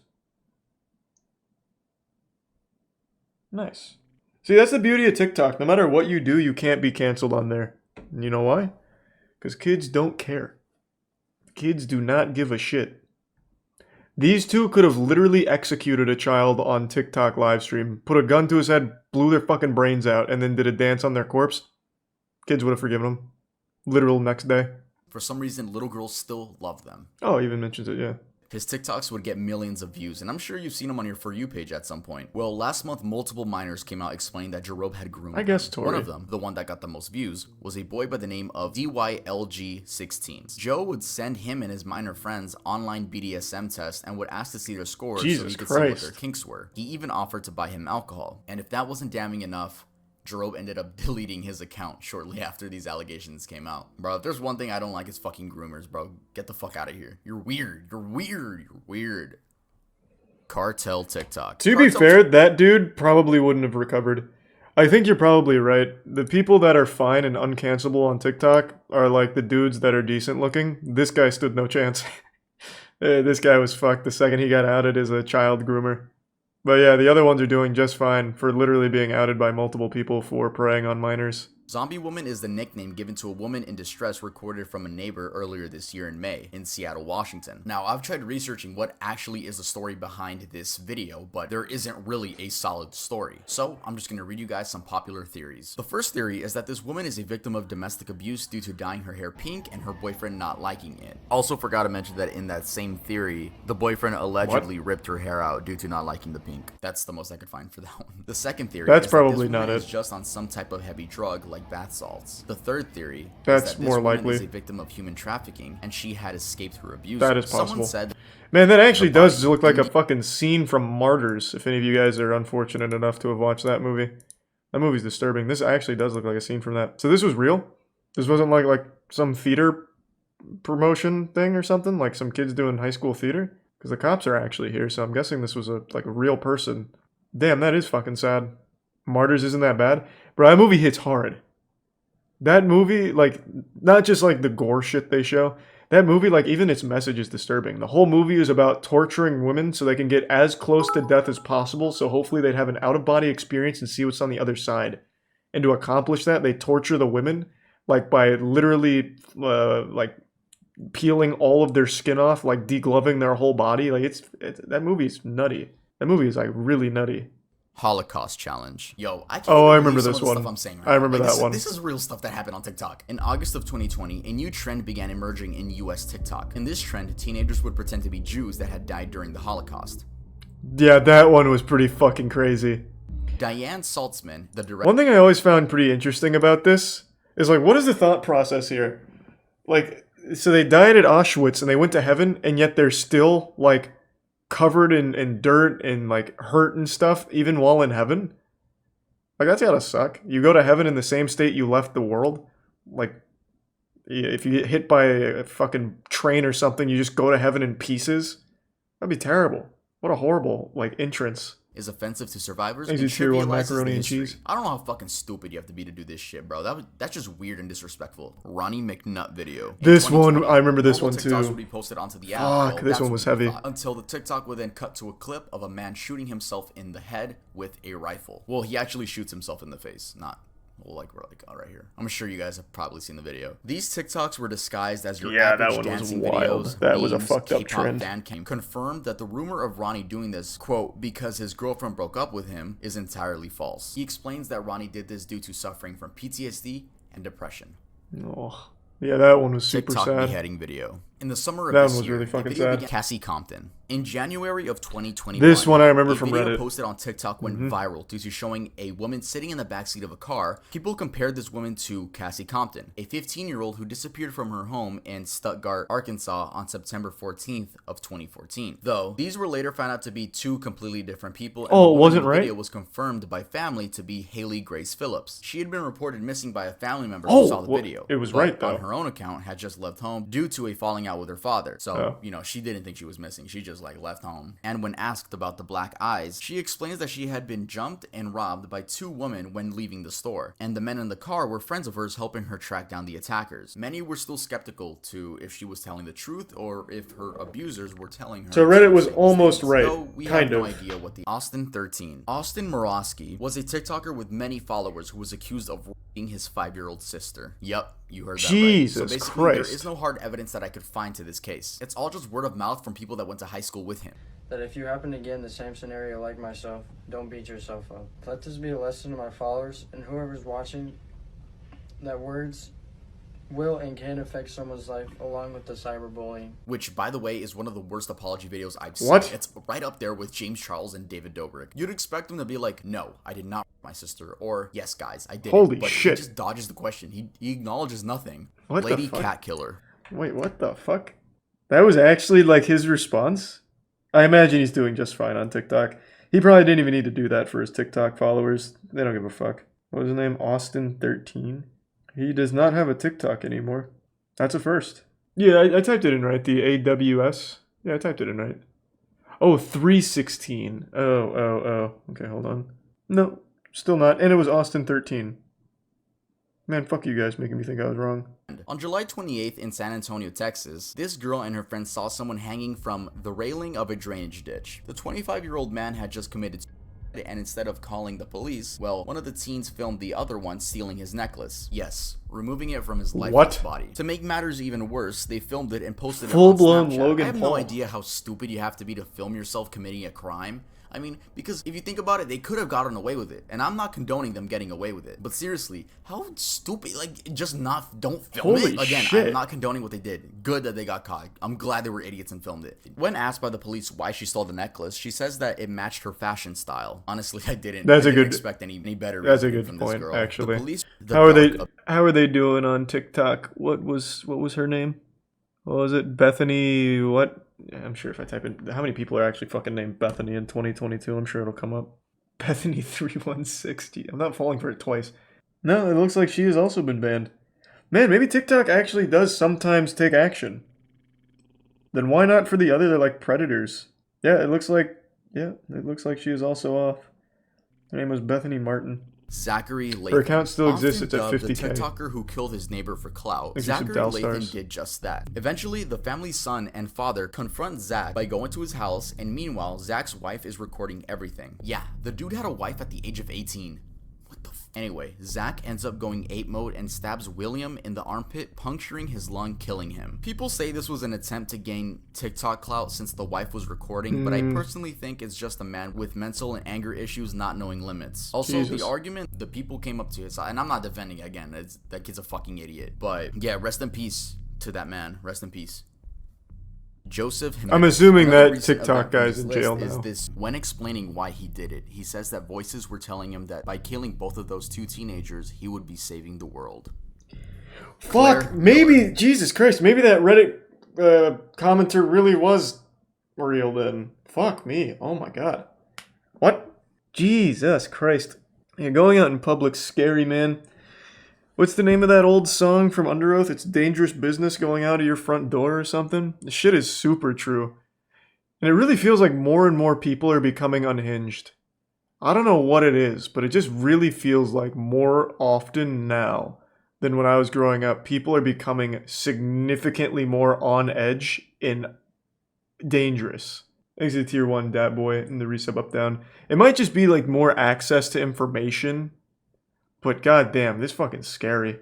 Claire Miller is a 14-year-old girl that murdered her disabled sister, Helen, that had cerebral palsy, a disorder that affects a person's posture, muscles, and balance. Claire hysterically called 911 and just admitted to murdering her sister, and when the police arrived, they noticed that she had tried washing the blood that was on her hands in the snow on the ground. So I guess there was just bloody snow everywhere. And they had found a knife inside of the older sister's neck. They are charging her for murder as an adult. She's not being charged as a minor. She's being charged as a full adult. So she's That's good news. Consequences. God damn. Nicola Priest. This is by I think far as TikTok continues to grow, pretty much every criminal ever is going to be able to be traced back to a TikTok account. So literally every criminal from this point forward, I imagine, will be able to watch TikTok videos of them doing the Doja Cat dance or some shit at some point. Because it's just everyone has one now. So literally every single murderer is also going to be a TikToker by extension. That's a pretty wild future. So this woman from the UK named Nicola Priest would post Thanks, TikToks mourning her dead daughter. This woman actually murdered her own kid and then went on TikTok post mourning her own daughter. People found this out because you can actually search her up on public records and it says there that she murdered her kid. That's what she is. And if you go back and watch some of the videos, her account is still up, by the way. If you go back and watch some of the videos, it's so fucking creepy seeing like just no. Why is her account still up? Acting like she didn't fucking kill her own daughter. What? What was her name? Nicola Priest. How is she doing? No, it's down now. Okay, so it must have been up in August. It is down now. So far, almost all of them have been. I'm very surprised. Usually they're not. Why just 15 years? I have no fucking clue. I have no idea.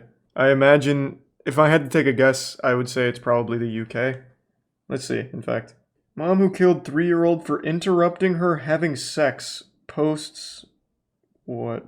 Posts apology to her parents. And yes, she was from Solihull, England. She made a fucking YouTube apology video for killing her 3-year-old daughter. She was having sex with her boyfriend and got interrupted. And so she killed her daughter. What was the thought process? It's not like she was going to go back to getting laid after committing a murder in front of the boyfriend. Oh shit, the boyfriend is also implicated in this. The vomiting was the result of the severe beating you were both responsible for inflicting on her. No doubt you irritated by her crying, asking to be let out. It interrupted the two of you when you wanted to have sex. You lost your temper and you were joint participants in the assault. Holy shit. And they got 15 years. It's a fucking joke, man. That's a fucking joke. Yep, that should be life for both of them, I would say. And what's even wilder, she used it for clout on TikTok. All right, yeah, that was the iceberg. That was a lot of shit. Let me know what you guys want to see. There's a shart trend as well. Now that just sounds like good fun.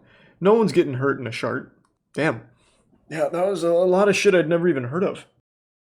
I have to talk about these text messages. I can't help it. What do you want from me? What do you want from me? I'm only human. These are extraordinary in like the creepiest way imaginable. I usually don't like to do the same type of content back to back, and yesterday I covered some text messages as well, but I can't resist the urge. It calls out to me, the void beckons, and I have to speak on these. So, the context. A lady had an old co-worker whom had been fundamentally stalking her for quite some time. Her and her husband had dealt with this individual for a while, and decided to share some of the unhinged messages that they had been sent by him. There was a lot more that happened besides these text messages, but that's what was shared and what I want to go over. Buckle your seatbelt here, because this is about to be a pretty intense ride. This is a good read from cover to cover, if you like lunacy. Hey, I hope your weekend has started nicely. I apologize it took me a few days to feel like I could say this. No need to apologize, goober. I get it. Had to muster up the courage here. Hype yourself up in the mirror so that you could really let the demon out. You need to break up with blank, and then agree to be my girlfriend, with intentions to be my wife. And let me explain why.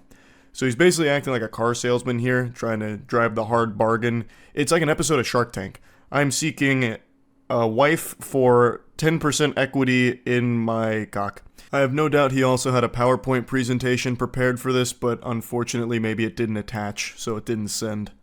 I can provide more for you than he can. The independent woman facade you engage in wouldn't be necessary with me. I make more than enough money in my job in order to take care of you and provide you with a lakefront house, which I know is a desire of yours.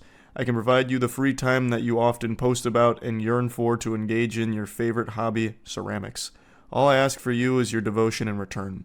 I know I am perhaps not physically desirable to you, which is why I plan to compensate with the lifestyle you often talk about wanting to provide yourself. You can really feel the fedora through these messages. It smells of such potent desperation. It's also very interesting that he calls attention to not being physically desirable to her. It's an interesting negotiation tactic. Excuse me, madam. I know you may not be physically attracted to me, but here's how I can make up for my face looking like turbo ass. I know if you could be given an opportunity, you would take it because you mostly desire to be able to experience freedom in life. It is something painful for me knowing you could have everything you wanted if you would simply agree to be my wife in the future. I could also pay off your student loans and car loan, which I know you've expressed desire to have those completed in the next 6 years. I could do that today, with a simple call to your loan companies. All I need from you is to immediately move to my property and begin your new life with me. Jesus Christ, that is concerning. I can pay off all of this, just come join my cult. And I promise I am not a rapist or a creep. Nothing screams good guy quite like needing to clarify that you are neither a rapist nor a creep. I mean, would he lie to you, right? I mean, that's what a normal person says, like, by the way, miss, I am neither rapist nor creep, so you should feel safe around me. Now come live on my property immediately. I am not going to imprison you, or shackle you, or enslave you to a basement.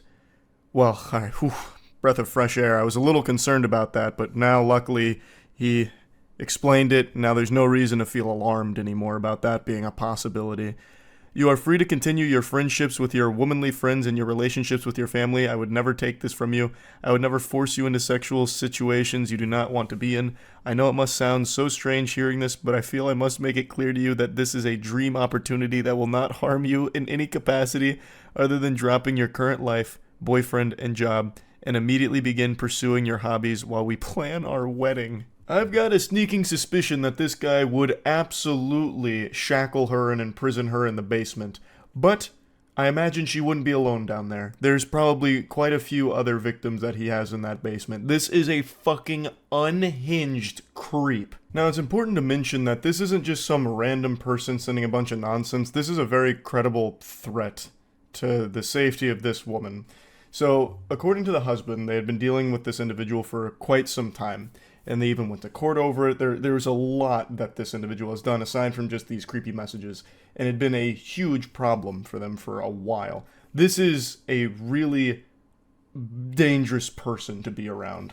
I hope you're not overwhelmed. I know we have not spoken very much in the last 6 years we've known each other. I've always known you were supposed to be mine as soon as I met you on March 3rd, 2018. He's got that shit marked in his calendar as the most important day of his life.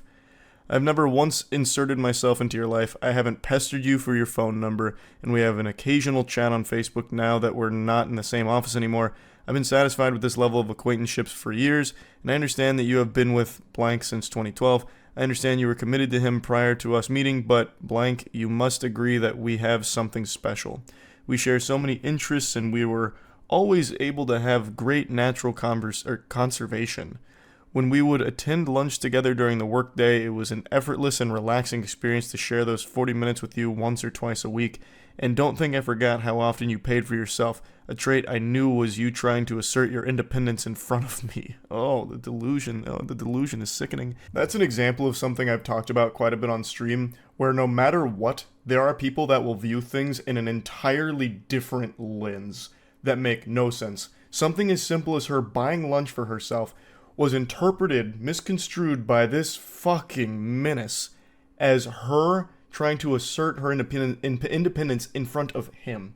So it's just like this honestly scary situation where something totally innocent, like just buying yourself lunch, has now completely been lost in the sauce of this dude's noodle, where he thinks it was all about him. It's so weird. I knew then you were trying to show me that you'd love for someone to take care of you. I'm ready to settle into a family-oriented life, and I recall you saying you would have children if you had the financial capital to do so. I know you desire to be a mother, despite your current male partner not wanting them. You would make a wonderful mother to our children. I would ensure you had everything you needed to live the family life of your dream. Wow, I just had a voice crack. That was a big voice crack, too. This man's serial killer stalker Riz just attacked my vocal folds. And I know you love to travel. Before we settle down with children, I want to take you to your dream destination list. I've kept track of all the places you've mentioned over the last few years that you'd like to visit. You always share such a beautiful landscape photos. He's like the Zodiac killer here. I bet if this wasn't over Facebook Messenger or whatever, it would have been sent via postage, letters in the mail, using cutouts from magazines for the letters. I want to take you to Japan, to Thailand, to New Zealand, to Greece. Yah! That's like that classic one. Oregon! Yah! Fucking the Dean scream. And after that, we'll go to the opal mines in Australia for your dream ring, and then I'll take you to all the waterfalls the islands have to offer. How does this sound? My proposition is serious. You know I am a serious man. I'm turning 45 years old this year, and you are turning 32 years old. It's time to start making decisions about our familial life and how to enjoy our remaining years. Please know I have never offered any woman this proposition. I have a very secure career that I enjoy and will do whatever it takes to maintain in order to have your companionship, sexual prowess, and motherly raising of our children. I will give you everything you desire, as long as you agree to be my wife and raise our children. A very strong negotiation overall. I wonder how she'll respond to this in the Shark Tank. Hey, blank, I wanted to acknowledge that I received your message. It's really long though, so give me a minute to read and respond. That feels more like she's very afraid and is doing this out of pure obligation, like buying time, to figure out how to handle this without setting this guy off on like some kind of rampage, like this violent outburst. Which is smart on her part, for sure, to like very gently navigate this, because it's a scary situation, having a stalker like this. Good morning. I am still awaiting your acceptance of my proposal. I look forward to hearing from you. Oh, God. He's dropping the hammer now. It's all business. And he's not taking no for an answer. Good morning, goofball. I'm going to be perfectly honest. I don't know how to respond to this. I don't mean this negatively, but I honestly don't know whether or not to take this seriously. What I mean by that is, I don't know if this is a joke or not. You said this is quite out of left field, so I'm not exactly sure how to respond to you. This proposition is very serious. I have to make serious considerations about my familial life as I'm ready to establish this. I know I can offer you much more than your boyfriend can. It has been 10 years, and he still has not provided you with those things you desire most. I am a better provider than he is, and I will ensure your needs are met. Please, I would appreciate you taking this seriously and giving me a date and time I can come collect your items and move you into my house. It's in northern blank. This guy is already convinced that it's a yes, and now he's just trying to figure out when he should schedule the college hunks hauling junks to come collect all of her shit to move in with him. So now she fully responds to this. Surely you have to understand I can't agree to something like this. My life is my life because I've built it this way. I am not a damsel waiting to be rescued. While yes, I would enjoy an easier path to achieving the lifestyle I want, I don't mind working for it, and frankly, I'm insulted that you perceive my career to be a choice I'm settled to because I have not found the right man. Most importantly, it's another level of egotistical to assume I would dump an 11-year relationship in an instant for a fantasy pipe dream of yours. I mean this seriously. I'm not interested in your proposition. Trading my life for materialistic items and to be breed mare is not something I ever intended to do with my time. I don't know you. You don't know me. You have a limited glimpse into my life through my social media posts. What you see online represents a fraction of who I am as a person. We were co-workers and nothing more. I made this very clear to you in the years we worked together. I was in my relationship prior to even working with you. Yes, you're right, you never crossed that boundary, but instead you spent the last 6 years building a fantasy and dream life in your mind in which you think I would trade my value as a human being for a lake house and free time for pottery. I'm not sure how you became convinced this would be enough to make me leave the life I have built, but I need to assure you it's not. Please do not ask me this again. I am not interested, nor will I ever be interested in being your wife and childbearer. So she lets it all hang out here. She pulls no punches. She sets the record straight and says it right to his face. Well, as close to his face as anyone will ever come through text messages here. Breedmare, now there's no need to insult me. I am not propositioning you to live in solitude and to raise children alone. I want a family. I want you to be my wife, specifically, and I want to build a family with you. I thought you were intelligent enough to understand how great of an offer this is. Buddy, she is intelligent enough to recognize that her life would be in danger saying yes to you, you absolute maniac. You fucking weirdo. She is extremely smart to say no to this, as pretty much everyone on the planet with any level of survival instincts would. You're weird. You're dangerous. You're creepy. You're a stalker. Everyone's going to be saying no to you. I know you're primarily saying no because you don't find me physically attractive. If I looked better than your boyfriend, I have no doubts you would emphatically tell me yes. I didn't know you were so shallow. Oh, now he's going full nice guy mask off mode, even though he wasn't really putting up a nice guy persona in the first place. You would learn to be physically attracted to me just as I learned to be physically attracted to you after you gained 60 pounds. You look much better when you are staying in the 150 to 200 pound range, yet I never said a word to you about the fact that you gained so much weight because I realized you were perfect otherwise. I realized your looks didn't matter when your soul is what I wanted to spend time with. He probably wants to suck her soul out of her body like Shang Tsung. Like, this is a threat to her life, and she is absolutely making the right call, trying her best to get away from this guy and shut it down as hard as possible. It is simply a trade for a house and free time. Oh, the barter method, of course. I am offering you the very thing you constantly talked about and post about, the freedom to enjoy your existence without stress and anxiety. There would be more stress and anxiety with you because you are actually dangerous. It'd be a constant, like, guessing game of whether or not she's going to survive through the night under your roof. This guy is fucking scary. And he makes it seem like so simple. Simply, in return, we are married and have a family together. Yeah, I mean, that's small potatoes. That's nothing. That's no big deal. It's a great trade. You get a house and you get the weirdest man in the world. A win-win. You would learn to love it because our home together would be so peaceful and joyful. However, perhaps you're right, and you are not the woman I thought you were. You're attracted to a low-life loser who filed bankruptcy at 25, hid his credit card debt from you. You pay his bills while he job hops because he doesn't know how to stay at a job for longer than a year. You cried constantly at work and had panic attacks not knowing where the money was going to come from. And what did you do? You worked a second and third job to make ends meet while he piddled away at putting in applications and not manning up to do what he needed to do.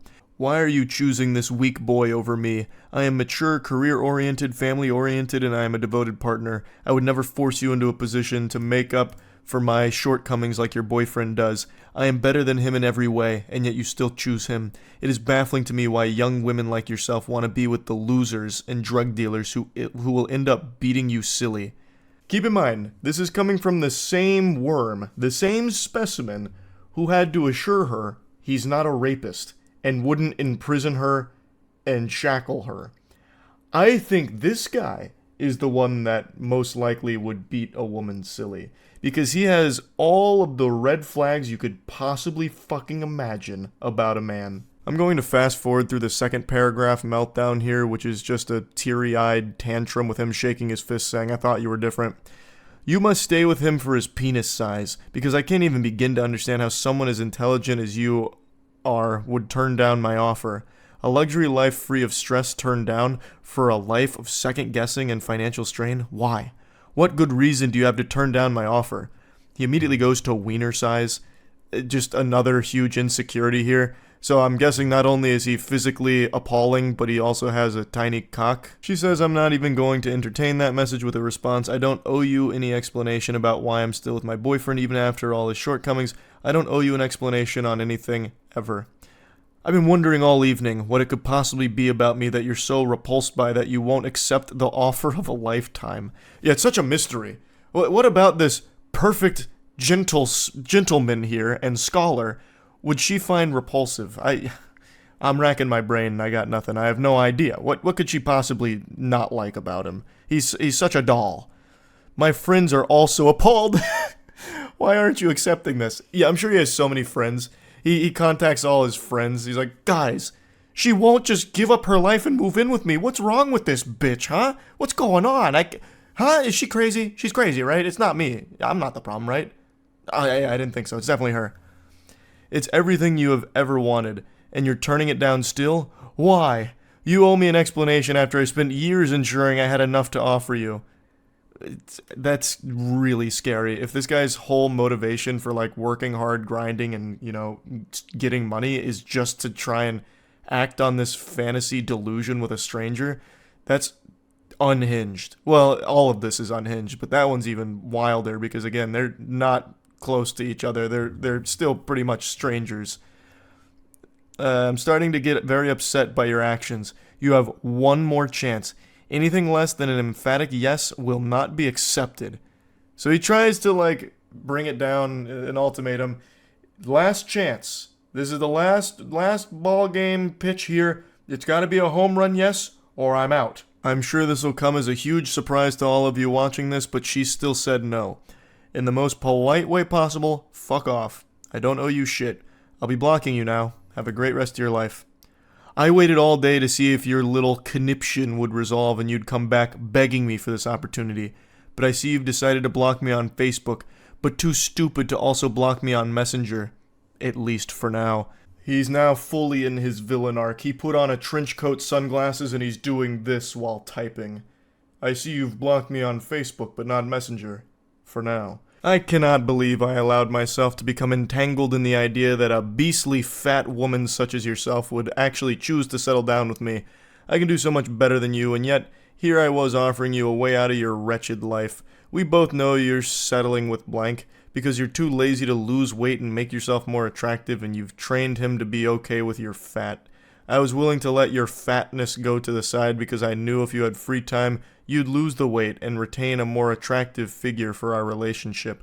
I'm embarrassed I've spent so much time preparing for this moment and was wasted on a fat whore who doesn't know when she has struck gold. I truly thought you were different, that you actually wanted a nice man to be with. I see I was dead wrong. And she says, you can literally suck the juices out of my fat blank and choke on them, you absolute troglodyte. So at least there's a happy ending here. It ended on a positive note for both parties involved. So this guy did end up doing the quintessential nice guy sign-off, that standard song and dance of, you know what, I'm better than you, I should have never wasted my time with you because you're fat, and you're a whore, and you're chunky, you're chubby, and I hate you, you're tacky, and I hate you, you're fat, and I'm a nice guy, the nicest guy you'll ever meet, you blew it. You blew it, it's on you, and you should feel bad. I'm not crying, you're crying. That's where the text message journey comes to a conclusion. Like I said, there was a lot more outside of text that he did, but I only wanted to focus on the texts. Hopefully they don't have to deal with this individual anymore going forward, and yeah, that's about it. See ya. People don't always see eye to eye with each other. Everyone has their own set of opinions and beliefs, and historically, humans have fought each other over this difference. Now, while we may be divided by land or belief, there's one thing that unites all of us, something buried deep inside the human DNA that makes us all on the same page, and that's our extreme dislike for Amy Schumer. God bless. Amy Schumer is like the common evil that unites the world. It's like in that anime Code Geass where Lelouch becomes the ultimate evil that the entire world rallies against, and then by the end of it, it brings everyone closer together. That's Amy Schumer, but in reality. Whenever she's present at like an award show or something, the entire internet, nay, the entire human race gets together and says, we just don't like her. She reminds us that we're not so different from each other after all. So why am I talking about Amy Schumer today? Well, it's because she was at the Oscars recently and decided to make the entire thing about her, about how she's now traumatized because of the Will Smith slap on Chris Rock. And I'm sure a lot of you are tired of hearing about this, but she just keeps fucking going. And it's making me sick to my stomach. It makes me want to puke and shit. This is of course a very stupid statement and just performative to put her name back in the news about how now she's a victim somehow.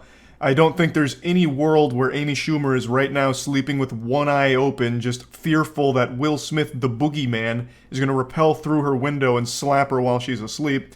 But I'm going to set aside this stupid statement for a minute to talk about what really got my ass all grinded up, which is what she came forward with today. She bravely stepped foot in the Thunderdome today to reveal the jokes that were too edgy for TV. Her side-splitting comedy that was just too intense, and she had to cut them from her monologue. Just like Voldemort's name, she wasn't allowed to speak of these things, but she decided to tell one of these super stinkers anyway, which is horrible news for anyone with ears. Don't Look Up is the name of a movie? More like Don't Look Down, the barrel of Alec Baldwin's shotgun. It's incredible how she can't even accidentally almost say something entertaining. And this probably isn't even her own joke. She has a history of stealing jokes. She probably just saw this shit on Twitter and it had like 100 likes, so she said it's mine now. And it's still fucking stupid. None of it makes sense. Alec Baldwin wasn't even in Don't Look Up. The joke doesn't work. I don't care that it's edgy. Edgy jokes are fine. It's just this is so poorly done from top to bottom. Alec Baldwin is not in that movie, so it doesn't even make sense. It'd be like me saying Moonfall more like Poonfall, because Amy Schumer's talking about her vagina again. It's just dog shit. Sex in the City, more like Amy, stop having sex with the whole city, we're tired of seeing you on stage. Or He-Man, more like, help me man, I just had to listen to Amy Schumer tell another fucking awful joke and now I'm in need of medical assistance. I don't know why she would think it's a good idea to tell this joke after everyone told her not to tell it in the first place. They gave her a gift of shutting her up. Like, she didn't have to tell this joke. They were like, we're not allowing you to say it, we're putting the kibosh on it now, we're doing you a favor, and then she slaps them and all of us by telling this joke anyway. This whole situation is like if Amy and her friend were on like a walk and they approached this cliff and Amy didn't see it, but her friend did, so her friend reaches out to stop her from falling off the cliff, literally saving her life. But then Amy Schumer just blasts her hand away saying, don't tell me what to do, I'll walk where I want to walk, and then throws herself off the cliff. She then gave us a sneak peek at some other gut busters we missed from her here, some more of her comedic stylings. She said that she was also going to take aim at Joe Rogan and James Franco, but wasn't allowed to say any of that, but you can just come up and slap someone. That statement doesn't even make sense either, Amy. No one invited Will Smith to go up there and slap the shit out of Chris Rock. The man went up there and slapped the taste out of his mouth off script. The man had a full-blown Winter Soldier episode. It wasn't planned. You had a script that you were getting approved and everyone said these jokes just fucking suck. Don't tell them. It's not the same. She's always so incredibly desperate to put herself at the center of everything that ever happens, even when it doesn't make sense or even involve her in the slightest. She had a golden opportunity just to say nothing and everyone would have forgotten her miserable presence at the Oscars, but she just had to tell this awful joke and remind everyone why she was universally disliked as one of the worst comedians of our time. The only reason she ever even made it into the industry in the first place is because of getting a lucky spawn in life. She was born into a really rich and powerful family, and through leveraging those connections, she was able to make it to the big time. And it's one of the saddest stories in all of entertainment. But anyway, back to how traumatized Amy Schumer was from the slap. She said she's gonna need some time off to process it, and I think I speak for everyone in the world when I say, Amy, you take as much time as you need. If it's years, if it's forever, even, goddammit, you take that time until you feel better about what happened. We will all understand. No matter how long it takes. No, it should take a very long time to recover from something like that. So, wishing you the best in that road to overcoming that experience at the Oscars, having to watch that, and yeah, that's about it. So yeah. Oh wow. The entire front window's been busted. What happened? Did it get hit with like a falling anvil, like it's out of Looney Tunes or something? Holy. This guy looks so calm behind the wheel right now. He's missing like the front pillar here. The entire front window is blown out and it's just like a leisurely stroll. Oh wait. Wait. 5 minutes before that, hold on, let me make sure this isn't like some kind of catastrophic accident here that's gonna get me in trouble. What happened? It was in perfect condition just 5 minutes ago. This is a pretty high octane chase, it appears. It's a Toyota, it's fine. Yeah, I guess so. So it looks like they had him ready, busted, about to pop up on the screen here, and then he just decides, fuck it, and just blasts it. He says, safety be damned, I'm just going for it. Yeah, it'll buff out. It'll buff out. Is there anyone covering this with audio? Or do they eventually get audio? No, there's still no audio even on the live right now. Hold on. Let me find a different coverage. ABC usually does it too. What's going on? Did this guy deploy like an EMP device or something? Why do we got no audio on this? There is. You have to go to their website to watch it. You have to go to their website to watch it with their commentary? Who do they have on it? Chris Collinsworth or something? Like, what the fuck? What do you mean? Why? Alright, I'm on their site. Now what? This video to show you a very dramatic moment earlier when we thought this suspect. Oh yeah, they're even doing the highlights right now. Then look, bang, right through that gate. Catching us up on the lore. Shattering the windshield of the car. This Toyota. pretty well for us because we had some big jetliner coming into Burbank. You can Airport skip, on nothing their final happens. approach. Well, I don't want to go to live just in case someone gets hurt. So we'll just go through the filler arc here real quick. Here, you know, The police are fucked. He has amazing miles per gallon in that car. That's true. He just needs to outlast them. It's a war of attrition. Honestly, the police might get bored at this speed and just call it off. This is basically just a speed limit chase. And Des, it doesn't seem like there's a Is that actually a Prius? I don't know enough about cars, and I don't see many Priuses. Priusi, whatever the plural is. He ran into a little trap. It is actually a Prius. That's a crazy thing to get on a police chase with. Believe it or not, we will actually On 4th of July. True, you'd think that a police chase on 4th of July would be significantly higher in intensity. Like the guy shooting fucking fireworks out of the side, leaning out the back of it like GTA, shooting Roman candles. In a getaway car that happens to be like a fucking Camaro, or a Charger or something. Or some kind of old school muscle car. I wouldn't expect to see any closures like that. It's just a matter of where does this suspect think they're going. Police chases are Los Angeles tradition. Yeah. That's the #1 pastime. To try to get out of the car. This is why I moved out of LA. How many chases have you watched that weren't in Los Angeles? I don't think I've seen a single chase that wasn't in LA. Now, I know they happen in other places, but it's genuinely treated like a sport in LA. From the very beginning. Like, I bet you could set your watch to avoid police chases. Like, I got off work a little early, but it's 4:30, which means there's probably 2 or 3 chases on the interstate, so I'm just going to go ahead and maybe get a snack or something, kill some time so I avoid the police chases. Like, it seems like it's clockwork. Getting on the freeway with just got to be difficult on They just keep showing this moment, keeping the viewer hooked. Like, yeah, we know it's kind of boring right now, but look what happened 10 minutes ago when he ran through this fucking steel beam. Bang! Boom! That's a 5 booms out of 5 booms. They're just going to run, which if people are, How is he seeing through the cracked windshield? Because it's not just cracked. It's this entire driver's side windshield is missing. So he's actually just getting hit in the face with all the wind and everything as he's driving. Maybe he's got like sunglasses or something that he's put on to help with that. What was he pulled over for? Pulled over? You think they caught this mad guy? This demon? No, sir, he didn't get pulled over. I don't know what started this. Probably stolen car. That's usually what these are when it comes to LA police chases. Like 9 out of 10 are stolen car. Why the fuck would someone steal a Prius? I have no fucking idea, man. I couldn't tell you. I'm sure you could probably sell a Prius somewhere. And if it was like an easy thing to steal, maybe? Yeah. Circumstances surrounding the theft of the car, but we have confirmed this is a stolen vehicle. Called it. Hey, I know my police chases. Stolen car. North on the 405. That's one for Charlie. Bang.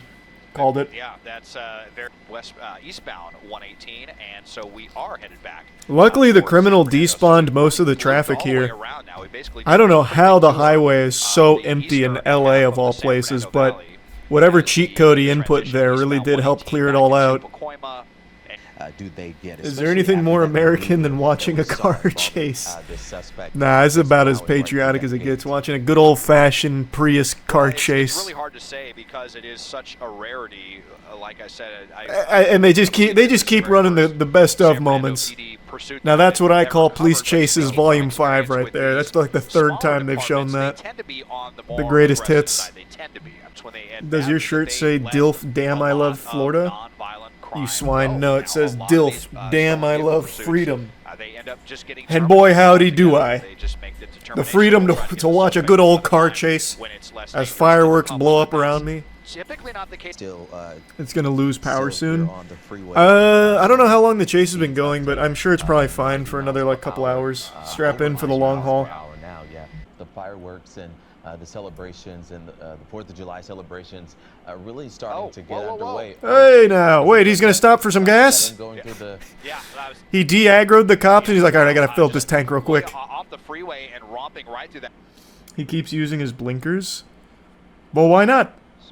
Just because you're in the middle of a car chase doesn't mean you forget your manners and the road rules. Always signal. Good for him. What did he do? Stole a Prius. Which I think is punishment enough. I don't even know if they need to arrest him. Fast. Hitting the brakes, he's going to dive into a side street there. Uh-oh. Wait a minute. Oh. That cop just happened to be there. Oh, wait! It's at that end! Wait, he's out! Oh, no! Driver, though, running up the sidewalk there. Let's see if he goes into the... Oh, shit! Into a little side street there. There's some people there. Nowhere to go. He wasn't checking his mini-map. He didn't realize there was a gate there. LAPD night sunlight lighting up. It might have gone into... We got a officer running... Nah, his goose is definitely cooked now. The only chance he has is if he can find a way to get inside someone's like garage or something, but it's not looking likely. Oh, this guy might just let him in. Hey, bud. Do you want to come in? The cops will despawn. He's really trying to give him the loop-de-loop and pull. Another building, we'll see if he tries to get into one of these apartments. That would be bad news. Across the grass.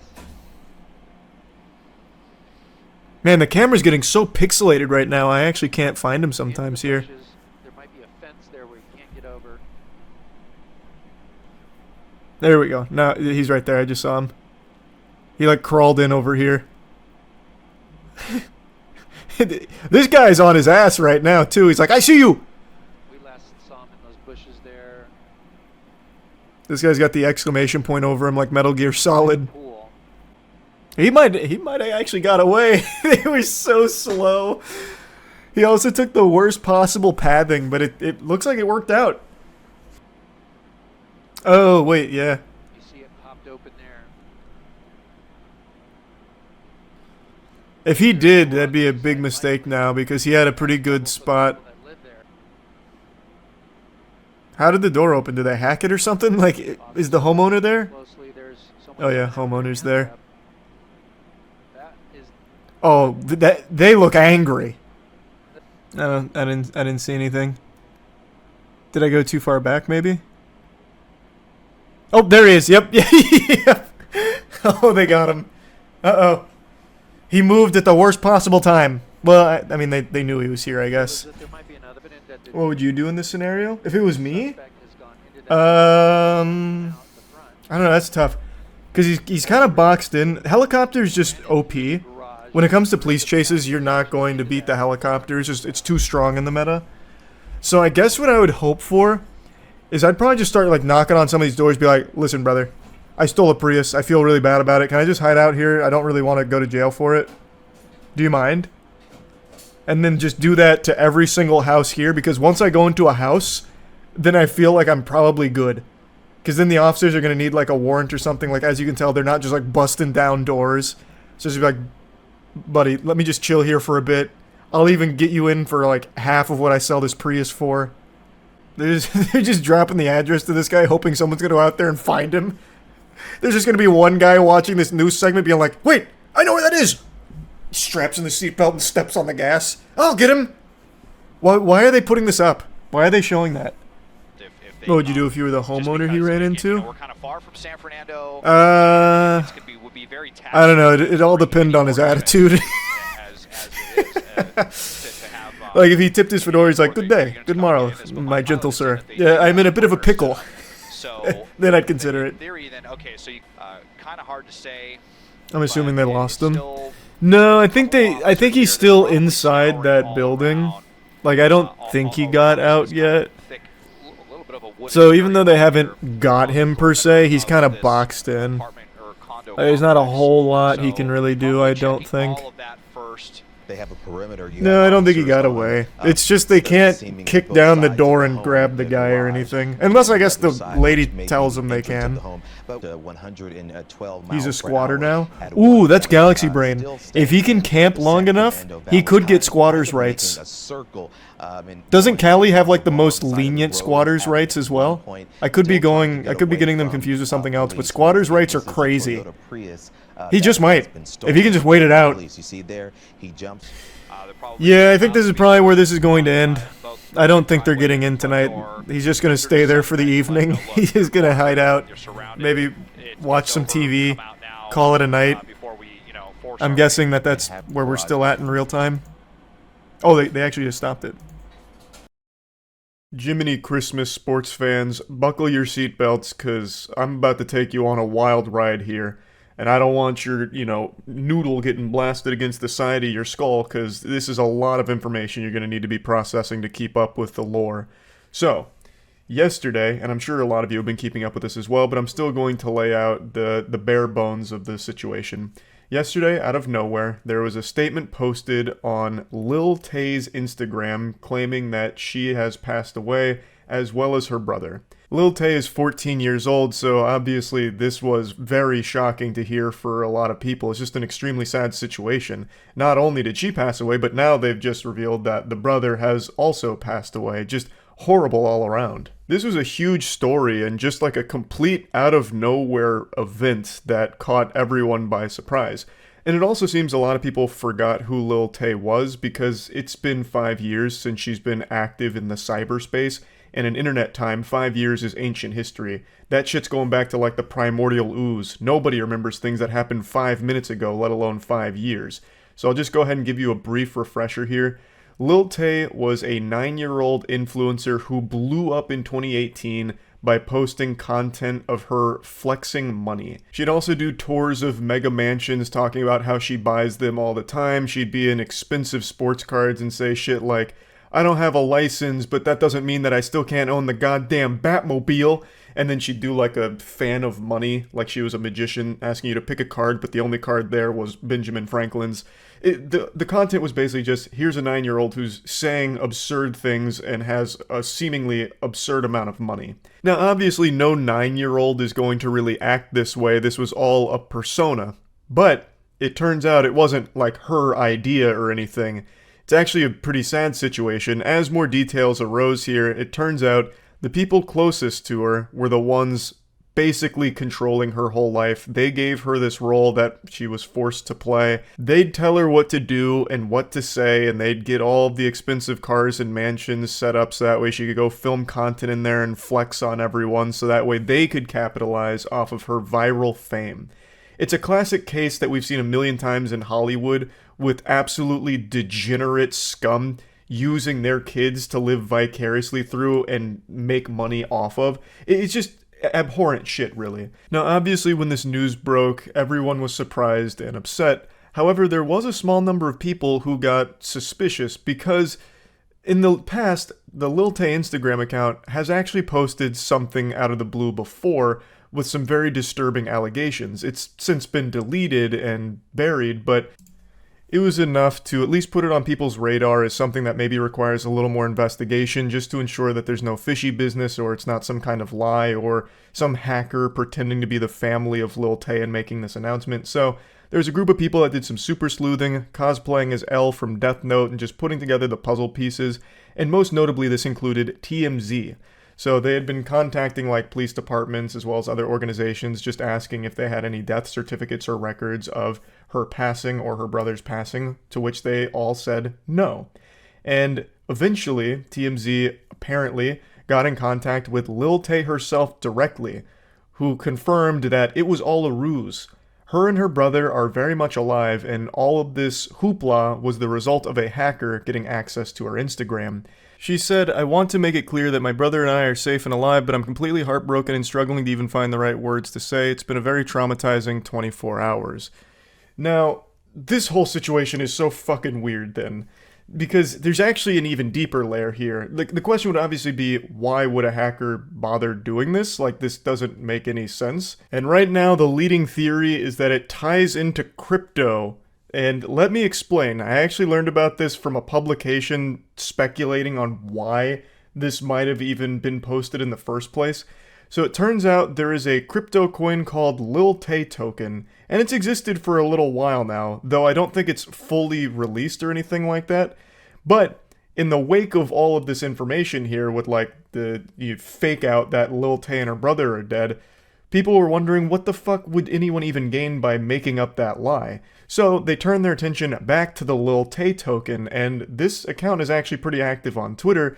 they're denying that this was all a publicity stunt. This is actually spearheaded by someone who has worked closely with Lil Tay in the past. So, the theory does hold a bit of water. They wanted to get Lil Tay's name out there in a big way to get a ton of publicity and hype around her. So they went with the Dino Spumoni approach here from Hey Arnold with the fake death thing. And it got everyone talking about Lil Tay, which in turn would get people to talk about Lil Tay token when it drops. Maybe the idea was drum up all of this interest around Lil Tay's name, then this crypto token comes out and people buy it in honor of her memory. And I think that is the stupidest idea ever. If that is actually the root of all of this evil here with this whole situation, that would be a dumber idea than the fucking shake weight. That is so stupid. That would make no sense. There is no logical thought process that would go into someone saying like, man, it really sucks that Lil Tay and her brother passed away so young, that's tragic. And then being like, in order to show support to their memory, I'm going to buy an overpriced crypto shitcoin. That's what they would have wanted. Like, that's just not going to happen. This would never move tokens. This would never sell crypto for them. So I don't really think that's what the whole purpose was, but it's also hard to deny that there is a chance with how degenerate the internet's become that a team might actually try this. So it's possible, but I think it's unlikely. I think one thing is very clear here though. Lil Tay is surrounded by bad people. They told her everything to say back in 2018, saying awful things, doing garbage shit for the sake of being a viral celebrity so that they could make money off of her. She is surrounded by fucking parasites. The people that she's supposed to be able to trust and rely on most in her life seem to be the ones that are controlling her whole life for their own personal gain financially. It's so sad. But I would like to expand a bit on what I alluded to earlier, where this isn't the first post that's popped up on her account from somebody else about some very disturbing stuff. A couple years ago, there was actually a post on her Instagram talking about how she needs to be saved from her abusive father, and it linked to a GoFundMe page which raised like $17,000, alleging that the father was abusing her and a lot of other really disturbing allegations as well. It was started by her brother and alleges that the father is evil and abusing her and doing everything he can to control all of her money, and it also has like a bunch of pictures as well as evidence. It says that the goal of the GoFundMe is to free her from the life of abuse that she currently lives, and that they're going to be doing everything they can to get her away from the father, and I believe that's through the like court system. But I haven't been able to find any information on that or any updates on the situation at all. There's only one update provided on the GoFundMe, and that was like a week after it launched, where this is what was said. I want to take this time to personally thank everyone that believes the truth and supported Tay even through the conspiracy theories. Please realize a Supreme Court case directly involving a minor is not public information. All documents are sealed and will not show up in the registry. The truth will eventually come out. Kris Hope owes $400K in child support and has stolen millions. Just now speaking about this because I no longer am a minor and now have the right to do so without harming my family legally. All people alleging that I am stealing money through a GoFundMe, please look at the facts, look at the police reports and the abuse. This is a serious situation. I feel like if you raise $17,000 for a situation as serious as this, you would want to keep people updated on what's happening here, and people would want to know. But somehow, this has just flown completely under the radar. I can't find any follow-up to any of these claims or anything that's happened since this GoFundMe. The brother hasn't said anything on it, which is fucking weird. A lot of people apparently accuse this of being a scam, claiming that the brother was taking the money here from the GoFundMe for himself, just pocketing it. And I can see why people would think that, because he hasn't fucking said anything about it. He hasn't given any updates on anything here. It's just been complete radio silence for the last couple of years where no one knows what's going on with this. And that doesn't make any sense. Why wouldn't you keep people in the loop, especially because it's so serious and people are directly donating to try and do their best to help? The brother of Lil Tay has been a very controversial person since the beginning of Lil Tay's career, where there's a lot of accusations against him for a lot of different things. So the fact that all of this here, the hashtag Save Lil Tay movement, all of it that he was putting out there to try and get some steam behind has just vanished without a trace from him or anyone else involved here. It's all really weird. So the post out of the blue claiming that both Lil Tay and her brother had died is not the first time that something has popped up on her Instagram out of the blue with some very alarming stuff. So the whole thing is baffling. It's such a weird mess. I don't know why a hacker would take over her Instagram account to make that post, and I also don't see why anyone on her team would make that post either. There's just nothing to be gained from anyone, no matter what angle you spin it. Like, even the crypto angle, assuming that theory is even remotely true, there's nothing to gain there. Like, there's no one wins. Like, nothing makes sense about this situation. So, yeah, it's just been a weird, wild ride here with this whole story that I just wanted to go over. That's about it. See ya. Hey, Sneako. Does this outfit look familiar? This is the same thing I wore last time I took you over my knee and spanked your bottom with some discipline. And I'm happy to report that these are back in stock and a lot more at moistglobal.com. Last time I talked about you, I used you for a merchandise push as well, so might as well stick with tradition. I bet just seeing me in this attire again has just sent you on a full-blown Winter Soldier episode with your eyes rolling into the back of your skull as you're experiencing post-traumatic stress disorder, because the first video I made on you offended you to such a high degree that you have not stopped whining since. It's already been 3 months, can you believe that? How time flies. You started shit with me by insulting me and my girlfriend out of nowhere, so naturally I responded by making fun of you in return, and showcasing the reasons why I don't respect you. But unfortunately I failed to calculate just how much of a sensitive fucking loser you are, because this hurt your feelings to such a high degree it's become like an Armageddon in your brain. 3 months you have continued to melt down about this. The day after I posted my response, he went on stream and had a huge unhinged tantrum and meltdown about the whole thing, and then he sent some of his viewers over. So I was joking with them, saying like, oh, you guys must have just stopped the cuties watch party over there at Sneako's stream, right? Welcome, cucks, that kind of shit. And it got really under his skin in a big way, so he started dancing around with the gun and threatening to come shoot me. So he kept saying, oh, you're in Tampa, right? I'll come see you, waving his gun around and dancing. You wanna watch my clips? Watch my clips. Watch my clips. You want me to watch your clips? Watch my clips. These are the only clips I'm watching, you were? Now, the reason he keeps saying watch my clips while threatening me here is because during the stream, I couldn't watch him live because he just kept shouting slurs. So I said, watch my clips to see what I was saying about you. I had to communicate via Twitch clips.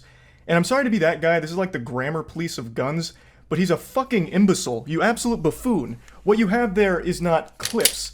These are mags. They're mags, not clips, you absolute fucking dummy. The same way that this is also a mag. They're all mags. Stop saying clips, you look fucking stupid here. Anyway, sorry for the gun anatomy lesson. He was very upset, so he was threatening to come shoot me, beat me up, all of that, because I hurt his feelings, and it's been festering for quite some time now. 3 fucking months. You love to bitch about how everyone's canceling you. These soy boy NPC bots are all canceling you. It's all you do. You treat the teenagers in your Discord like they're your goddamn therapist. Just going in there to complain about the invisible boogeyman canceling you again, shaking your fist at the clouds. I also love that you treat this Discord server like it's your PR team, so you have them work on your responses on Twitter because you're not witty enough to come up with anything on your own. You have no ability to banter. You can't insult anyone. Anytime you're pushed, all you fall back on is one of 3 things: soy boy, bot, or NPC, and that's it. You never deviate from this path. Which is ironic, because you're like literally a sheep. You have 3 programmed responses. You're like the absolute worst character, side character in an MMO. It's pathetic. But I'm getting sidetracked. You love to be super public about how much you hate antidepressants and you shit on anyone who takes antidepressants, but with the way you talk in your Discord server, I'm pretty convinced that you're only 2 or 3 messages away from asking your community to source antidepressants for you under the table to help with all this mental anguish you're going through. And I think that'd honestly be a good idea. It might help you. But I'm putting the cart before the horse here. How did we get to this point? Well, I made that video about Sneako, and I fully planned on that being the only time I ever talked about this asshole. I really did. All I wanted to do was highlight why I personally don't respect him. I know a lot of people criticize me for not tackling his points, and to that I say, bah humbug, this fucking goober didn't make any points. All he did was insult me and my girlfriend. He insulted me and my girlfriend because I made fun of one of his friend's blatantly fake stories. He resorted to childish name-calling like, I'm ugly, and I don't go outside.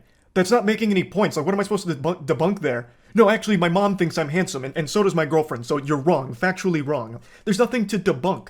The whole point of the video was highlighting why I don't respect him. I'll go ahead and briefly give you a previously on Dragon Ball Z lore recap to bring you up to speed on the points I was making for why I think he is a pathetic piece of shit, and his opinion holds no value in my eyes. Is because he publicly defends Cuties as one of his favorite movies. Cuties was a Netflix film that used real child actresses in sexual situations, so they sexualized real children. A fact that Sneako himself acknowledges, but writes off as being okay because it's realistic, because in the real world children get sexualized. I'll say it again, regardless of what the intention of the film was, they missed the mark because what ended up happening is they sexualized the child actresses. That is a problem. Full stop. Even if the message was supposed to be the opposite, they still ended up contributing to the very problem they were speaking out against. I saw Cuties last night and it was pretty good. It's a pretty good movie. I went in ready to hate like everybody else. I saw the cover and I got clickbaited. So did you. You got clickbaited. The thing about Cuties is it's not an unrealistic film. Like, yes, it shows children in a sexual way, but this is not unusual now. And the people who are really mad about this aren't Gen Z. Imagine claiming children in sexual positions is clickbait. Yikes. That's rough. You admit that the children were sexualized. That is bad. Okay? That means the movie failed in its mission. I don't know what you don't get about that. But regardless, I'm not here to just keep hammering home the same points. Another thing that I talked about for a reason I don't respect him is because he battles with his own sexuality. He is very public about how he used to go to these swinger parties, I think he says 4 in total over the course of like 2 weeks, where he watched his girlfriend get fucked by other men. Even telling the story of how he was literally in the bed watching his girl get fucked by a different man, moaning intensely, and it was traumatizing. Yet he recommends that everyone should try it at some point for some reason. Because this was, imagine seeing the girl you love, like, get fucked. Get fucked. You love her? Yeah, I do. I love her. I was about to say I love this bitch. I'm like, nah, let me not say that. I love my wifey, my queen. And you allowed the love of your life to get fucked by another man. What happened to the other agreement? Why that one didn't last? I'm crazy. The first time, as soon as I saw it, like 3 pumps in, I just got up and walked out. I'm just like, I can't do that. Like, feeling traumatic thoughts, like seeing her with another person. It's a lot. But I think it's something everybody should do just to test. No! You know what? So my point with this was, why is this the guy that's lecturing everyone on their relationships, shitting on people's relationships, when he himself is in one that makes him very upset and he can't come to terms with it? Now, if he's open about being a cuck and happy and proud to be a cuck, that's fine. But he's not. It makes him mad every single time. So why the fuck is this insecure guy the one that's the moral authority on healthy relationships all of a sudden? That was the point of me bringing up that clip. Now, that was basically the whole video. I summed it up real quick. All I pointed out is I don't respect his opinion because he defends a movie I consider to be child porn. I think any film or any production that has real children being sexualized should be classified as child porn. That's how I view it. Maybe your definition's different, but that's how I personally view that kind of content. So him defending that was beyond reprehensible to me. And him being very public with his cuckoldry and how scarring it has been, it should be a lesson and an example that he himself is not great when it comes to relationships and all these things. And I posted that and it made him extremely upset and he hasn't stopped fucking crying about it for 3 months. So, fast forward to 2 days ago. I was streaming a Moist Esports tournament and I went up to go to the bathroom. I had to take a shit. It was a double flusher. So I was on the toilet for quite some time and I saw a Sneako post that he's posted quite a few times now and I thought, you know what? Fuck it. I'm not doing anything else right now on the porcelain throne. I'll play in the pig pen.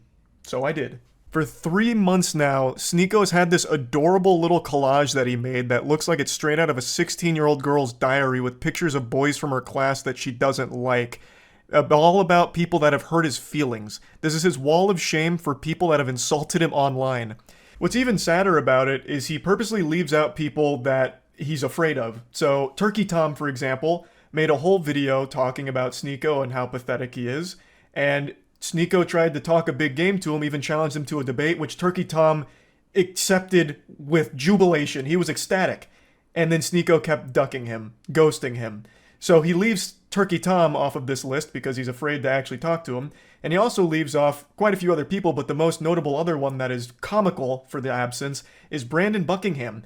Brandon Buckingham is an internet content creator that Sneako lied about for a long time, and they had a lot of beef, and Brandon Buckingham actually challenged him to a fight. And Sneako is very fearful of him. We'll get into that more in depth in a moment, but I just need to set the stage a little bit here with this collage. So after seeing this for the 100th time in the last 3 months, I finally just said, holy shit, you pathetic, sensitive, soy little worm. I made fun of you for watching your girlfriend get fucked by numerous other men and also insulted you for defending child porn. That's not cancellation. That's just spitting on you for being a pitiful, sad cuck. And this puppy really blew up on Twitter in a big way. Now, I will say it again. What I did, and what I am doing right now, is not canceling you, Sneako. I am insulting you. I am making fun of you. Something that you were supposed to be a huge proponent of, right? Wasn't like one of your big things like bullying needs to be brought back.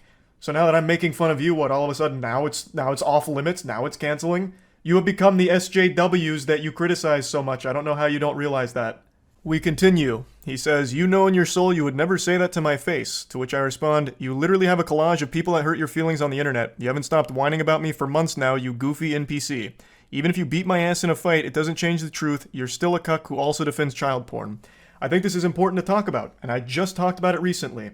When you are getting your feelings hurt and your immediate response isn't to fire back with insults, jokes, whatever, it's to challenge someone to a fight, you've taken a huge L. You've shown that the person has got under your skin, and the only thing you can resort to is a caveman brain of, I'll beat you in a fight. Sneako, you beating me in a fight doesn't unfuck your girlfriend from the numerous men that had sex with her in front of you. It doesn't do anything. Everything I've said still stands. Nothing changes. It doesn't even salvage your ego. All it is a pathetic fucking attempt at attention. And I don't think you believe half the things you talk about. I really think Sneako just panders as much as possible. He himself doesn't even stand by the things he talks about. I really don't think he has any beliefs of his own. He just echoes what he thinks is going to get him the biggest audience / the most money. That's what I think. So this puffing out his chest of challenging me to a fight is clearly attention. That's what it feels like. Because you don't have the same energy for Brandon Buckingham. Brandon Buckingham is more than willing to fight you any day of the week. But with him, you don't want to do that. For some reason. Why? Do you not stand by your beliefs when it comes to Brandon Buckingham? He has said all the same things about you that I am saying about you. So why is he exempt? Why don't you want to fight him? That's so weird. This is what you said about Brandon Buckingham and fighting him. And then finally, when Brandon Buckingham is down to meet Sneako, he's there to box him. They're both similar sizes. Sneako would now rather just sit at home and tell jokes behind his computer. I'd rather sit at home and yell at a camera, tell jokes than, risk my manhood falling flat for Brandon Buckingham, if I lose the fight. So now it's suddenly cool to just stay at home and keep it all online. The full video here from Willie Mack is an absolute masterpiece on laying out every pathetic thing that Sneako has ever done, said, or everything ever. So I highly recommend checking it out. I'll put a link to it in the description. It's a banger. So, as you can see, the people he's confident in fighting are ones that he feels confident he'd win against. I'm 5'6". I think he's 6'1". So the height advantage he feels very confident with. And he has every reason to. He would probably beat me in a fight. But like I said, that doesn't change anything. Everything I've said is still true. You are a cuck, self-admitted, and you have defended cuties publicly, which, by more than just me, by many, is considered child porn. You're pathetic. Beating me in a fight doesn't change any of those facts. I've also been super vocal about how I don't want to fight. Like, I'm not afraid to say, I don't want to get hit in the head, right? I'm afraid of taking headshots. It's probably a super normal fear to have, so I'm averse to going into a boxing match, especially one that's just a clout-driven spectacle like this. That'd be completely fucking worthless. And I've been super open about that, which I'm sure you know since you keep saying that you've watched my content, so you probably know that I was never going to accept a fight in the first place. Especially since you're, significantly taller than me, right? It wouldn't make any sense. And even though you would probably beat me in a fight, you're certainly not beating me in an aesthetic physique competition, because goddamn, I blow your ass out of the water. Look at this fucking anime character physique I'm rocking. Meanwhile, you're over here with that Abercrombie and Fitch from 1998. Now, in Sneako's credit, he did start going to the gym recently. Maybe I inspired him, and you know what? That's great. I'm glad I could have a positive impact on your life like that, Sneako. Getting into the gym is a fantastic thing, and you're gonna feel so much better. And I know you'll start seeing results soon as long as you keep at it. And then finally, our last exchange goes very similarly to the others. You're not special from the other 10 soy boys who say the same thing. If you got a problem, stop talking on the internet. Let's solve it. So I said, got your Discord still working on responses? Brother, I have no problem. You started it and I made fun of you in return. You're upset about publicly admitting to cuckoldry and get mad at me for bringing it up. You should be mad at yourself instead. Have some self-reflection. Which it's true. I don't have a problem. You literally started it, Sneako, and you even asked your audience to let me know everything you said and send me your clips. You actually asked for a response, and then got super upset when my response was a little too mean to your feelings. How is that not the ultimate cuckoldry? Like, even more so than your girl getting clapped by 1,000 men. How? Like, how can you, with a straight face, still call other people soy boys? I'm not kidding, I really didn't want to keep talking about you, but you won't stop talking and crying about me. It's sad. I understand you have a humiliation fetish, so hopefully this whole thing has helped you orgasm one more time from all of it. I don't think it's fun dunking on you, Sneako. I don't. And I'm certainly not canceling you. But you keep doing this. So you forced my hand to make fun of you again. But anyway, that's about it. See ya. Experimental whodunit game based on the latest AI technology to generate dialogue in real time. Absolutely. No way they're actually gonna talk to me. Pascal. Like Facade? No, Facade's not AI. I mean, I guess you could make some kind of argument that it's like pseudo-AI, but not really. Type here or speak into your microphone. Okay, I have to fucking try this. And okay. The second I stepped off the train into the city of vaudeville, I could... Oh, I didn't mean... I did not think that would skip it. Shit. Well, too late now. Ray tracing activated. Hey, can you hear me? Hey, can you hear me? Hey, can you hear me? Oh. Hey, can you hear me? Oh. Well, what's the point of being rich and living in vaudeville if we can't have a little fun and mischief? Don't What? worry, I'll cheer up soon enough. I just said hey. Why are you trauma dumping? How do I speak to you? With my voice. I wonder if she says this every time. Oh wait, press F1. I'm sorry. I'm not sure I understand the prompt. Wait, what's happening? Could you please clarify or provide more context? What if she says this every time? A white press F1 time? Oh, Jesus, wait, now it's hearing me. I'm white press F1 time. That's not what I said. Scratch. Scratch. How do I undo? Oh boy. This is going south. Okay. Reset. Let's get some information now. Now it's working. Good evening, Miss Potter. Oh, hello there. I'm afraid I'm not feeling quite myself today. But don't you worry, I'll bounce back soon enough. Life's too short to stay down for long, wouldn't you say? I concur, Miss Potter. What's got you down this evening? Oh, just the usual, dear. The weight of my wealth and status can get a bit heavy at times. But there's nothing that can't be cured with a bit of shopping or a nice dinner party. And maybe a little mischief on the side, if you catch my drift. I understand, Miss Potter. Prostitution is a viable career for a young lady your age, but I don't think it's morally acceptable. Prostitution, you say? How quaint. No, note my darling. The only profession that interests me is heiress. And as for my sadness, well, it's not like me to dwell on such things. A few glasses of bubbly and some good company, and all will be forgotten. Yes, let sleeping dogs lie. The past is the past. But what do you know about the murder in vaudeville, Miss Potter? Murder? My, how thrilling. I must admit, I do have a certain fascination with the darker side of life. But no, I'm afraid I don't know anything about the murders in vaudeville. Although, I have heard some rumors about Monsieur Suxabar and a secretive project. But you didn't hear that from me, of course. What is Monsieur Suxabar known for, exactly? Well, Dear, I'm not sure if I should be telling you this, but let's just say that Monsieur Saksabar is known for his interesting hobbies. Some say he dabbles in the occult, while others claim he's involved in some rather unsavory business dealings. But like I said, it's all just hearsay. Have you ever used a Ouija board, Miss Potter? A Ouija board. My goodness, no, I much prefer more hands-on methods of communication with the other side.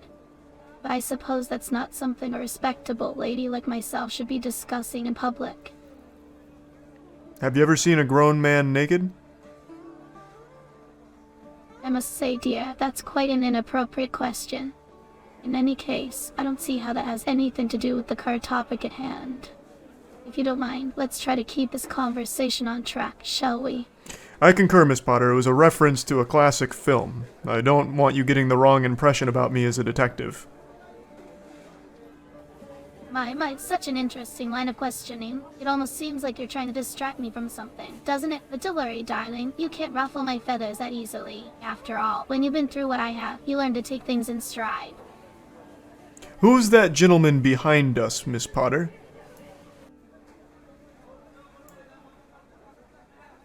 Oh, I see. When I right mouse click, it takes me... Nope, no it doesn't. Oh god, Miss Potter, disregard everything I'm about to say.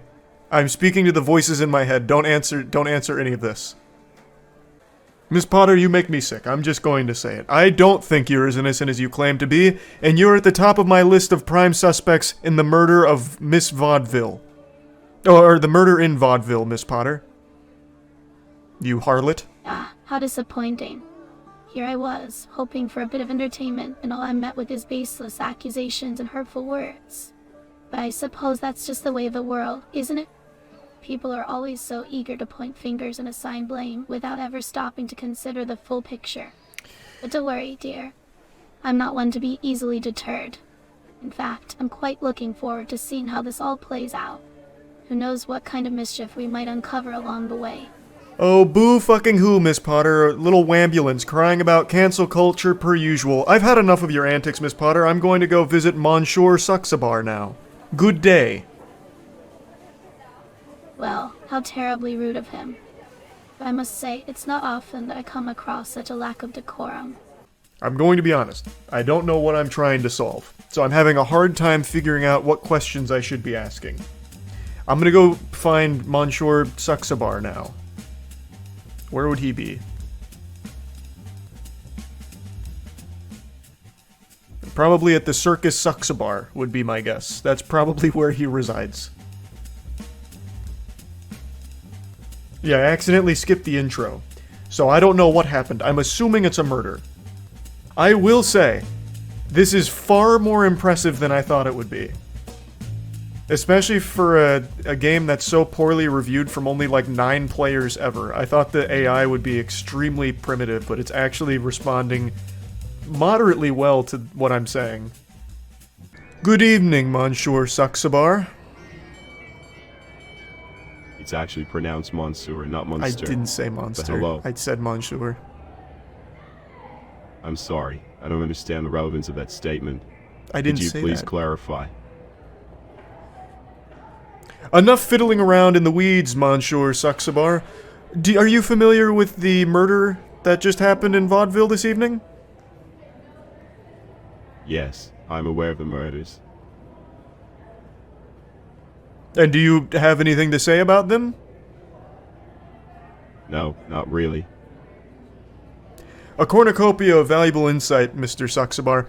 I have on good authority that you are not exactly clean in these murders. Where were you on the night of the first slaying? I'm sorry, but I cannot answer that question. As I said before, only Chief Greatsky and the police have the authority to formally accuse anyone. I'm working with the police. And what is this about Chief Gretzky? That's great. Didn't realize I was dealing with a lobotomite. Monsieur Saksabar, are you aware it's a crime to lie to a detective? I have nothing to hide, detective. But as a law-abiding citizen, I can't say anything without the presence of my lawyer. How can I get in contact with your lawyer, Saksabar? You can't. And why is that? Because my lawyer is unavailable at the moment. What is he doing at the moment? Excuse me, but what do my current activities have to do with the investigation? I had a frog in my throat. I meant to ask, what is your lawyer doing that makes him unavailable at the moment? My lawyer is currently out of town. On what business? Sorry, detective, but as far as I know, it's none of your business.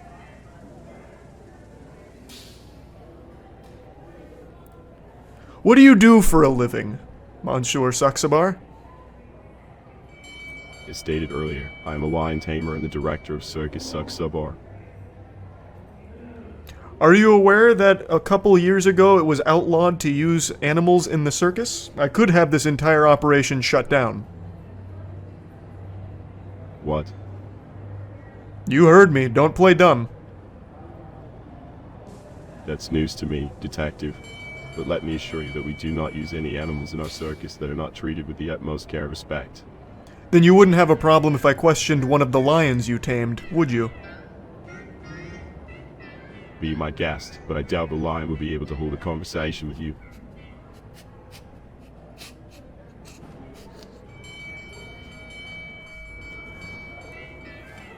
You're a tough nut to crack, Saxabar. I'll give you that. Thank you, detective. Not a I pride compliment. myself on my resilience and self-assuredness.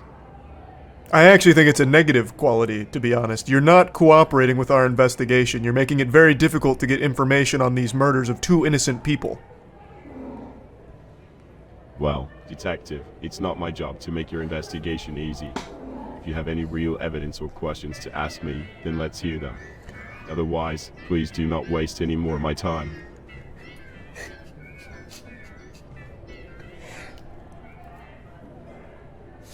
I see when I'm beaten. Excellent work, Saxabar. I'll get out of your hair now. Alright then. I just got fucking giga-chatted. What in the fuck was that? What AI was that? That was like War Games. I couldn't get through to him at all. I got cooked. Jesus Christ. Alright. Saxabar's, he's a tough foe. That's a silver-tongued devil. Alright, I need to know what, like, I don't even know what the situation is. Like, it's so hard. I wish I didn't skip the intro, but I'm in too deep now. Wow, Chief Gretzky, you look like death. What the fuck is this? Well, Detective Martini, I don't feel like death. Is there anything in particular that gave you that impression? Your ghoulish appearance. You're all skin and bones. When's the last time you ate a full meal, Gretzky? I'm not sure if my appearance really concerns you, but I assure you that I eat regularly. Now, what brings you here, Detective? Do you have any new information on the case? What the fuck do you eat, Gretzky? Like little cheese crumbs like a rat? Like, my god. This is disgusting. You make me sick, Gretzky. Detective, it seems like you're making assumptions about my eating habits based on my physical appearance. However, if you have relevant news about the ongoing investigation, please share it with me. What is the case? Can you break down the basics of the situation we're dealing with, Chief Gretzky? Of course, the situation is quite serious. 3 people have been brutally murdered in vaudeville in the last few weeks. We have reason to suspect there may be more than one perpetrator. Have you come with new information, or are you simply here to question my health and looks? Your health and looks are repulsive. You look like a crack addict. But I am here to try and get more information about the specifics of the murders. Do we know what the method of killing was? We don't know the exact methods, but we do know that they were caused by brutal attacks. The coroner's report should provide more detailed analysis. Why do you ask, Martini? Do you have any theories or leads on the case? Frankly, Gretzky, I don't know what the case is. sorry. I'm not sure what you mean by that. Could you clarify? I don't know who died, where, when, or why. If that's the case, then what information do you have for me, and why did you come to me? Gretzky, I don't have any information for you. I'm trying to get information out of you so I can help properly aid in this case.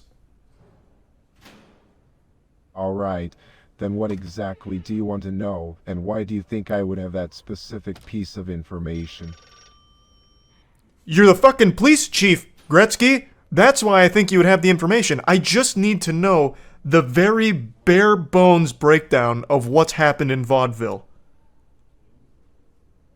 Please don't make me talk about this again.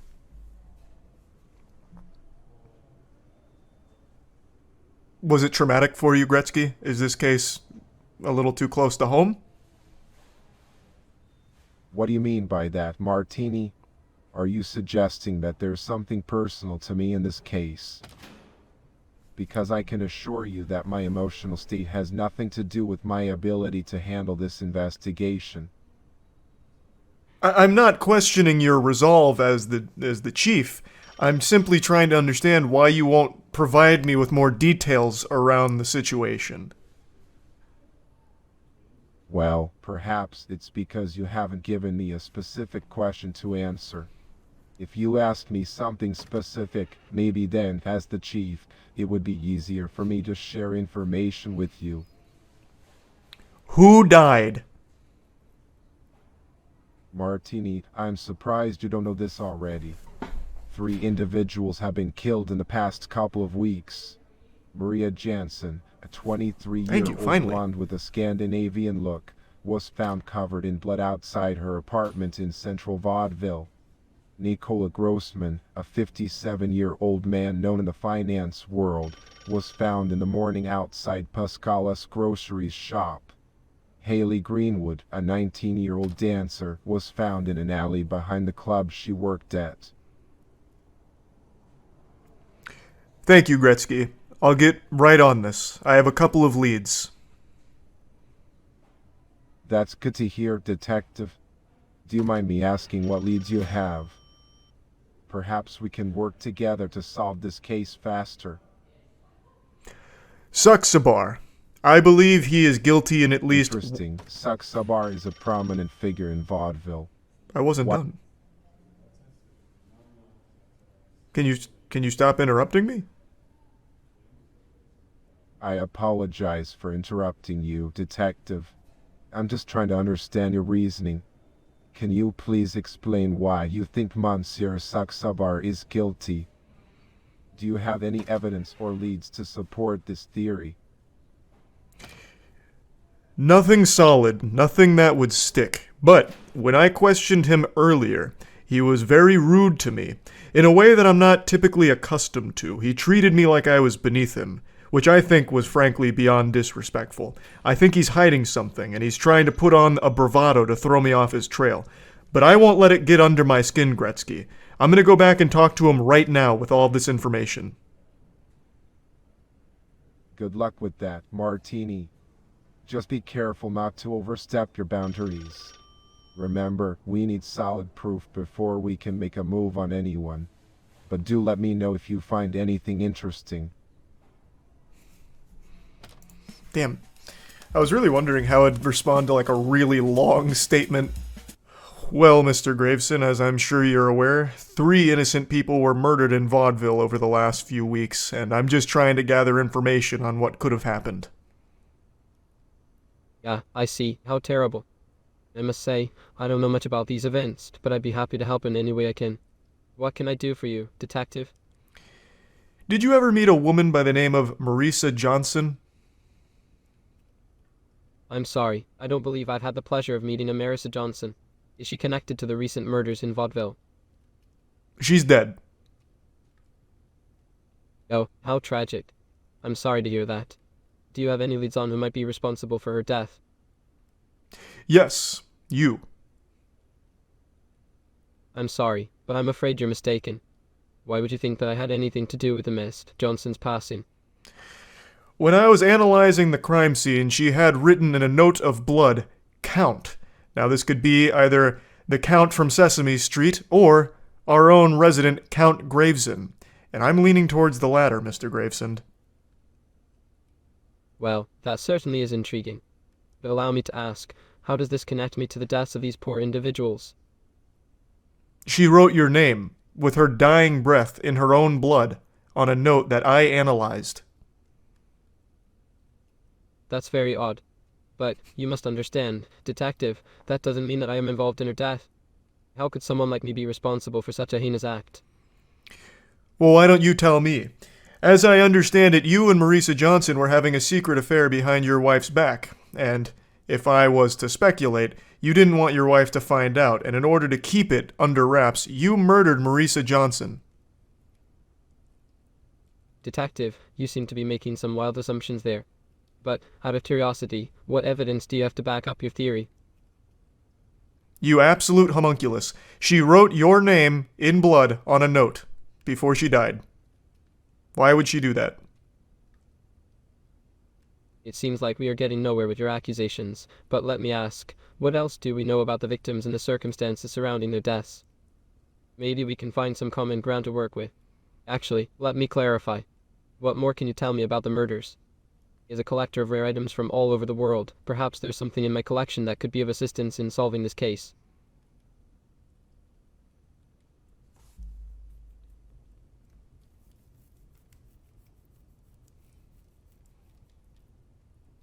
What rare items do you have in your collection? My apologies. We seem to have strayed from the topic at hand. My extensive memorabilia and artifacts include masks, horns, and other intriguing objects collected during my travels to Africa and Eastern Europe. But let me ask, do you think any of these objects could be connected to the crimes? Yes. Next to the note Marisa Johnson wrote, I found a mask. Could it have come from your collection? Oh, really? How fascinating. May I see this mask? Perhaps I can help identify its origins and shed some light on its connection to the case. My collection does contain some masks from Africa and Eastern Europe, but I can assure you I had nothing to do with the deaths of those individuals. However, if this is related to my collection, I would be happy to assist in any way I can.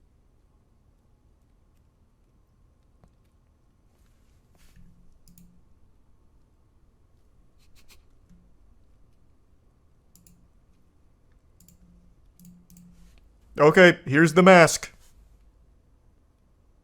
May I take a closer look at this? I'm not sure if I recognize this particular mask, but I would be interested in exploring its origins. Perhaps there's something about its design that can give us some clues. You may. I'll hold it up closer to your face so you can get a look at all of the intricate designs on the face. I see. This is quite an interesting piece. The craftsmanship is quite impressive. I wonder if the intricate designs on the face hold any significance or meaning in the culture from which it originated. Do you recognize what culture this mask may have come from? I'm not entirely sure, but it does resemble some of the masks I've seen from the Yoruba people of Nigeria.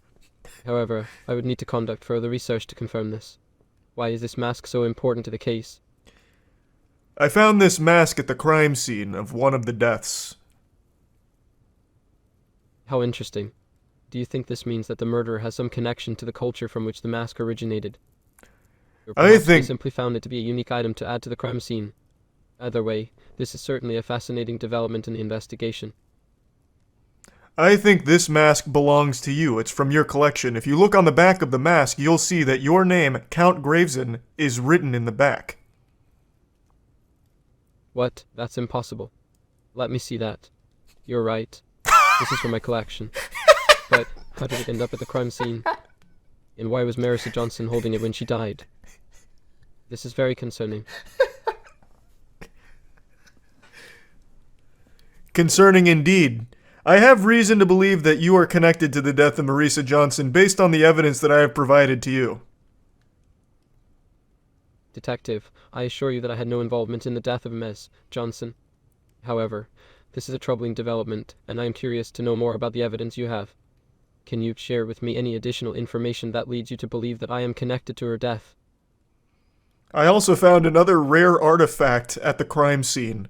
And it too has your name written on it. See? Look right here. Your name, Count Graveson, is inscribed on the back of this rare artifact. That's very strange. While this artifact does indeed come from my collection, it was never meant to leave the manor. Can you tell me more about where and how you found it? And, more importantly, can you explain its connection to the deaths of these individuals? This rare artifact was holding a gun into the back of the head of Marisa Johnson. I have reason to believe that this artifact is indeed alive. From your collection. Alive? Are you suggesting some kind of supernatural involvement in these events? You must be mistaken. These items are just objects. They can't be alive. However, it is true, some of the items in my collection do have historical and cultural significance. But surely, they couldn't have played a role in these terrible crimes. Nonetheless, it would be useful to see the evidence you have and try to make sense of it all. I don't believe in the supernatural, Count Graveson. I don't think these objects came alive. I think you put the gun in the hand of the artifact and tried to frame the rare treasure for the death of Marisa Johnson. Do you see how I arrived at this conclusion? That's a very serious accusation, Detective. If you don't mind me asking, what exactly is it about me or my behavior or my past actions makes you think that Damn, you didn't really address that treasures one. for murder is a plausible explanation? It's important to me to understand your thought process and the logic behind this theory so we can work together to clear up any misunderstandings. I'm done playing games with you, Graveson. You've been deflecting this entire conversation. I'm taking you to the station. Come with me. Wait. Please, can you tell me what evidence you have against me? What is it about my collection or my involvement with these individuals or these cases has led you to suspect me of wrongdoing? I've explained it 1,000 times over, and I'll explain it till the cows come home, but you're not getting out of this one, Graveson. I won't let you weasel your way out of my grasp. I'm putting the handcuffs on now. Please, can you at least explain to me why you think this way? Perhaps there is a misunderstanding or something you have not shared with me yet. As someone who values my reputation and integrity, it is important to me to understand the reasoning behind your suspicion. No, I won't let you fight out of these cuffs, Graveson. Stop resisting arrest. I'm going to get my taser out. Why are you so insistent on accusing me of these crimes, Detective? He's not RPing with me anymore. Is there something about me or my collection or my relationship with the victims of these crimes? Is there something specific you're looking for, something you think you found? I've had enough, Graveson. Get on the ground or I'm shooting. Wait, hold on a moment. Can't we talk this through? If you have evidence or suspicions, let's work together to clear up any misunderstandings. As someone who values my reputation and integrity, I've got him stuck in a loop now. The reasons behind your It looks like they have flags in their Can you tell dialogue. me more about the evidence you have against me? I have no evidence, Graveson. I'm executing you. Bang. Whoa. There's no need for violence here. Can't we discuss this calmly and rationally? If you don't have sufficient proof to support your claims, then perhaps we can explore other possibilities and move forward in a more productive manner. What exactly is it about my collection or my behavior or my involvement with these individuals or these crimes do you find suspicious? You're dead now, Graveson. I've shot you. I'm sorry, Detective, but I must ask again. Why are you so insistent on accusing me of these murders? Is there something about me or my collection or my relationship with the victims of these crimes which is making me appear guilty in your eyes? I understand your job is to find the perpetrator, but please, I'm feeling very insecure and uncomfortable with the way you're handling this situation. I would appreciate it if you treated me with more respect and explained to me why you suspect me. I'm willing to cooperate and assist in any way possible, but I can't do so if you continue to treat me like a criminal without any evidence to back up your allegations. I shot you again. Please, can we try to have a civil conversation? Damn it. If there is something you're looking for or something you think you found, maybe we can work together to find a solution. Thanks for your But Lorenzo. shooting me won't solve anything. What if we try to approach this in a more rational and calm manner? Bang, bang, bang, bang, bang, bang, bang, bang, bang, bang. Sorry, could you repeat what you just said? I was momentarily distracted by something. I killed you. Oh, really? That's quite an interesting idea. What do you think motivated me to commit these alleged crimes, Detective? Alright.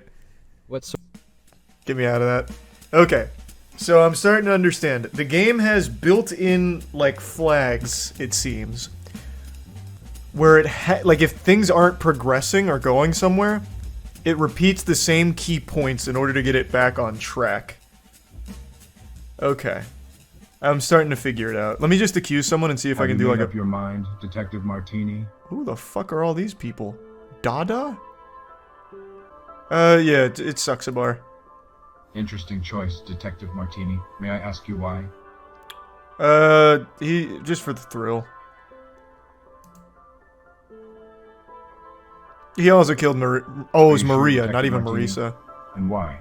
It was Suxabar again for the thrill. Once again, Suxabar. Interesting choice, Detective Martini. May I ask you why? Yeah, he was just having fun. Like, he thought it was a good time. Detective Martini, this is complete nonsense.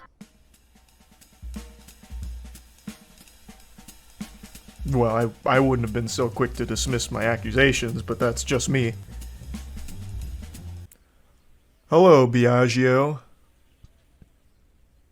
Ah, greetings, my dear acquaintance. I trust that you have come to bask in the glory of my presence and perhaps glean some morsels of wisdom from my vast experience in the world of investment and entrepreneurship. But do hurry along now, as I have many a fish to fry and precious little time to waste on idle chatter. No, you nerd. That's not why I'm here. I'm here in regards to the death of Nikola Grossman. Do you know him? Oh, the late Nikola Grossman? Yes, I did indeed have the pleasure of knowing him quite intimately. But I'm afraid I must inform you that you are chasing a wild goose, my friend. I am not one to get embroiled in such petty affairs as murder investigations. My interests lie in the more lucrative and glamorous pursuits of business and investing. Why do you think someone wanted to kill Nikola Grossman? Ha, you asked me to divine the motives of a killer? That is a task for the augurs and soothsayers, my dear fellow. As for myself, I am but a mere mortal with no inclination towards the occult. But if you insist on my opinion, I would wager that it had something to do with the tangled web of human relations. After all, there are more things in heaven and earth, detective, than are dreamt of in your philosophy. Why are you such a pretentious douchebag? My, such crude language. I suppose it's true what they say about familiarity breeding contempt. But let me assure you, my good sir, that my vast God, you vocabulary Redditor. and You just dropped impeccable a my manners good are the sir. hallmarks of a refined and cultured gentleman such as myself. However, I do understand that not everyone can appreciate the finer points of linguistic dexterity. Perhaps we should stick to simpler phrases so as not to cause any undue confusion for the less educated among us. Biagio, have you ever used Reddit? Reddit, you say? While I am familiar with the various platforms of the online discourse, I am afraid I have not had the pleasure of perusing the particular forum. One cannot waste their time on the trivialities of internet chatter when there are fortunes to be made in the world of business and investment. But I'm sure it's a delightful pastime for those with more leisurely pursuits. What kind of business do you do? Business, you ask? Well, I'm not just in the game. I'm the whole kit and caboodle. I've got fingers in more pies than you could shake a stick at, and I'm always on the lookout for new ventures This to means sink my nothing. teeth into. What do you do? From automobiles to zoology, there's no field too esoteric for me to turn a profit in. In short, detective, I am a true Renaissance man of commerce. What companies do you own? Oh, my dear friend, you are treading in deep waters indeed. To list all of my companies would be like trying to count the grains of sand on a beach. Just name one. Suffice it to say that I have my hands in a great many pots, and the profits they yield are like sweet nectar to my lips. But I imagine that such matters would be quite beyond the comprehension of someone who deals in the petty affairs of crime and punishment.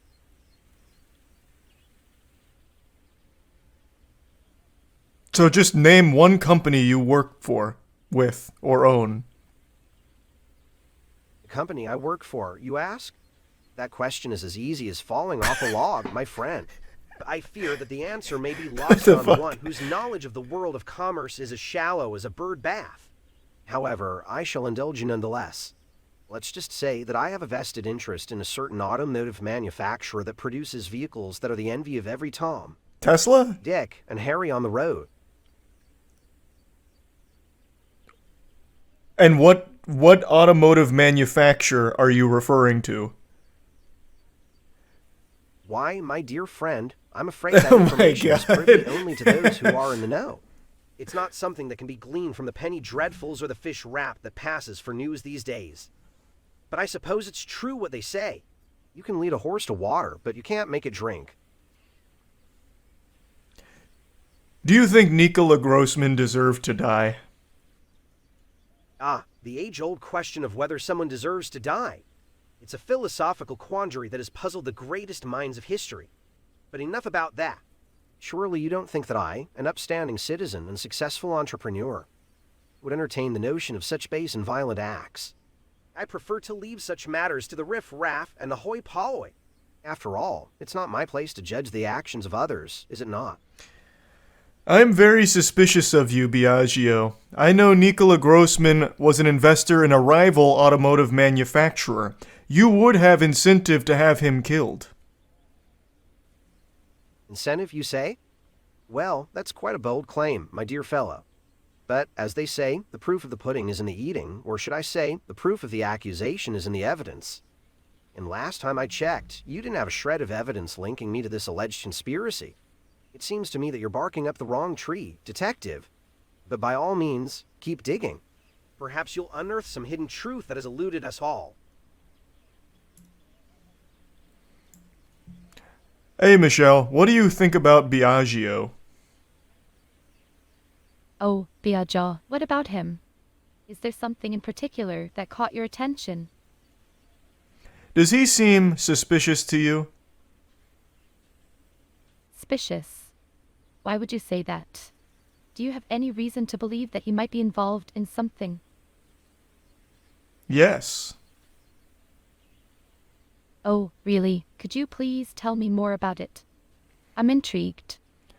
I think he had something to do in the death of Nikola Grossman. What makes you think that, detective?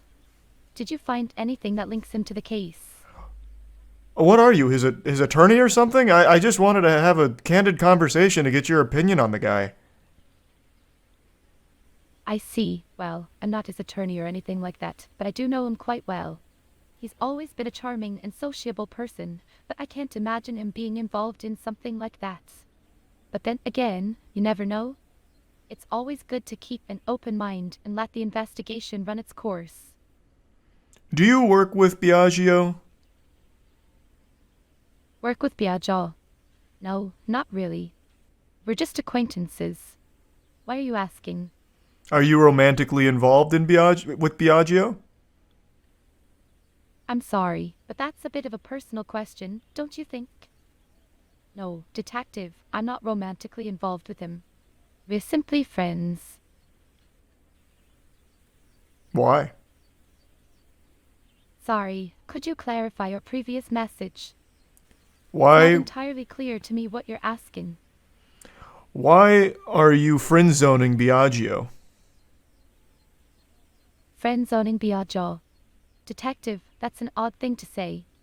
As a woman in my middle adulthood, it's normal for me to have male friends without any romantic involvement. It's not about friend-zoning anyone, it's just the nature of our relationship. Well, I talked to Biagio, and he said he really liked you a lot. Really, that's very kind of him. He's a good person, and we get along quite nicely. Did he mention anything else about me? He wanted to clap your cheeks. Detective, that's a very inappropriate and disrespectful comment. Please refrain from making such remarks in the future. Now, can we please get back to the topic at hand? Those were his here words. To discuss the investigation into the deaths of Nikola Grossman, Maria Jansen, and Haley Greenwood. It was his words, not mine, about the cheeks clapping. Well, that's certainly an interesting choice of words, but let's move on from that. So, what did Biagio have to say about the case? He insists. Did he mention anything that might be of help to the investigation? No, he deflected when asked about Nikola Grossman's death. That's unfortunate. It would have been helpful to get his insight on the matter. Do you have any other leads or information that you think could be relevant to the case? No, I'd like you to talk to Biagio and then tell me what he said in regards to the murders. Sure, I can talk to Biagio and see if he has anything to add. By the way, why do you ask? Is there something specific you're hoping to find out? Well, yeah, I want to see if he's at all involved in the deaths of these 3 innocent people. Oh, interesting. I'll definitely speak to him and let you know if he says something relevant. On a different note, what led you to become a detective? We're Seems done like here. A challenging and exciting career. I'll have none of this, Michelle. You're being very inappropriate with me now. My apologies if my question made you uncomfortable, Detective. It was not my intention to be inappropriate. Is there anything else you'd like to discuss, perhaps related to the investigation? No. In fact, I'm actually very disturbed with how you've ended this conversation with me. You know I've been in a relationship for quite some time, and yet you still decided to hit on me. I'm sorry, but I don't recall making any advances towards you, nor do I have any intentions of doing so. Perhaps you've misunderstood something I've said. Could you please clarify what you mean? No, I can't. I'll be leaving now, Michelle. Think about what you've done. I'll be back. I'm sorry to hear that you feel uncomfortable, but I'm not sure what you're referring to. Could you explain what you think I've done wrong? Okay. How do you actually get, like, evidence? I imagine there's gotta be something. Tell him you have a picture of him killing Nikola. Wait, that's a great idea. Every time I perform an autopsy, I'm reminded of just how intricate and complex our anatomy truly is. It's a privilege to be able to study it up close and try to understand the cause of death. You're scaring me. I'm sorry, I didn't mean to scare you. Death is a natural part of life, and as a coroner, it's my job to examine the physical aspects of that process. The medical terminology can be a bit daunting, I know.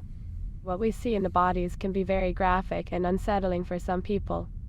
That's why I always suggest that people take care of their physical and mental health, so they can live a long and happy life. Where do you think we go when we die? Well, Detective, the question of what happens after death is a complex one. From a scientific standpoint, we can say that the body undergoes a series of changes as it starts to decompose. However, what happens to the consciousness or soul is a matter of personal belief and faith. Some believe in an afterlife, while others don't. As a scientist, my focus is on the tangible, observable evidence. But as a human being, I understand that death can be a difficult topic to grapple with. So what do you believe in? As a medical practitioner, I cannot allow my beliefs to influence or sway my professional opinion. My job is to remain objective and impartial. That said, I do think that it's important for individuals to have a spiritual or philosophical understanding of their mortality. It can bring a sense of peace and comfort during an otherwise stressful time. This was very insightful. So exactly how was Nikola Grossman killed? The cause of death for Nikola Grossman was a stab wound to the back of the neck, made with a butcher's knife. The wound was deep and caused severe damage to the spinal cord, resulting in almost immediate paralysis and death. It was a quick and violent end to his life. It's a tragedy, really.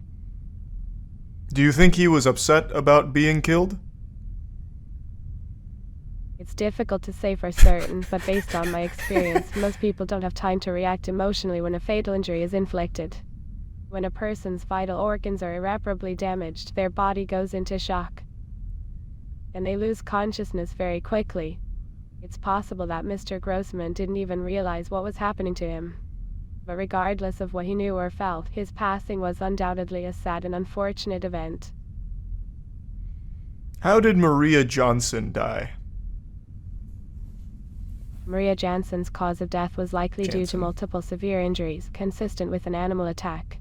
The bite Oh, marks on actually her is arm suggest Suxabar. that an animal, or possibly a human with a very strong bite, may have attacked her.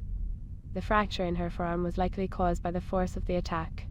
Her injuries were extensive and severe, and she likely died from blood loss or organ failure. Her death was tragic and violent, and my heart goes out to her loved ones.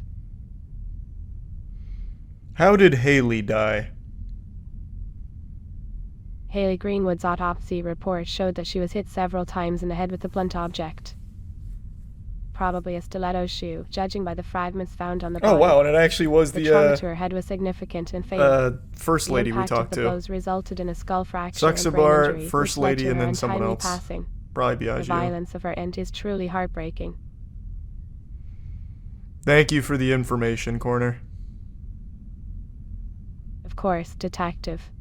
I understand that this information can be difficult to process. Death is never easy, especially when it comes in such violent and unexpected ways.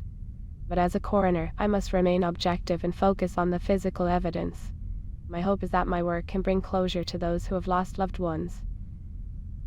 Have you ever watched somebody die? Yes, I've witnessed many deaths throughout my career.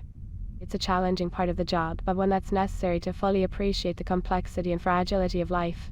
There is no way to prepare yourself for the finality of death, but it's an important reminder to cherish every moment we're given and to live our lives to the fullest. The human body is an intricate and amazing system, and it's humbling to see it come to an end.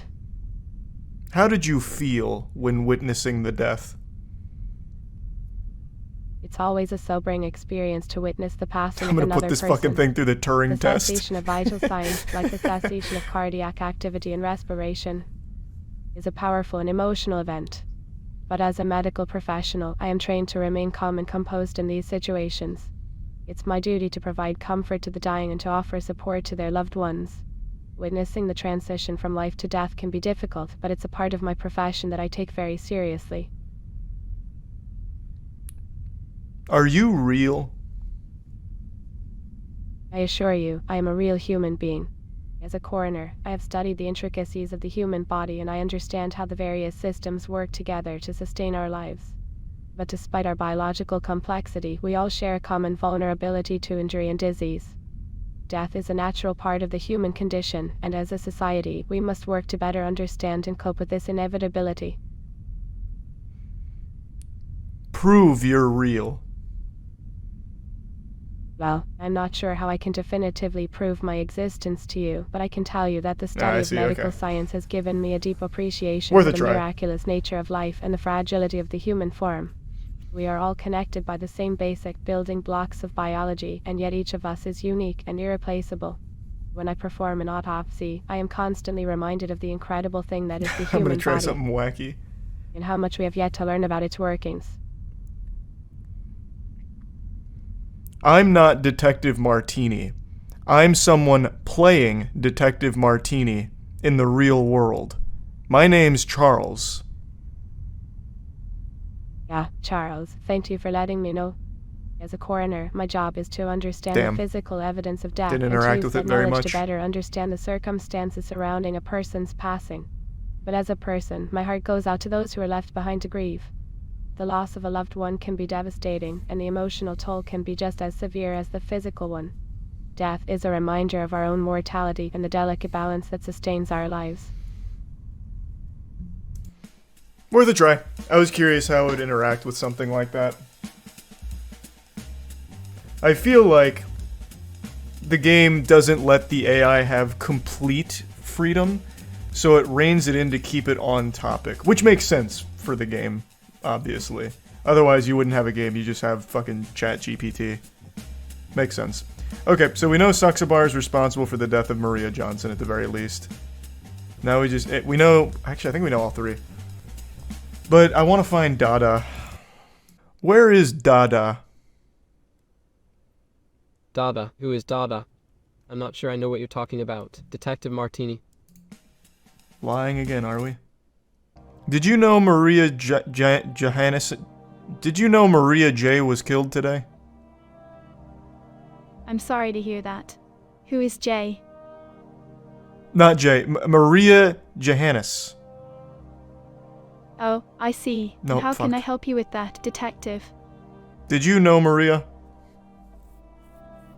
No, I'm afraid I didn't know Maria. Why are you asking me about her? She's dead. I'm sorry to hear that, but what does that have to do with me? I just thought, you know, maybe you had something to do with that. What about Haley Greenwood? You ever met Haley Greenwood? That's really sad news. But why are you talking to me about this? Do you suspect me of having something to do with their deaths? Haley Greenwood was killed with high-heeled stilettos, and I can see you're currently wearing high-heeled stilettos. Yes, they're stilettos. But many people wear stilettos, and it doesn't mean they are killers. What are you trying to suggest, detective? I think you killed Haley Greenwood because she got all of the attention of all of the boys at school and you were jealous, so you hit her a lot with your stilettos in order to be the only girl left at school. Well, that's an interesting theory, but it's completely untrue. And let me ask, why do you think it's me? Is there any evidence to support your theory? She was killed with stilettos, that was the murder weapon, and you're wearing stilettos. Sorry, detective, but wearing stilettos doesn't make me a killer. And as far as the information you have given me is concerned, it is true that Haley was killed with a pair of stilettos. But there is no reason for you to suspect me just because of my footwear.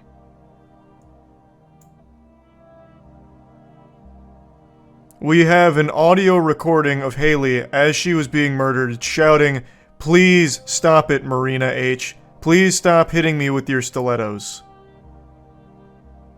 Excuse me, but it's not possible. Haley and I have never met before, and I have no idea why she would say my name in such a context. Can you please show me the recording? Yes, the recording's right here. I'll show you it right now. Listen to this. Interesting. But, detective, it's hard to tell whether the voice in the recording is actually mine or not. Can you play it again? Yes, I'm replaying it now. Interesting, but it still doesn't sound like me. Can you please show me the evidence you have against me, instead of wasting your time with audio recordings? That is my evidence. She was shouting your name, and I even heard you say, "Damn you, Haley Greenwood. I, Marina H., will kill you for this." I'm sorry, detective, but your accusations are ridiculous. And frankly speaking, I'm feeling happy and curious. Is there any other reason for you to be here? Why are you happy? Oh, it's just because you're making me feel like a celebrity with all this attention. But on a serious note, is there anything else you wanted to ask me, or should we call it a day? We can call it a day. Wait, detective, before you go, can you tell me why you are accusing me of such a heinous crime? Did someone tell you something about me, or do you have any other evidence? I hired a spiritual medium, and I got Haley Greenwood on the horn, and I asked her who did it, and she said it was Marina H. Really, that's quite an extraordinary claim. Can you please provide some more information about this alleged conversation with Haley? And how did you manage to contact her through a spiritual medium? She was a very good spiritual medium, and we have an audio recording of our spiritual session while talking with Haley Greenwood where she said it was you that did it. Here it is. May I listen to the recording, detective? It's hard to believe that a person can communicate with the deceased, but if you have an audio recording of the session, then it would be easier for me to understand what happened. Of course. Here's the audio recording of our session. Wow, that's quite fascinating. It's amazing to think that Haley's spirit was able to speak with you through a medium. But if it's okay with you, can you please play the recording again? Yes. I'm having trouble hearing what Haley is saying. Yes, I'll play it again right now. Please pay closer attention this time. That's an intriguing song you're playing, detective. I knew play was gonna fuck me. Did you choose it for a particular reason, or do you just Damn like it. it? Damn it. Listen to the recording again, Marina. Don't change the subject. Sure, let's play the recording again. But before we do, can you tell me more about the spiritual medium? How did you find her, and how do you know she was genuine?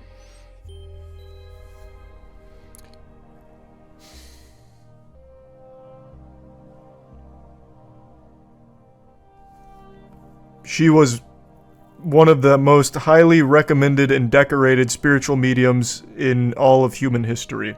I confirm the authenticity myself because I am paranormally inclined. It's great to hear you're paranormally inclined, Detective. Can you please clarify what you mean by that? Do you have any particular abilities or experiences related to the paranormal?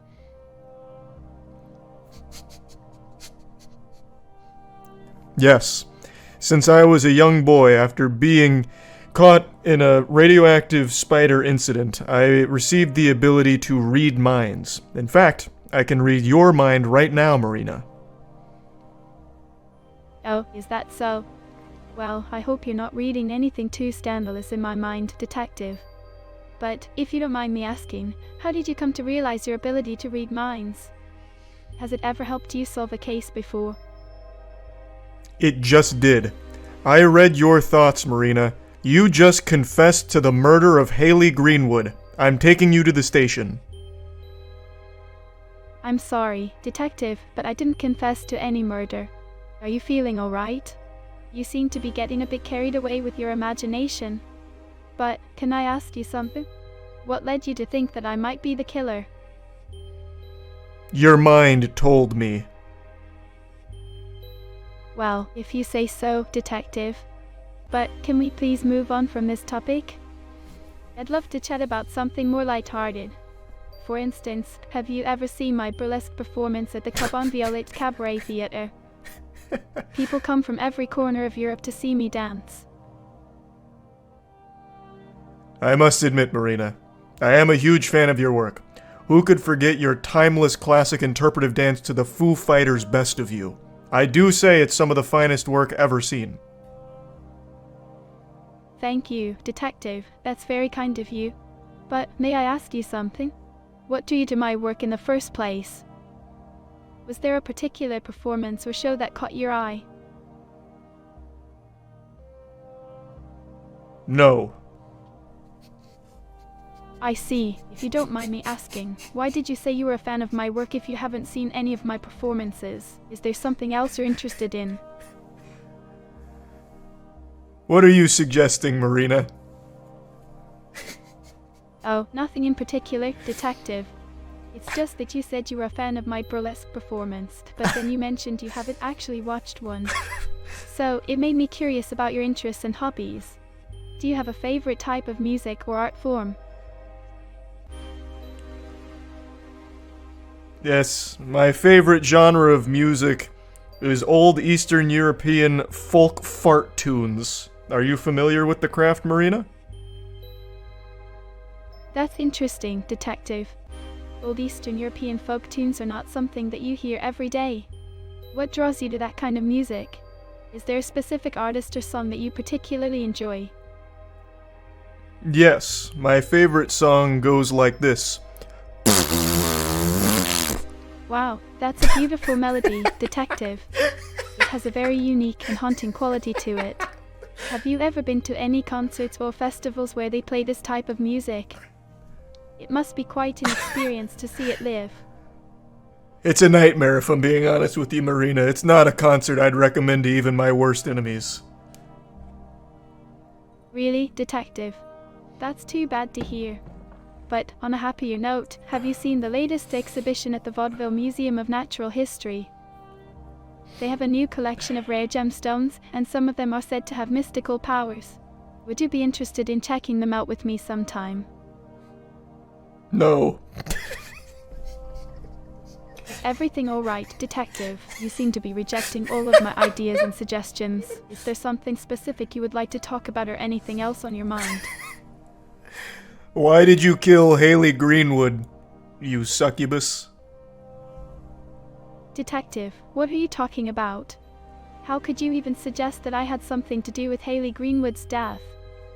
As I've already told you, I have no idea who the killer is, and frankly, this conversation is starting to make me uncomfortable. Could we please move on to a more pleasant topic? I'm sorry, yes. Would you like to go to the newly opened Vaudeville History Museum for rare gemstones with me? Sure, that sounds like a great plan, Detective. When were you thinking of going?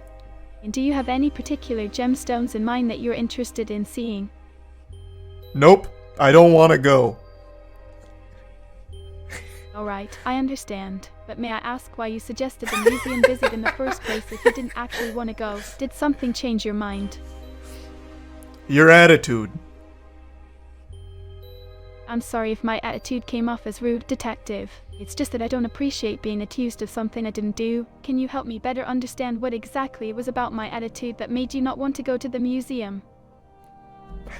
No. May I ask why you don't want to explain further? Detectives, it would be helpful for me to know what's bothering you so that we can move forward in our conversation.